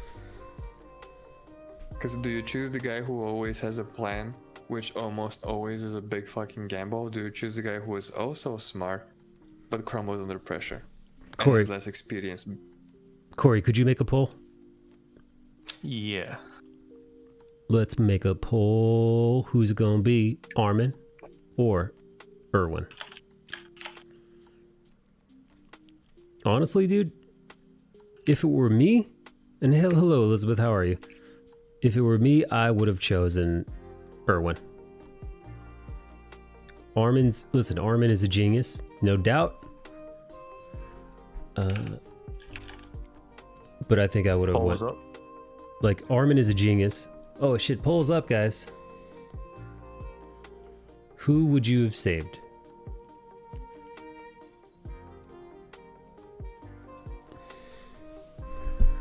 I get why Levi didn't revive Erwin though. However, Armin does have more life to live, while Erwin had lived a longer life. I'm looking at who I would think would be best to rebuild the scouts, because again, the scouts are now decimated completely. There are only 9 scouts left in the entire regiment. There's 9 of them left. Also, you don't know what's beyond the wall, right? They have not, because the Titans are now, they had already speculated that most of the Titans were gone. At least Hanji was talking about that. So I would imagine that they know, or at least they can make the assumption that that they've killed most of the Titans already. Listen, the way I see it, they're going to war. There's no better general than Erwin. Essentially, it's like, who do you want? You're going to battle. Do you want Captain America, or do you want Hank Pym? I guess. That's really it, dude. I mean, you can still send Hank Pym out Thanos' butthole. Yeah. Do you want Hank Pym? Not even necessarily as Ant-Man. Just Hank Pym as the scientist. Or do you want Bruce Banner without the Hulk abilities, or do you want Captain America? Yeah. So listen, I'm gonna go Captain America. That's just my jam. What about? Wait, what would you? Corey? What would you have chosen? I'd be there with you, Erwin. Ooh, look at these peepers. Corey's got eyes you could come on, you guys. It's fucking hard, man, because after the conversation Levi had with Orin, he was like, hey, give up on your dream and die. You're done. This is it for you. And I think in the previous episode he asked him, what do we do when we're done? Do you have any plans? He's like, well, we'll cross that bridge when we get to it. In comparison, Armin has the dream of the sea. He has the dream of moving forward. So you could say that, Erwin is the now, that we gotta deal with what we have in front of us, while Armin has like a vision for the future, or at least a goal to go somewhere further in the future. I see what you're saying. It's a tie again. Jesus fuck, it's fucking, it's the impossible decision, because when I was watching this episode I was like, oh fuck, oh fuck, oh fuck, oh fuck.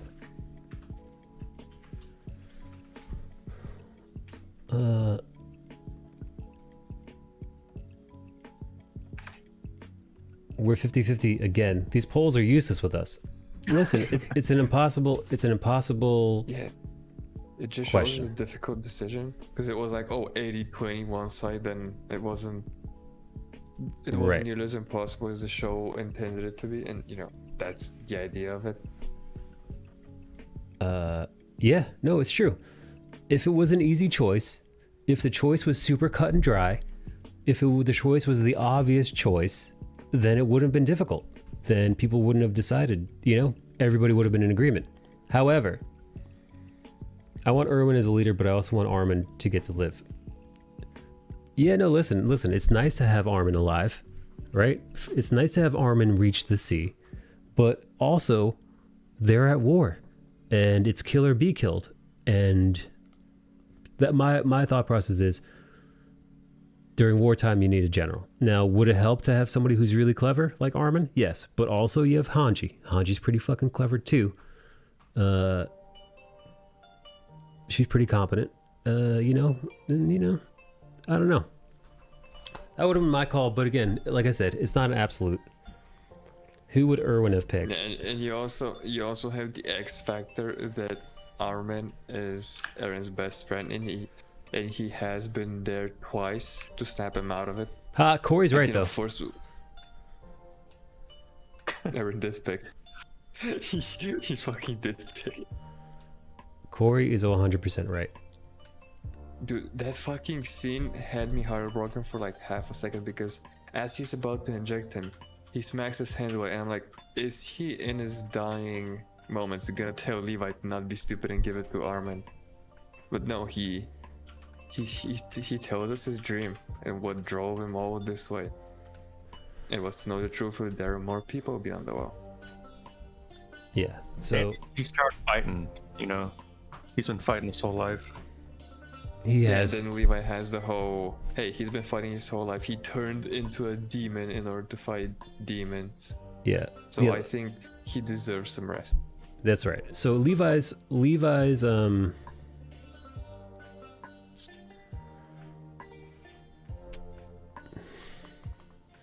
his reasoning behind it, I think, is spot on. I think Levi, I think it's also a little I think it's a little sentimental as well. Oh yeah, this is a point where Levi shows feelings without, you know, necessarily directly showing feelings. Yeah, no, I think Levi cares Yeah, you're so big today. so much about Armin that he doesn't want him to live, if that makes any sense. Like the most friendly, brotherly, sentimental move for Levi to make was to let him die on the battlefield. Yeah, I also think he says this in the same episode, where, I'm paraphrasing, he didn't choose Yeah, Corey just said. Armin to live. He Right. didn't choose Armin to live. He chose where Erwin to die. Right. Which is kind of like a fuck you to both. Yeah. Here's one weird thing before we move on past this episode. Armin's buff body. Weird to anyone else? Weird to me. It looks Well, like we haven't seen him shirtless, so it makes sense because they're always in uniform. Armin looks like a buff baby. I mean, he is small and he's supposed to be jet, because even though he isn't as active as everyone else, he was still active and still military, so you have to have some physical capability.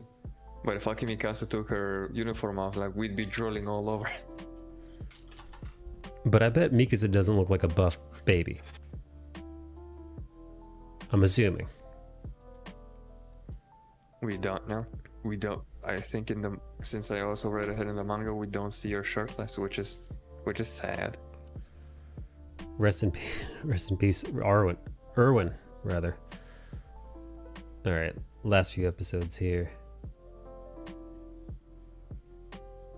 All right, yeah. So now. Wow, I didn't know this was gonna be so big. All right, so episode 19. Armin has a nightmare of a weeping colossal titan waking up with no memory of the events following Bertolt's transformation. The 8 remaining members of the Survey Court huddle around him, explain their situation. Armin struggling with Levi's decision to bring him back instead of Erwin. Hangi, Levi, Eren, Mikasa proceed into Shiganshina to investigate the basement of what remains of Eren's home. What's up, Frost? Dude, the small freak out Eren had because the key couldn't fit the hole of a very obvious flimsy wooden door was fucking hilarious. I'm like, we'll just fucking kick the door down, stupid. Right? Love that Levi's like, all right, come on, fucking enough. We're fucking kicking this thing in. We got shit to do. TikTok, baby. Yeah. Levi kicks open the basement door. When Grishitsky cannot unlock it, the group learning that it actually opens a desk drawer. Thanks to old Mikasa there, they discover a desk drawer and they see a painting. And then they find this, not painting. He's like, is this a painting? And then Hanji's like, no, stupid. Look, it's not a fucking look. It's too detailed. Yeah. And she's like, all right. Inscription. What the fuck is this? Explains that the picture to be a photograph created by technology from the land beyond the walls, where people live in luxury. As what remains of the Survey Corps return to the city. Nile Doc confides to the council that Erwin once considered the possibility that there may be humans living beyond the walls.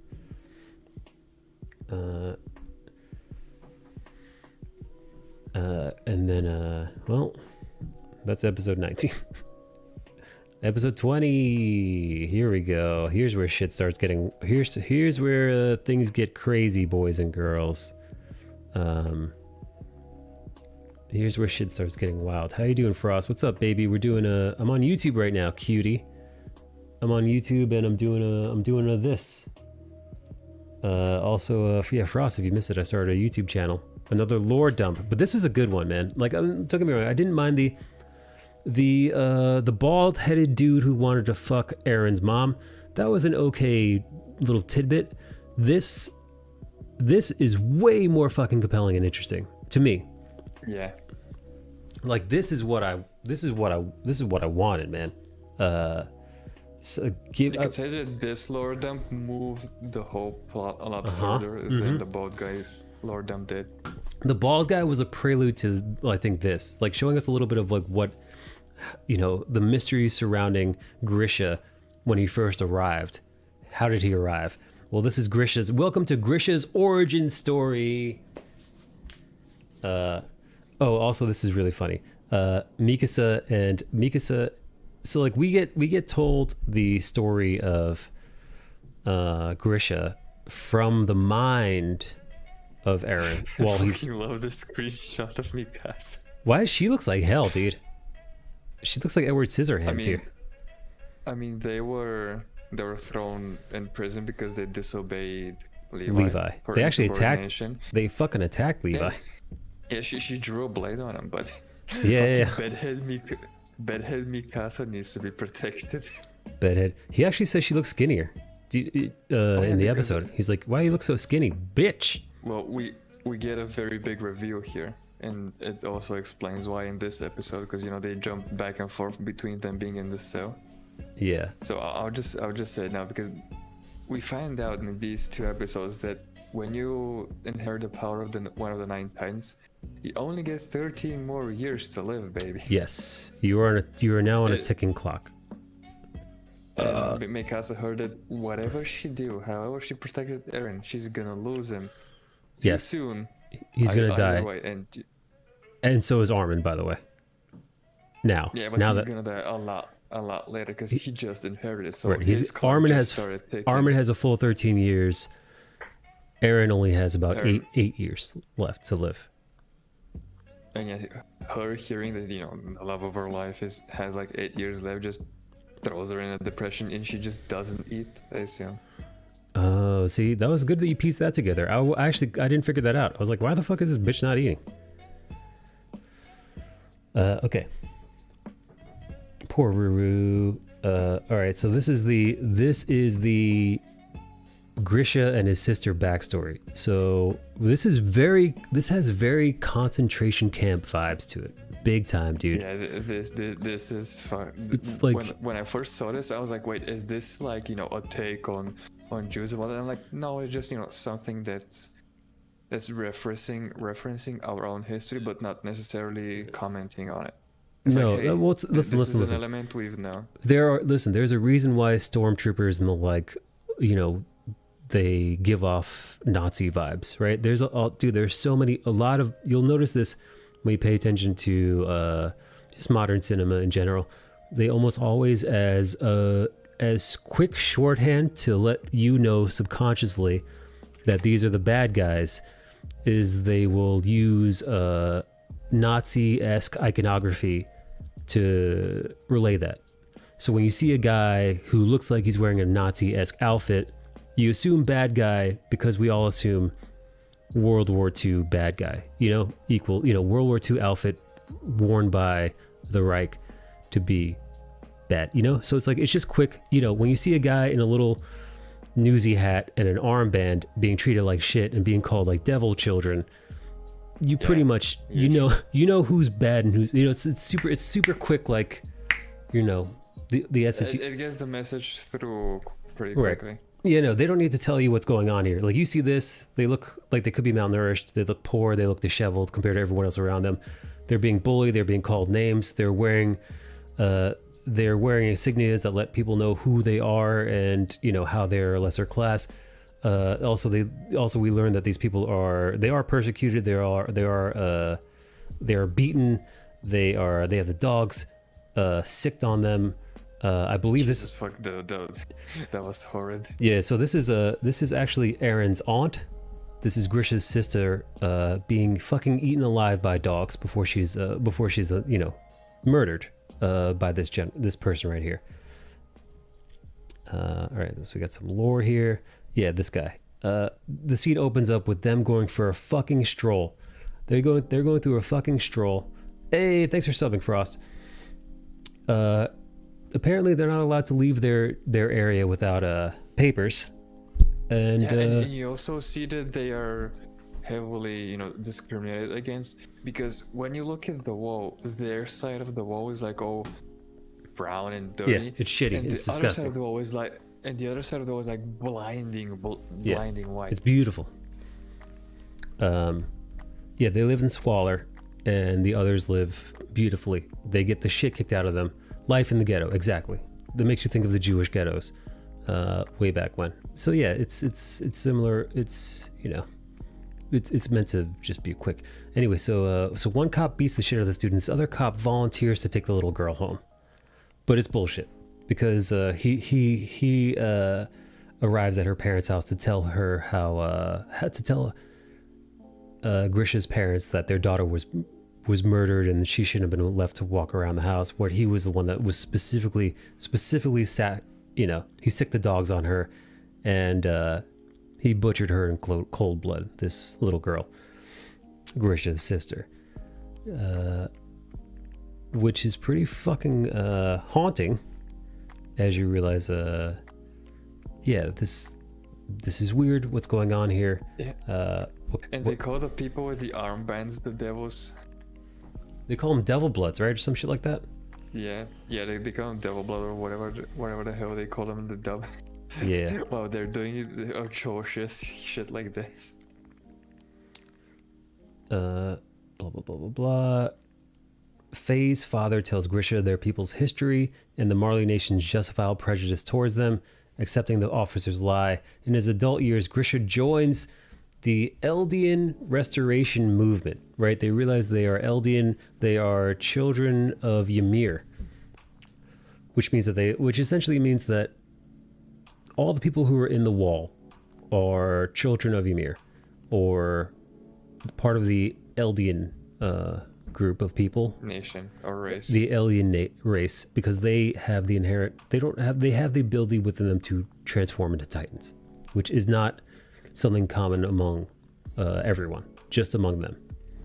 And they say it's because way back when, they say it's because they're, Ymir herself, their, who knows, main bitch, their Eve, made a deal with some kind of devil of sorts and gained the Titan power, and then proceeded to persecute all the other humans and then rule for millennia, until one day they all receded to this island of Madagascar, their king. The king, however, abandoned the rest of his people on the mainland, while he and the rest fled to the cities of the wall. Blah, blah, blah, blah, blah. Grisha joins the resistance movement. They have an informant called the Owl. When he's with the movement, he's supported by the secret informant, the Owl. Grisha learns the Eldians' true history while eventually marrying Dina Fritz. Is that the same book Historia would have read when she was small? It looked like it. Yes. It looked like she was reading the same book, the Book of Her People. Yes, because this isn't... Being the same book isn't a spoiler, because when you read ahead, it said that Ymir, the first Ymir, wanted to be loved and liked and did everything she could to be dependable for everyone. And that's the same thing Historia was reading with her big sister. All right, now this is important. Grisha, young, handsome Grisha, meets this gal, who is, according to the Owl, of royal bloodline. That is Miss Dina Fritz. And they, of course, fall in love, the two of them. He falls in love with royalty. They eventually have a son, Zeke, who is baby royalty. However, things go awry because they try to indoctrinate Zeke, little baby Zeke. However, when you think of since we're doing Nazi iconography, when you think of the bad guy from WW2, do you remember how he brainwashed the kids? They've done that in communist nations too. There have been plenty of, I'm sure to this day, there are kids in North Korea, maybe even China. Hell, dude, there are kids here in this fucking country who were ratting out their parents when they raided the Capitol to the feds. And here's another point that this episode touches on. There is false history being spread. Right. Because you see that, the Eldian, the restoration movement have the quote-unquote correct history. Meanwhile, everyone else was like, no, that these guys were evil to begin with. Right. Again, there are people today, countries that live under false history. Right. Which is fucking sad. Well, that's what they say, man. The people who win the war get to tell the history of it. Grisha joins the restoration movement. Macedonia. He meets Dina Fritz, the last remaining Eldian with royal blood on the mainland. And they have a son, Zeke, who appears with them in a photograph. When Marley begins its warrior program to keep up with rival nations over natural resources, Grisha's attempt to raise Zeke as an infiltrator resolves in his son turning the restorationists to the authorities. So Zeke fucking sells out. Look at him pointing. Baby Zeke fucking sells out his whole fucking family and the whole damn movement, which puts his fucking family up on the wall, baby. Going to paradise. You know what happens when you go to paradise? Nothing good. Nothing it's good. Paradise only in name. Yeah. Well, essentially what happens is when you're a bad Eldian, and they don't kill you, they turn you into a Titan, and they actually sail to Madagascar. They sail to the island in which the walls are on, where the rest of the Eldians have isolated themselves. And this is where a lot of the Titans come from. They're from Eldians who are being punished from the mainland, are brought here, injected with Titan serum, turned into Titans and kicked off this wall and left to roam on the island. And that is where all the Titans have been coming from that have kept the people in the walls trapped. It's a big info dump. Big. The world, at the end of the season, the world grows so much larger and the lore is like, oh wait, there's a whole bunch of, oh fuck. Yeah. Led to a bunch of moments that start off like, episode 1 of season 1. Yeah, so at this point, we see not Aaron's mom, we see Aaron's father's first wife, Dina Fritz, put on the wall too. Inject with Titan food, kicked off the wall. And who the fuck does she turn into? Old Smiley. She literally turns into the Smiley Titan. She becomes the Smiley Titan, the very one that fucking ate Aaron's mom, the very one that ate Hannah's, the very one that he was able to use his abilities on to devour her. To have the other Titans eat her alive, piece by piece. It turns out that is his stepmother. Actually, stepmother got eaten.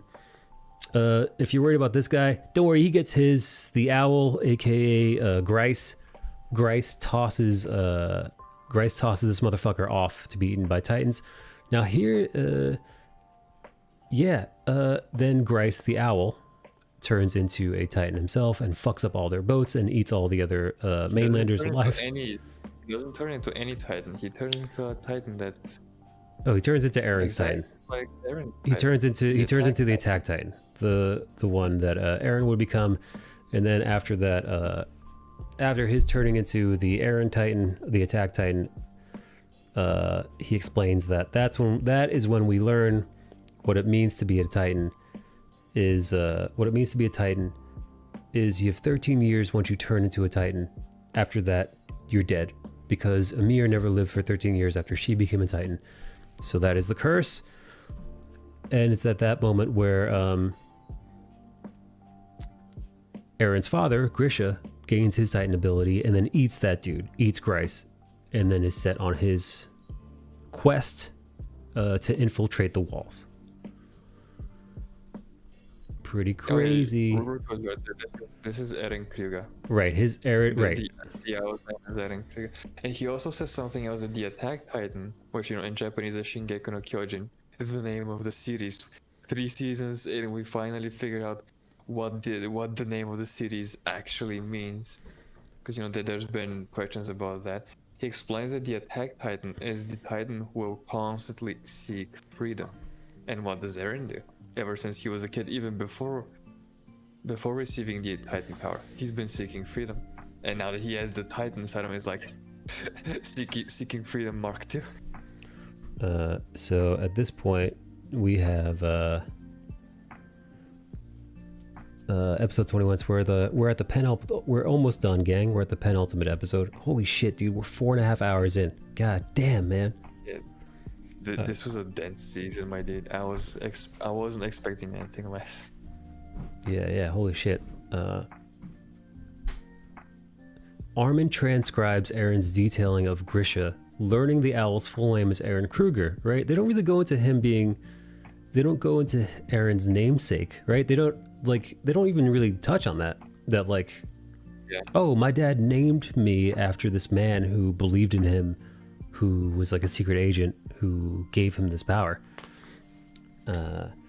The author explaining how his desire to restore Eldia led him to participating in his people's persecution to maintain his cover.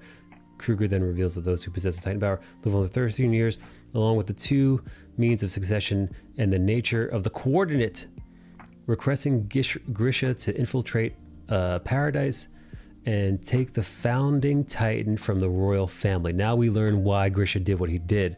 It was because, the will of the king, which lays dormant in the founding Titan, when inhabiting a new royal heir, completely overpowers that person's any sense of decision making, which is fucking wild. I mean, absolutely wild. So they realize that I think this is when Eren and them realized that Grisha wasn't some bloodthirsty monster. We were led to believe that Grisha was some lunatic who burst into that royal ceremony. Actually, I think we actually learned this in the next one, right? Let me just make sure. This might be an episode 22 one. I might be skipping ahead.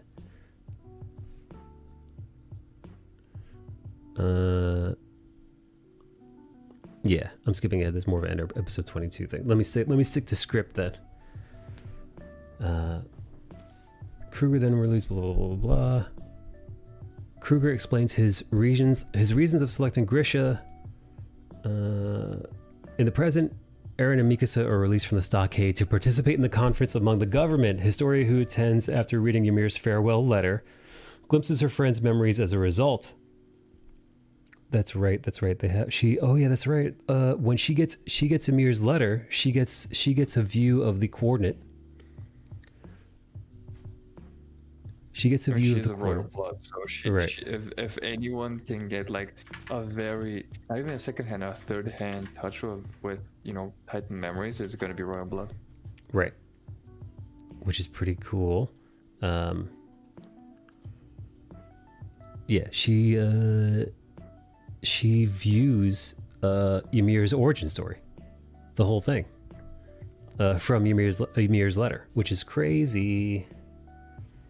And we also confirmed that Ymir was a turbo lesbian.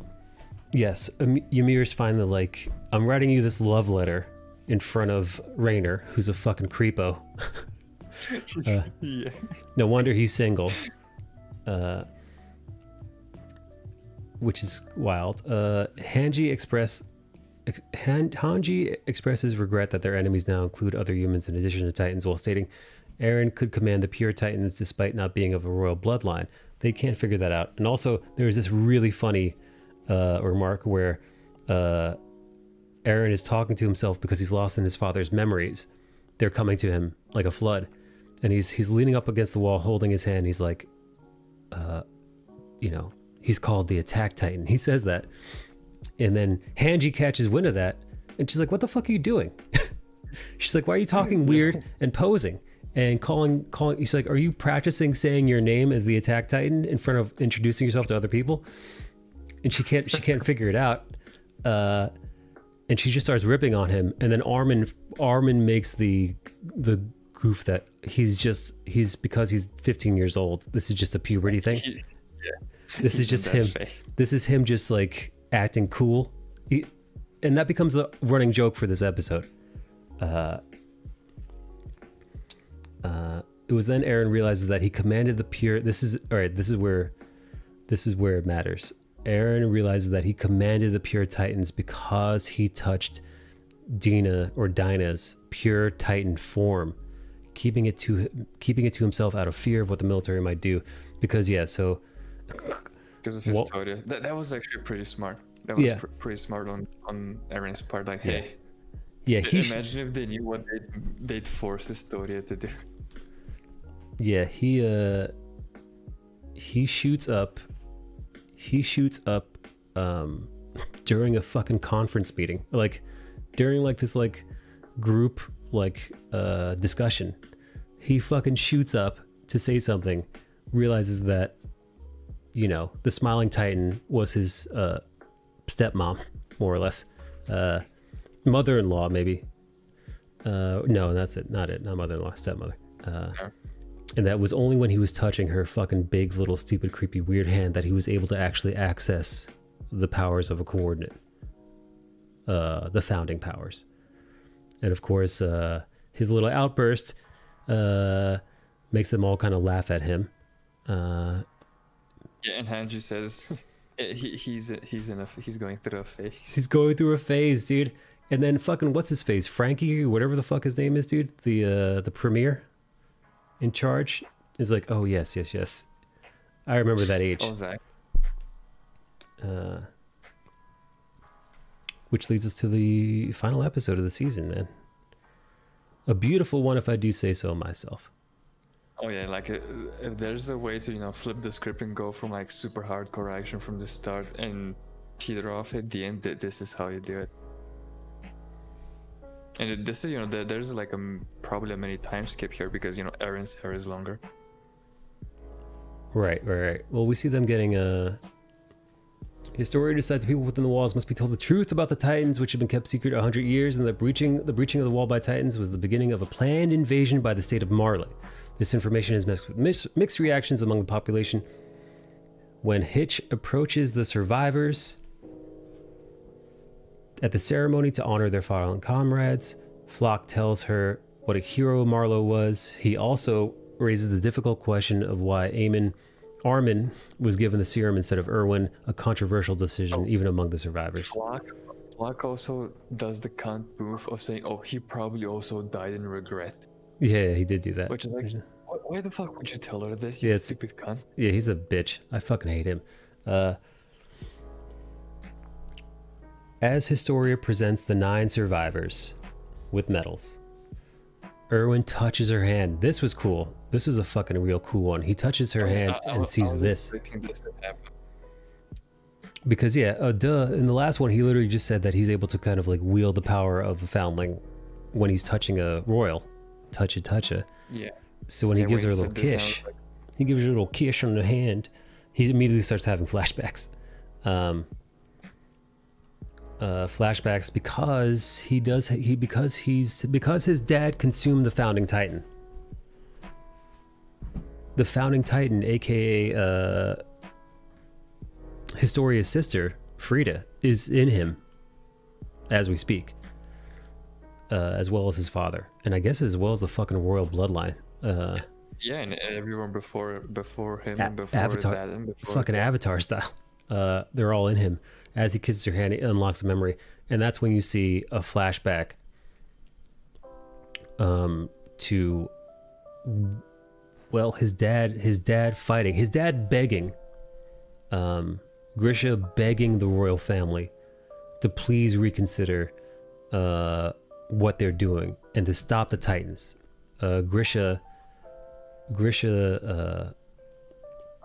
yes, during the Shinganshina invasion, he interrupts their whatever the fuck they were doing down there to beg. I think it was the inheritance ritual.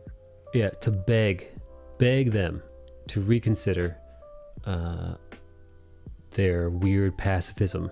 But of course, we now know that because of Frida taking on the god consciousness, she couldn't or wouldn't. So she's enslaved to the will of the original king, who had the ability, which is kind of like, you know, she's trapped. You get to be king, but you're also fucked because the king decided we're going to be passive. Right. So Grisha had no fucking choice. But to try to take the power for himself, even knowing that it wouldn't work because he's not of royal blood. So we understand that we truly understand that he wasn't some bloodthirsty monster. He was just trying to save his family and just trying to save the people of what was it, Wall Maria? Yeah. Well, Maria rather. Stupid. Is it Maria or Maria? Because, you know, this is originally pronounced in Japanese, and you know how not every language, but every language group has difficulty pronouncing. Like, for example, you would have difficulty pronouncing Slavic names or whatnot, or words. So it could be that sort of difference where because I've watched other anime where a very typical Maria is pronounced Maria, so that's probably a Japanese thing. And the new OG Titan can wipe everyone's mind. That's right. A founding Titan can wipe a mind, as we've learned earlier in the season. Within a year after the attack on the Trost district, the Titans inside Wall Maria have all been killed, and the inhabitants return to their hometowns to begin rebuilding and farming. 6 years after the fall of Wall Maria, the Survey Corps, including the survivors, begin their expeditions outside the wall. One day, they find a Titan unable to move because of its small arms and legs. That's right, that was really interesting, seeing that little guy. Realizing that they... an actual bottom. Yeah, they must be close to the perimeter of the wall, where the Eldons are turned into Titans by Marley. Riding further on, they finally arrive at the wall where Grisha became a Titan. And for the first time, they see the shimmering ocean. They joyfully play in the water, though Eren realizes that they only found the enemies across the sea instead of the freedom he'd been seeking. Yeah, among all the heartwarming moments in this last episode, Eren being like, well, we're not actually free. There's like a bunch more episodes that too, a bunch more enemies on the other side of the sea. What's up, Alexander? How are you? Welcome back to the stream, buddy. He is one with memories of the outside world. That's right, Rue. Yeah, that too. Because his daddy was from the outside world. Now, if I remember this correctly, so this is. Oh, how cute and adorable was Mikasa's fucking awkward smile when they were playing in the ocean. Oh, is that what you screen capped? Yeah. I actually missed that. I fucking missed that one. So fucking awkward yet adorable. Oh, but check this out. Upon rewatching episode 1 of season 3.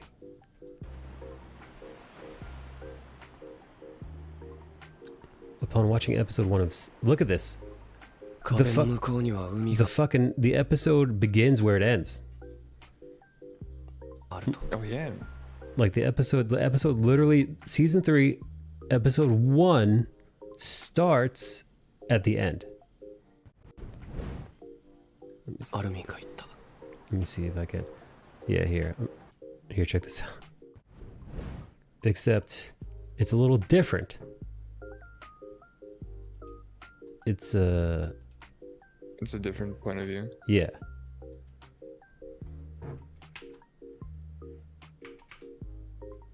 But yeah, seriously, look. This is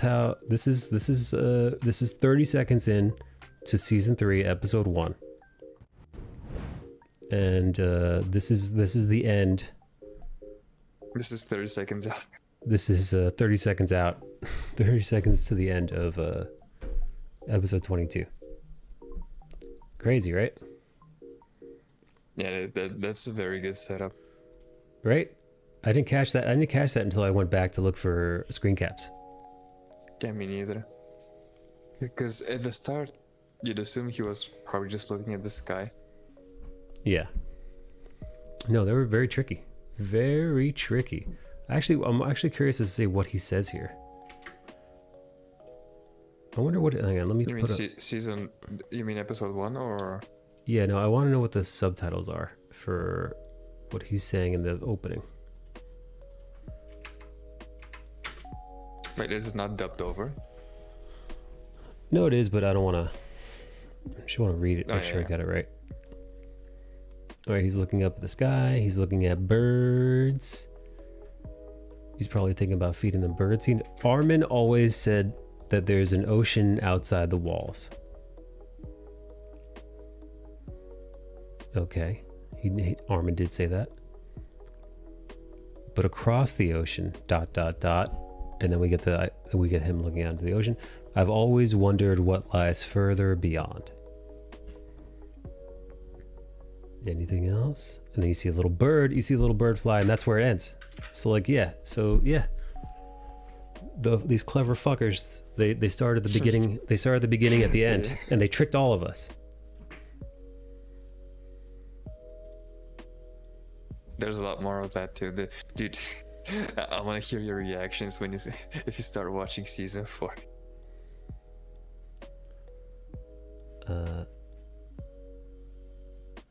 There are also movies to watch too. I think there are like 2 movies out.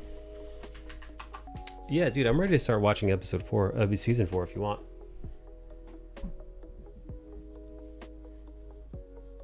So what are you gonna do for next week? Whatever is out of season 4, or do you want to do something else?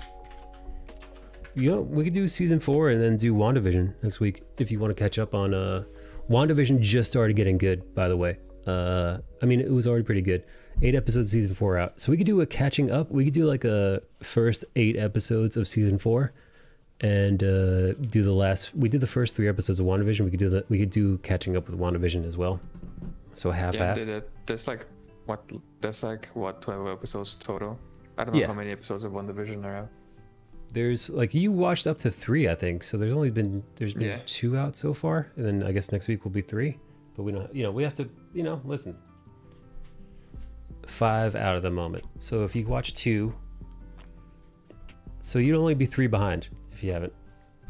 Okay, yeah. So we watched 25 episodes. 12 aren't going to be in. That's right. Total of 9 episodes for WandaVision. All right, so yeah, we could just do a little catch up.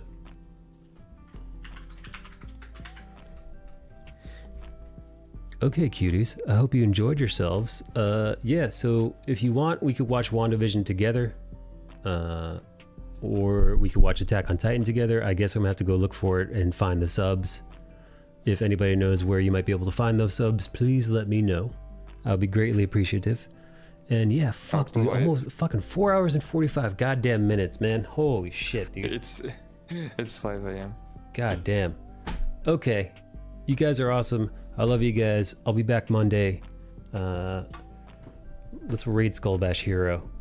And this has been our season 3 of Attack on Titan discussion and review. Thank you for modding, Mona. Thank you everybody for being here. Come with me to say hi to Skullbash. Thank you again, Bale. Thank you. I appreciate you being here with me. My pleasure. Thank you to everyone who hung out. Catch the VOD on YouTube if you want to watch my YouTube channel.